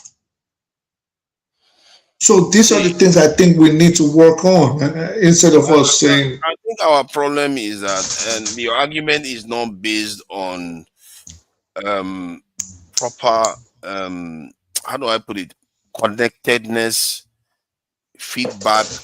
When we say feedback, how things are linked together kind of based analysis or based evaluation of the situation. I used to Because teach this for fathers. you see, you might be teaching, believe me, I've seen a lot of people I teach. told it not just in the class. It's like Why fellas say, teacher, don't teach me nonsense. all See, right. some people that think that they have knowledge is not necessarily critical thinking. The point I'm trying to make is that not to young students either. you're But not anyway, what you continue. are saying is not, it doesn't correlate. Like the UK now, they have 100 this thing, the 1 million convictions every year, criminal convictions, even if they are relatively rich. It doesn't necessarily correlate. People misunderstand why people either behave badly or why people don't behave badly or why people defend a nation or why people don't defend a nation. Your nation can be poor, you defend it. Russia will not reach when the Russians defended their nation. We just make it look like all this have to correlate. It doesn't always have to correlate. My point is that what you are wishing for, I too would have lived in such a country oblivious that whether we are under threat. As a matter of fact, a lot of us were living like in the 70s, early 80s. We're living large. Good oil, things were going. I wish we found more oil reserve. Maybe we would have carried on coasting along like that. However, it still doesn't mean they still don't have the power to just come and erase you when they choose to. And that is the thing. Just because they are not going to threaten you today doesn't mean another leader is not going to even threaten you just because you are doing the right thing for your people. They can still threaten you. I've always asked an excuse. I've always asked you a question for fathers. Now, let me finish were, with this in 15 seconds. Right. Venezuela, from what I gather, was doing relatively well when they instituted the sanctions and degraded the country's economy. So even when you are doing well, just because you don't do what they want, they can degrade you. That's the point I was trying to make, even that they won't let you. And they even allow Venezuela to develop a little bit. They didn't even give us the chance. Brazil is even developing a little bit. They don't even give us the chance that they gave Brazil. They didn't say that, and the umbrella that Brazil is developing it also is a threat to us. No, they didn't do that. Something that they didn't even allow Canada to do, they allow Brazil to do it. But somehow, it's our fault that they are going to accuse us of being poor and attack us. No, they are going to accuse us of being poor because that's the situation. That's the only excuse they have. Tomorrow, if you are rich, they're going to have another one for you. This guy is the owner of the largest oil field, one of the largest oil field in the world. Right, and they accuse him of being a drug baron. Right, but can't even make that up. Well, listen, we'll know in the discoveries if they caught him on tape, if there's people saying he conducted narcotics deals with them. We don't know. We don't have the evidence to say they're wrong or they're lying or they're right or they're telling the truth. I'm suspecting that maybe he did that well before he became leader. Maybe that's what they are doing. Which means he's a drug dealer. I mean, yes, statute of limit. Was he military? Was he military? I think so. So if he was military, so it's possible, I'm just, spewing out there, it's possible that when he was in the military, he may have worked with drug dealers. If that is possible. That could be no, what they no, they didn't say when he was military. They said as president. Oh, then I don't think they have any evidence for that. So even if it was as military, who knows? What's the statute of limitations on that? I don't know. I don't think there is much. They can just say it's the enemy of the state. I don't care whether it's that. One. My point here is, if your people are not hungry, just imagine, use a dog as an example, or use your child or a friend. They can still bite you even if you feed them, but just imagine what they're going to do to you when you don't feed them. When they see someone coming, they will be the ones to, as those people are beating you over the head with a club, they will tear your ass to pieces. So they're not going to defend you. You're not going to scream for help, for the neighbors to come. But I'm still on the position that if the Nigerian government is smart, the people, at least the political leaders, if they start taking care of the welfare of the people, which we know they're not going to do, eventually you'll get to a stage where you will realize, like, listen, I'm becoming a threat. These powers are becoming more antsy, and then you will have to build your weapons or improve on them. But for now, there's too many hungry people in Nigeria for that. And I know the Nigerian government is not even thinking about that. I'm just going based on our discussions. Nobody, like, but India was hungry when they built their own. I don't know why you insist. India wasn't hungry like Nigeria, and the situation in India was also different, and they had Pakistan across the road, so the situations are different. At least they were not enslaved like us. They were not What do you colonized mean? aggressively like us. India was colonized crazy. No, what I mean by that is their colonization was not that aggressive. Yes, it was brutal. Nigeria did not face half of what the Indians faced at the hands of the British. Hold on. It was after, just before independence. I think that's when things really got messy in India. I don't think during the colonization period it was, though. I need to check that. You need to check it. India's colonization was brutal. If Nigeria faced half of what the Indians, are you serious? Have you forgotten about Mahatma Gandhi? Yeah, those were during the partition period. I agree, I acknowledge that one. But during the main colonization time, those were as a result of what happened during the colonization. Even the colonization itself. Go read about how Will Churchill and them used to treat the Indians. Go read about it. It was brutal. There were a lot of brutal events. I have to say that's true. I remember they're talking about some massacres that occurred. Let me see. Yes. That occurred during their time in this returning famine. Famine is the most devastating one that they inflicted on the nation. I think, and they even used that to inflict pain on Ireland too, because the British were taking the potato from Ireland to go and give to the Indians. It was all kind of messy stuff that went on. But that said, there was a terrorist group in the UK islands too. I think in the Irish IRA. They had their own. Even if there were resources here. In short, the point I'm making is that you don't stop looking to preserve your people's lives just because you think you're hungry. Right. But listen, an hungry man cannot fight a war. Not everybody is hungry at the same time. And besides, there are nations that have lived in hunger. And hungry man cannot fight a war. You know why the Venezuelans capitulated? If you want to say a hungry country, but a country that is suffering from food shortage can still feed the soldiers. That's my point. How? Because that food shortage, the soldiers can ration it. And I'm not saying I'm not saying if that was the case, the Biafrans will still be fighting until today. No, the Biafrans were blockaded, and that's different now. Yeah, they starved them. They're hungry. Deliberately starved them, prevented this amenities. How else you think hunger is going to come? They starved them. Normally, when you are fighting, you have supply lines. You may not be a rich country, you may be relatively poor, but you have enough to feed your soldiers. That's what I mean. But in the case of Biafra, the supply lines were all cut off, and they were messing with their crops so that they are not even able to grow anything.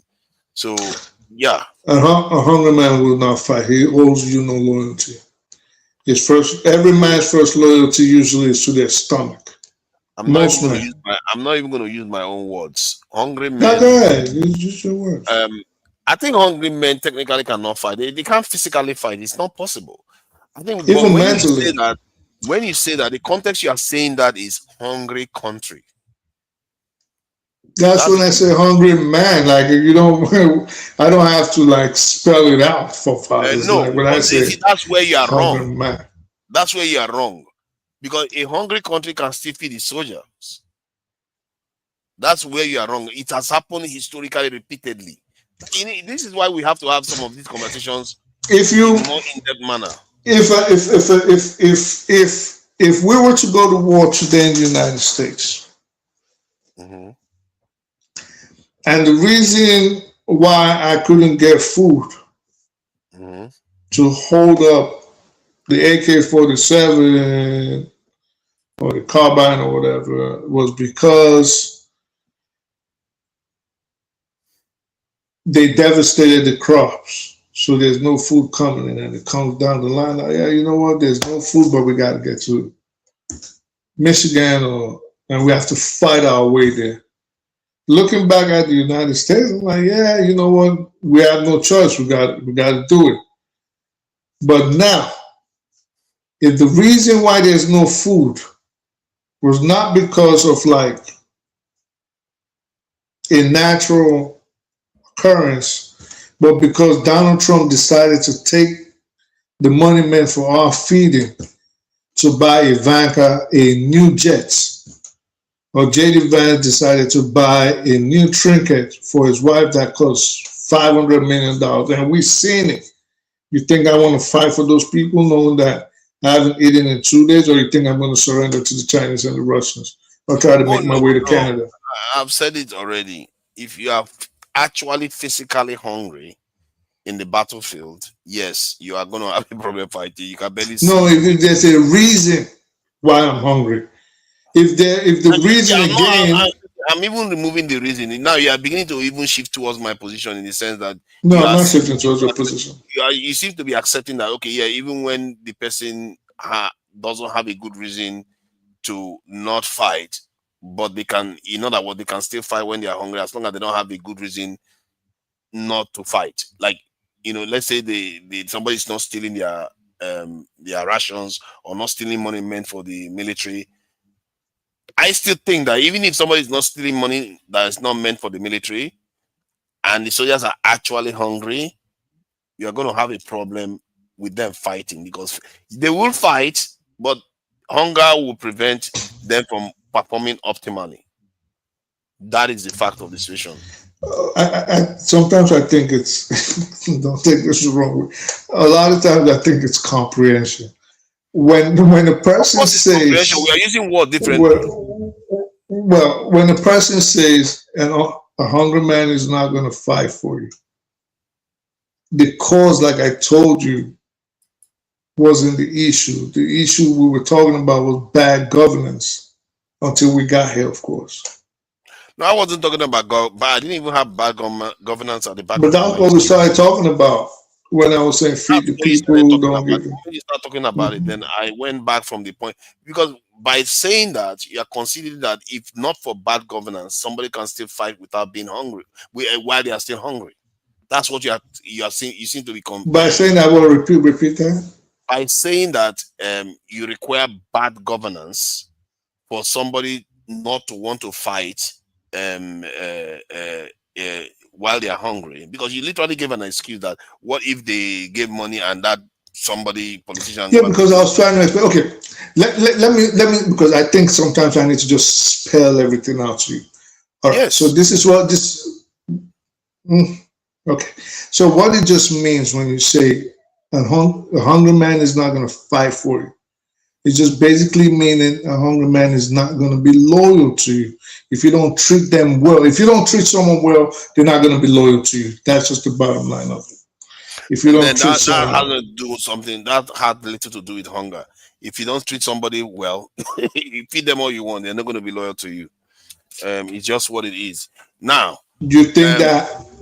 Yeah, you can feed somebody very well, but you treat them harshly, they're not going to be loyal to you.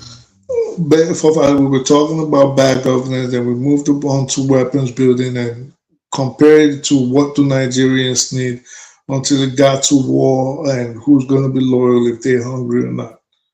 That's just basically in a nutshell what it means. You are the one that keeps changing the goalpost, and I keep correcting you, and you keep changing the goalpost.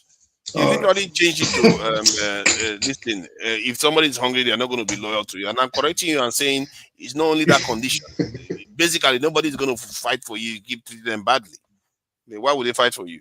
My point is, the original point that I was making was that people can still fight for their nation even when they are not well fed, but they're not going to be able to physically perform optimally. Historically, there are cases where people have fought even when there's very little rations remaining. They are basically starving, basically, in the battlefield, but they kept fighting until proper supplies showed up again. So that is where we have an agreement that if somebody, those type of soldiers will not stay there fighting when people are busy siphoning their resources. And the people that are siphoning their resources, they know those guys are chilling out in large restaurants and large hotels. Their children have properties overseas. No, nobody wants to be suffering like that when the people that are supposed to be giving them resources and are busy eating it and enjoying it somewhere else. That's the difference. But that said, a country needs to move forward whenever, if they can, and put something together. I'm beginning to think that, in fact, I should have known that already, that we're on our own on this. We have to plan from the point of view that nobody's going to help us. So how do you help yourself? Like I said, I've always said it before. What should console anybody that wants to help themselves is that the technology that they used to build nuclear technology in the 1945s, the technology is well known today. It's not that advanced. So the ability, and it's not only nukes, there are so many other things you can do to prevent other people from being able to wipe you out. Like what? Different technologies. There are a lot of different technologies from this in IT to robotics to ballistics. As a matter of fact, Iran is relying on ballistics to sort itself out. So there are so many different technologies that I can explore, even far off ones that you know. If we were to start today,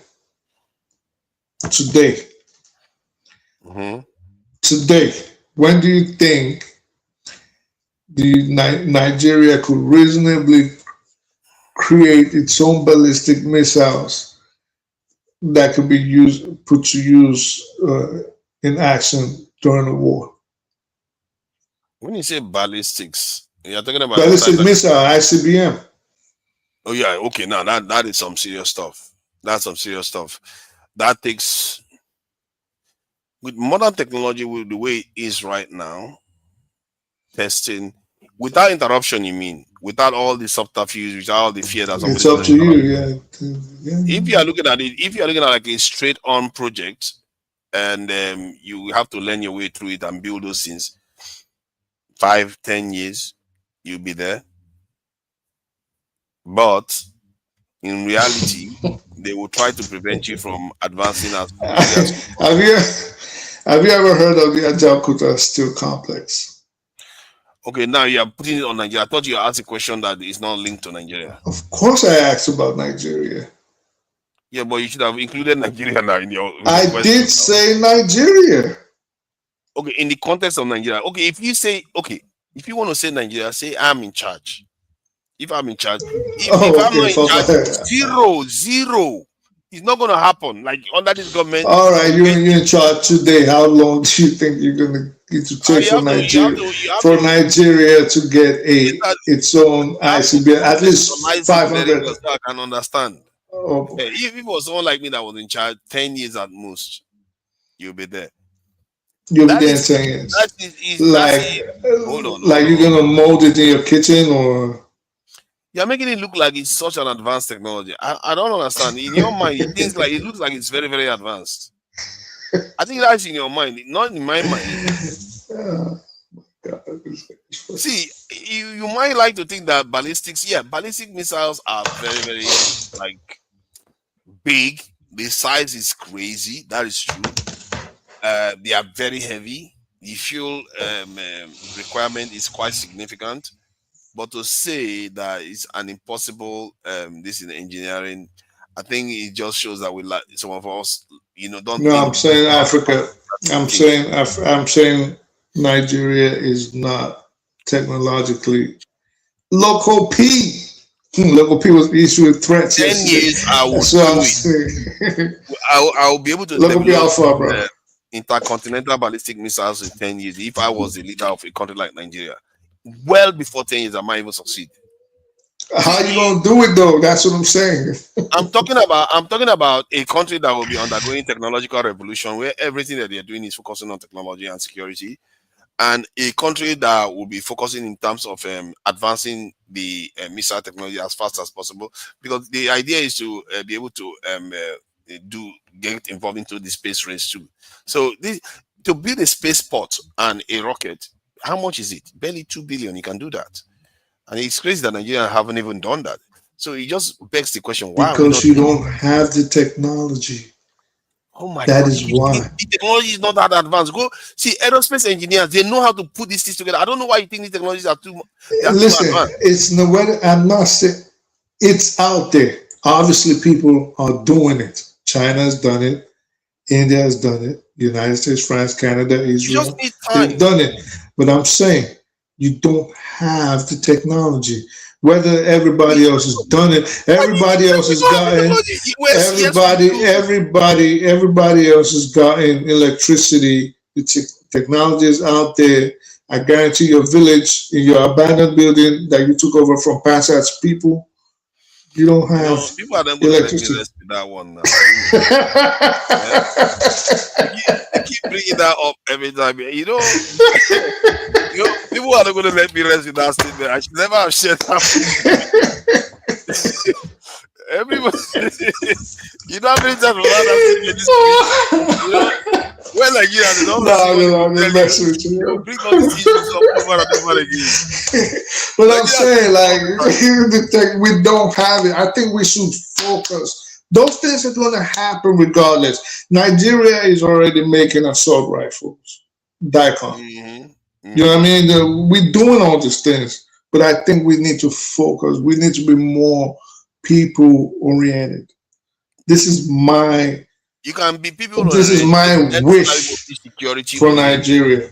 Right. If It's you are all people going to come. oriented, you're just going to ensure their destruction. If you are people oriented, you are going to build them. You are going to protect them. We can do it in tandem. Exactly. All these things can happen in tandem. It has to happen because once you have something to protect, you have no choice. To be fair, I don't know why you think I thought about it the other way. Of course, I'm going to be people oriented. Because the whole point is to protect every strand of hair on every. My standard is that high. You have to protect every strand of hair in every Nigerian's head, so that they can be able. The way I look at it is that so that they can be able to come out in the middle of the night, in any part of the country and feel safe. That is the standard you have to set.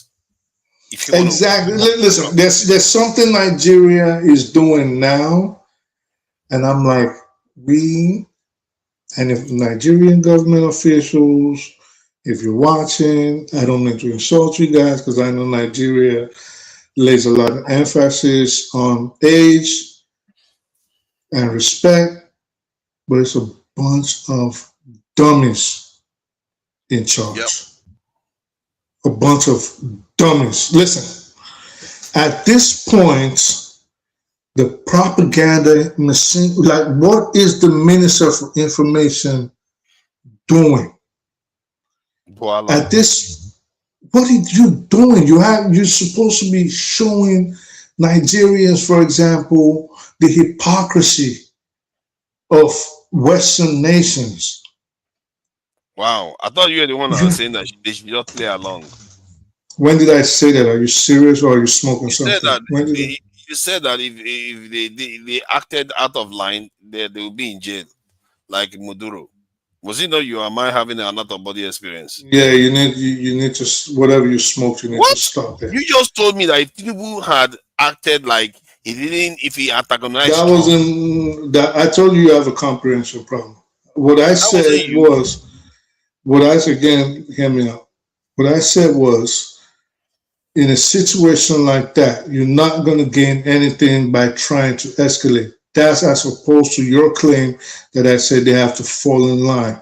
I said you don't have to escalate. You can wait for things to die down. You don't have to start instigating violence because this is what they want.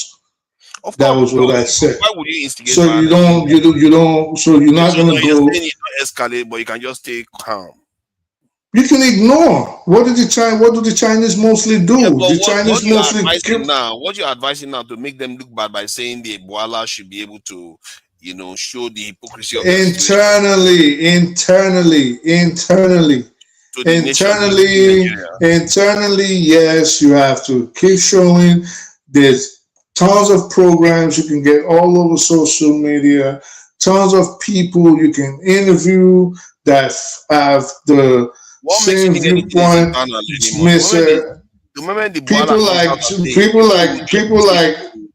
People like my Scott Peters, all this kind of people, you can have them on programs. You can make sure you keep putting it in people's minds that these are the people that supposedly are coming to save you. They are not. You don't have to basically say, but you keep putting all this propaganda where you have to work on. You have to work on people's minds.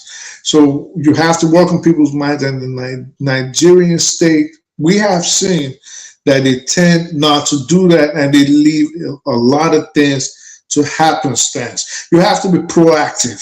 The reason the United States is great, someone like Femi keeps saying it all day here, is not because of anything other than the illusion of America's greatness was propagated by Hollywood.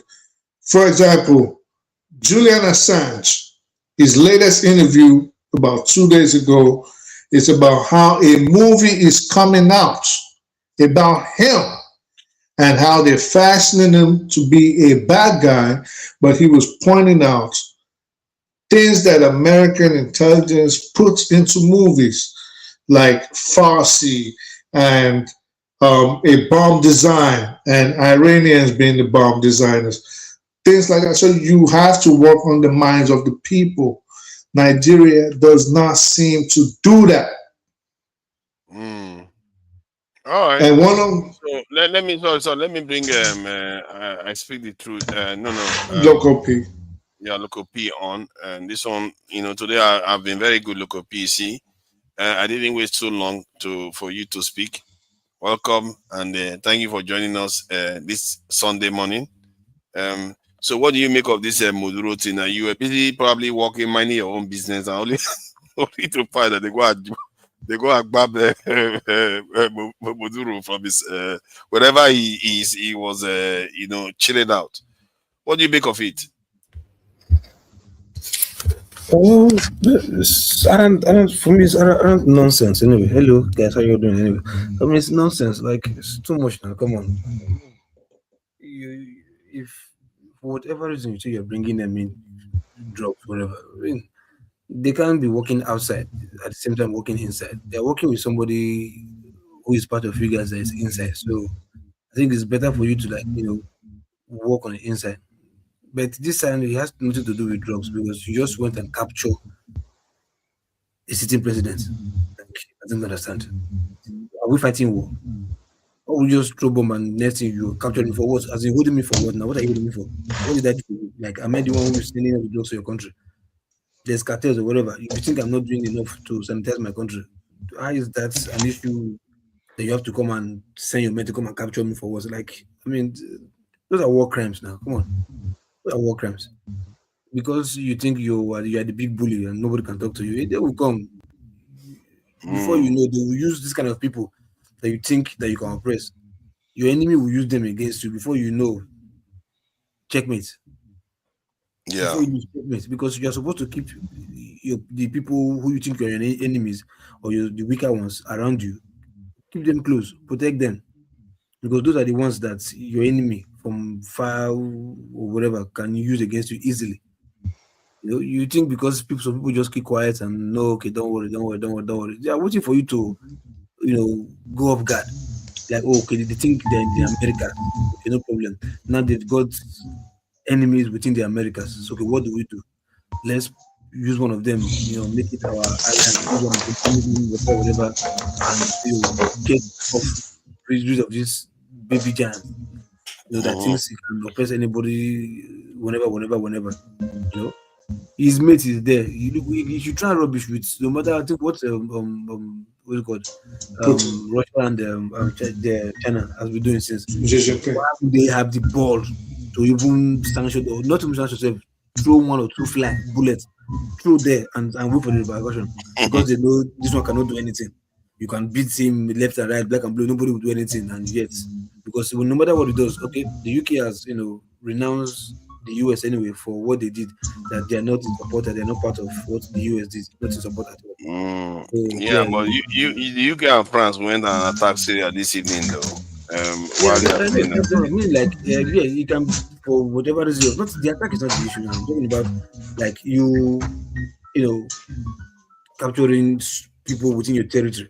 You can go and do Syria. Syria is not your continent. Syria is not in your. There's no way they can use Syria, compromise Syria to attack the United Kingdom or France. It's not possible. Two different continents. But in this case, you are using somebody within your own continent. It's oppressing somebody within your own continent. That is not a stone throw from you. Like, come on, man. If your neighbors around you are not happy with you, why don't you can't you think that they will be the one to be the first, to compromise the security in that area? They don't care. As far as they can go, to keep you off their back. They don't care to do anything even with your own enemy. Strike with your own enemy so that they will keep you off their own back. So, like, for me, I think it's a small boy when it comes to war and world politics. I don't think he thinks he just that guy is fucking up. Let's go and flog him and beat him. Like, it doesn't work that way. Yeah, the accusation is that he's a drug dealer. He's the head of a drug cartel. If he's the head of a drug cartel, for crying out loud, he's a president of a state. Sanction him. You can sanction. You can go. At least you have influence in United Nations or your G20, G40 or whatever you have. You have the influence there. You can go there and sanction him, cut all ties with him or imports or whatever. Influence all other countries to stop buying their exports and stop importing things to them. You can say, just go there and say no, as if you're the one who put him there. Just go there and pick him, get out. You don't need it anymore. And especially given that this guy is sitting on top of one of the think about it though, this in the local. The guy is sitting on one of the largest oil reserves in the world. Exactly. We know that's the bottom line. We know that's the bottom line. We know. That's the bottom line. And for me, why would he need to be a drug baron when he's sitting on oil? No, but my question is, what do you mean a drug baron? Like, why will he be a drug baron? It doesn't even make sense. And exactly. the entire thing is crazy. I don't even know how the US court system is going to handle this because. But okay, is it that we believe that because the media is saying that he's a drug baron, truly is a drug baron? No, I don't think people believe it. People don't think it's credible. It doesn't make sense. There's no point. Because see, worst case scenario, you might, they might influence you to become the president of that country, and the only thing you can do for them is to turn a blind eye whenever they're doing their drug rackets. That's the highest thing you can do. Not say no, I want to be part of you and come and sit, come and be the kingpin of drugs, to be involved in drug business. And it doesn't even need to. Drug barons are rich, but oil barons are richer. Even though it's not about whether rich or no rich, like you have the power now to shut anybody down in that country. So if I thought they were the one who influenced your coming to power, the highest thing you can do, the highest and only thing, the worst thing you can do is the highest worst, the biggest gift that they can ask in return, in favor, in terms of because they brought into power, is to turn the blind eye towards their business. Not to even they will not even allow you to become part of their cartel because they know it's bad for their own business to allow even the president to be part of them. It is bad for their own business, so they will not allow you. So no problem. We can be sending you your courts if it's money you're looking for. We can be sending your courts. We can be this and that, whatever. Just look away. You go and be doing your presidency, whatever. We don't care. Just look away. That's the only thing that I fear that if America doesn't have any evidence for this, then what are they going to do? America have never had evidence for anything. That's a problem. But they will have to find a way to try him. You can't just hold him indefinitely. You have to find a way to try him for the offense you brought him there for. He's going to have a lawyer. Even if you try him and you find him guilty, You never had anything against him. You're just looking for a pawn that is stubborn. But you can't find. You see, that's the thing. That they can't find him guilty when they don't have evidence. Because if they find him guilty without evidence, the whole world is. In short, they're going to make the American justice system a laughing stock. No, which is no, one of their few things that they say. They won't do that. If they're finding him guilty, they're definitely going to find something and frame him up. You understand? But when I'm saying they can't find anything, the reality is that there's nothing. They can only put something, make AI videos or whatever, maybe compromise email or whatever. This is your phone call, AI generated whatever, and put to the world. We know how media was coming. Nobody will buy that. People will not buy it. If you cannot verify, people will not buy it. Even it has to be genuine. When they call Pop Daddy of this and that, Pop Daddy were still looking for. We know what he was saying. It was like, man, asking his lawyer because they know media controls narrative. He was asking his lawyer to get into the dirtiest media system. People that run the dirtiest in the media go there and change the narrative because you know the media can control any narrative. So who controls the media in the world? It's these people now. So they can put anything out there and change the narrative. You will definitely do. I know the word. They will believe. Trust me, they will believe. It's only people who knows the real truth. Like, look, we know your antics. You've done this before with Gaddafi. You've done this with Saddam Hussein and whatever. Nothing came out, and nobody's asking you. Nobody's even arresting you or asking you to pay restitution to those people that you did something against, lying against them that they are this and that. At the end of the day, the weapons of mass destruction. Till tomorrow, where is it? That existed in Iran. Till tomorrow, where is it? Who is asking that question? To tomorrow, nobody cares. Nobody. People care, but they're looking like I don't want to make enemy with him. There's no point. Let's just forget. Just hush. Even when they killed Gaddafi, they were scenario where they were asking Obasanjo about the issue, like because he supported. You understand? Obasanjo was doing hush. He don't pass. Let bygone be bygone. This and that. Because you know the truth. That you joined them, you lied against your own brother here. You supported them because of your own benefit, and they got him killed. They got him kicked out. They got him killed. After the whole thing came out, and they're asking you, look at what happened now. Okay, what is the benefit of what you supported to do now? All the OU, whatever they were doing, hush. No worries, it's past. And forget. Let bygone be bygone. That's what they're doing. Same thing with Saddam Hussein. The same thing. Asking me questions is only every time the Americans speak about every other person. There are people from the East that use it, that ask journalists, come till tomorrow, where is this weapons of mass destruction? Has America opened up to say we are sorry for lying to the world till tomorrow? They didn't say they have not even come and owned up that they made a mistake. They never did for once. But still, nobody asked them anything. They just, come on. So all this like making your mistake, doing your stuff because it's America and everybody trades in dollars or everybody has a stake in dollars and everybody has maybe stolen wealth or whatever in dollars. You understand? So if these people decide to seize your dollar or whatever, that means they become poor. So because of that, let's just keep quiet because our wealth are in dollars. So if you talk too much now, they remove the dollars, you become broke. So let's just keep quiet and allow it to be in dollars so that we still remain relevant. So it's just like I said, it's chess game, it's politics.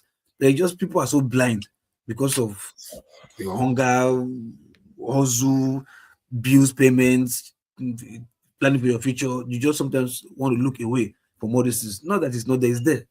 So thank you. I felt very bad that it happened. Like this is nonsense. When will all these things stop? Because if you don't speak about it, you get to a time where they will not be the one to be like, I don't like the way your face look one season.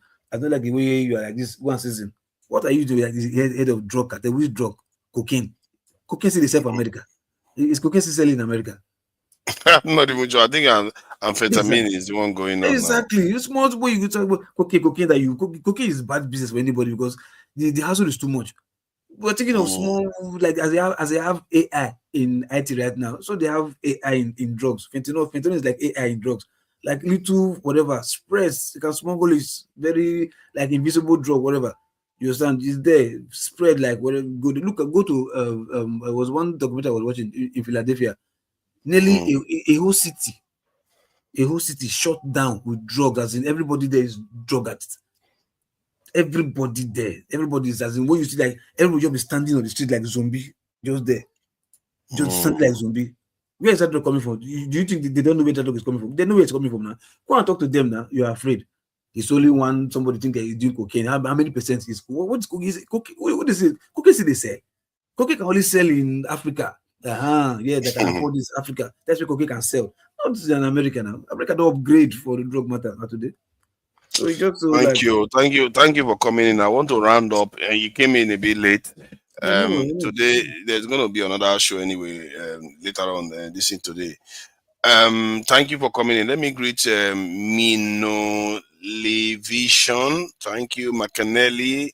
Thank you, Dan Azaya. Today, it's all right. People didn't donate today. I will let you get away with it because people are spending all your money on New Year party and everything. So it's okay. I also noticed that they donated a lot in Dr. Damage's session. So that is good. So I'm not going to complain too much. Chikezie Bartholomew, thank you for joining us. Aladdin Kelly, thank you for joining us. I see you there. I appreciate you all on the chat, even if Bad Bele follow you. But it's all right. Dan Azaya, I see you there too. Thank you for joining us here. Who else is there that I've not mentioned? Wananka. Thank you for joining us, Wananka. Chi, I see you there too. Thank you for being in the chat and supporting. Golden Arc Records, thank you for joining us. I think I may want to give the best chat person an award. I think Macanelli and who else is fighting for that one? Macanelli might actually win it because he's often very regular, but Bele, but still, he's quite regular. Who else is there? Let me see. Wanaka, I've seen Wanaka. Tapayo is also there. Pansat was here. Thank you for joining us. And then Jenjem, okay, that's just in Jenjem Media. McKinley, who else did I see there? Ife Lee. Often you came in to the backstage, but your camera wasn't on, so I couldn't bring you on stage for you to be able to speak. Queen TA, I see you there. Thank you for being in the chat and supporting the channel. But why? I see you there too. Tracy Jacobin, always there. Thank you. And Queen TA is also there. I've said that. Mel Vishem.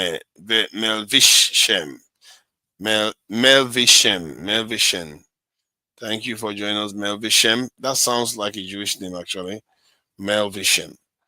Yep, I think I've managed to say most of them already, and I appreciate you all. I'm not Bad Bele. Look at that. Hey, you're not Bad Bele.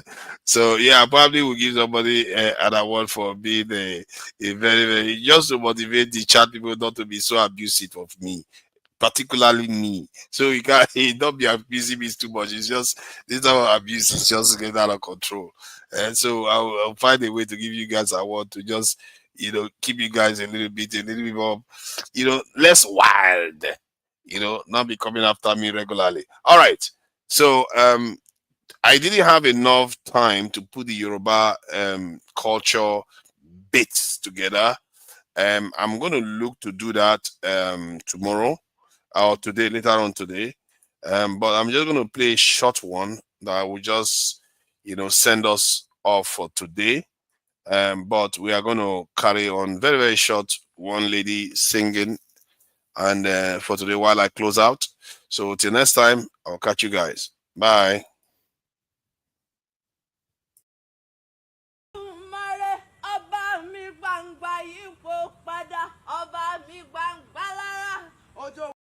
Ayérayé Olódùmarè ọba mi gbangba yípo padà ọba mi gbangba lára òjò wìnìwìnì balẹ̀ gbogbo ilẹ̀ á sì tutù bí ejò òwúrọ̀ mọ́ṣẹ́ bá Ẹlẹ́dùmarè.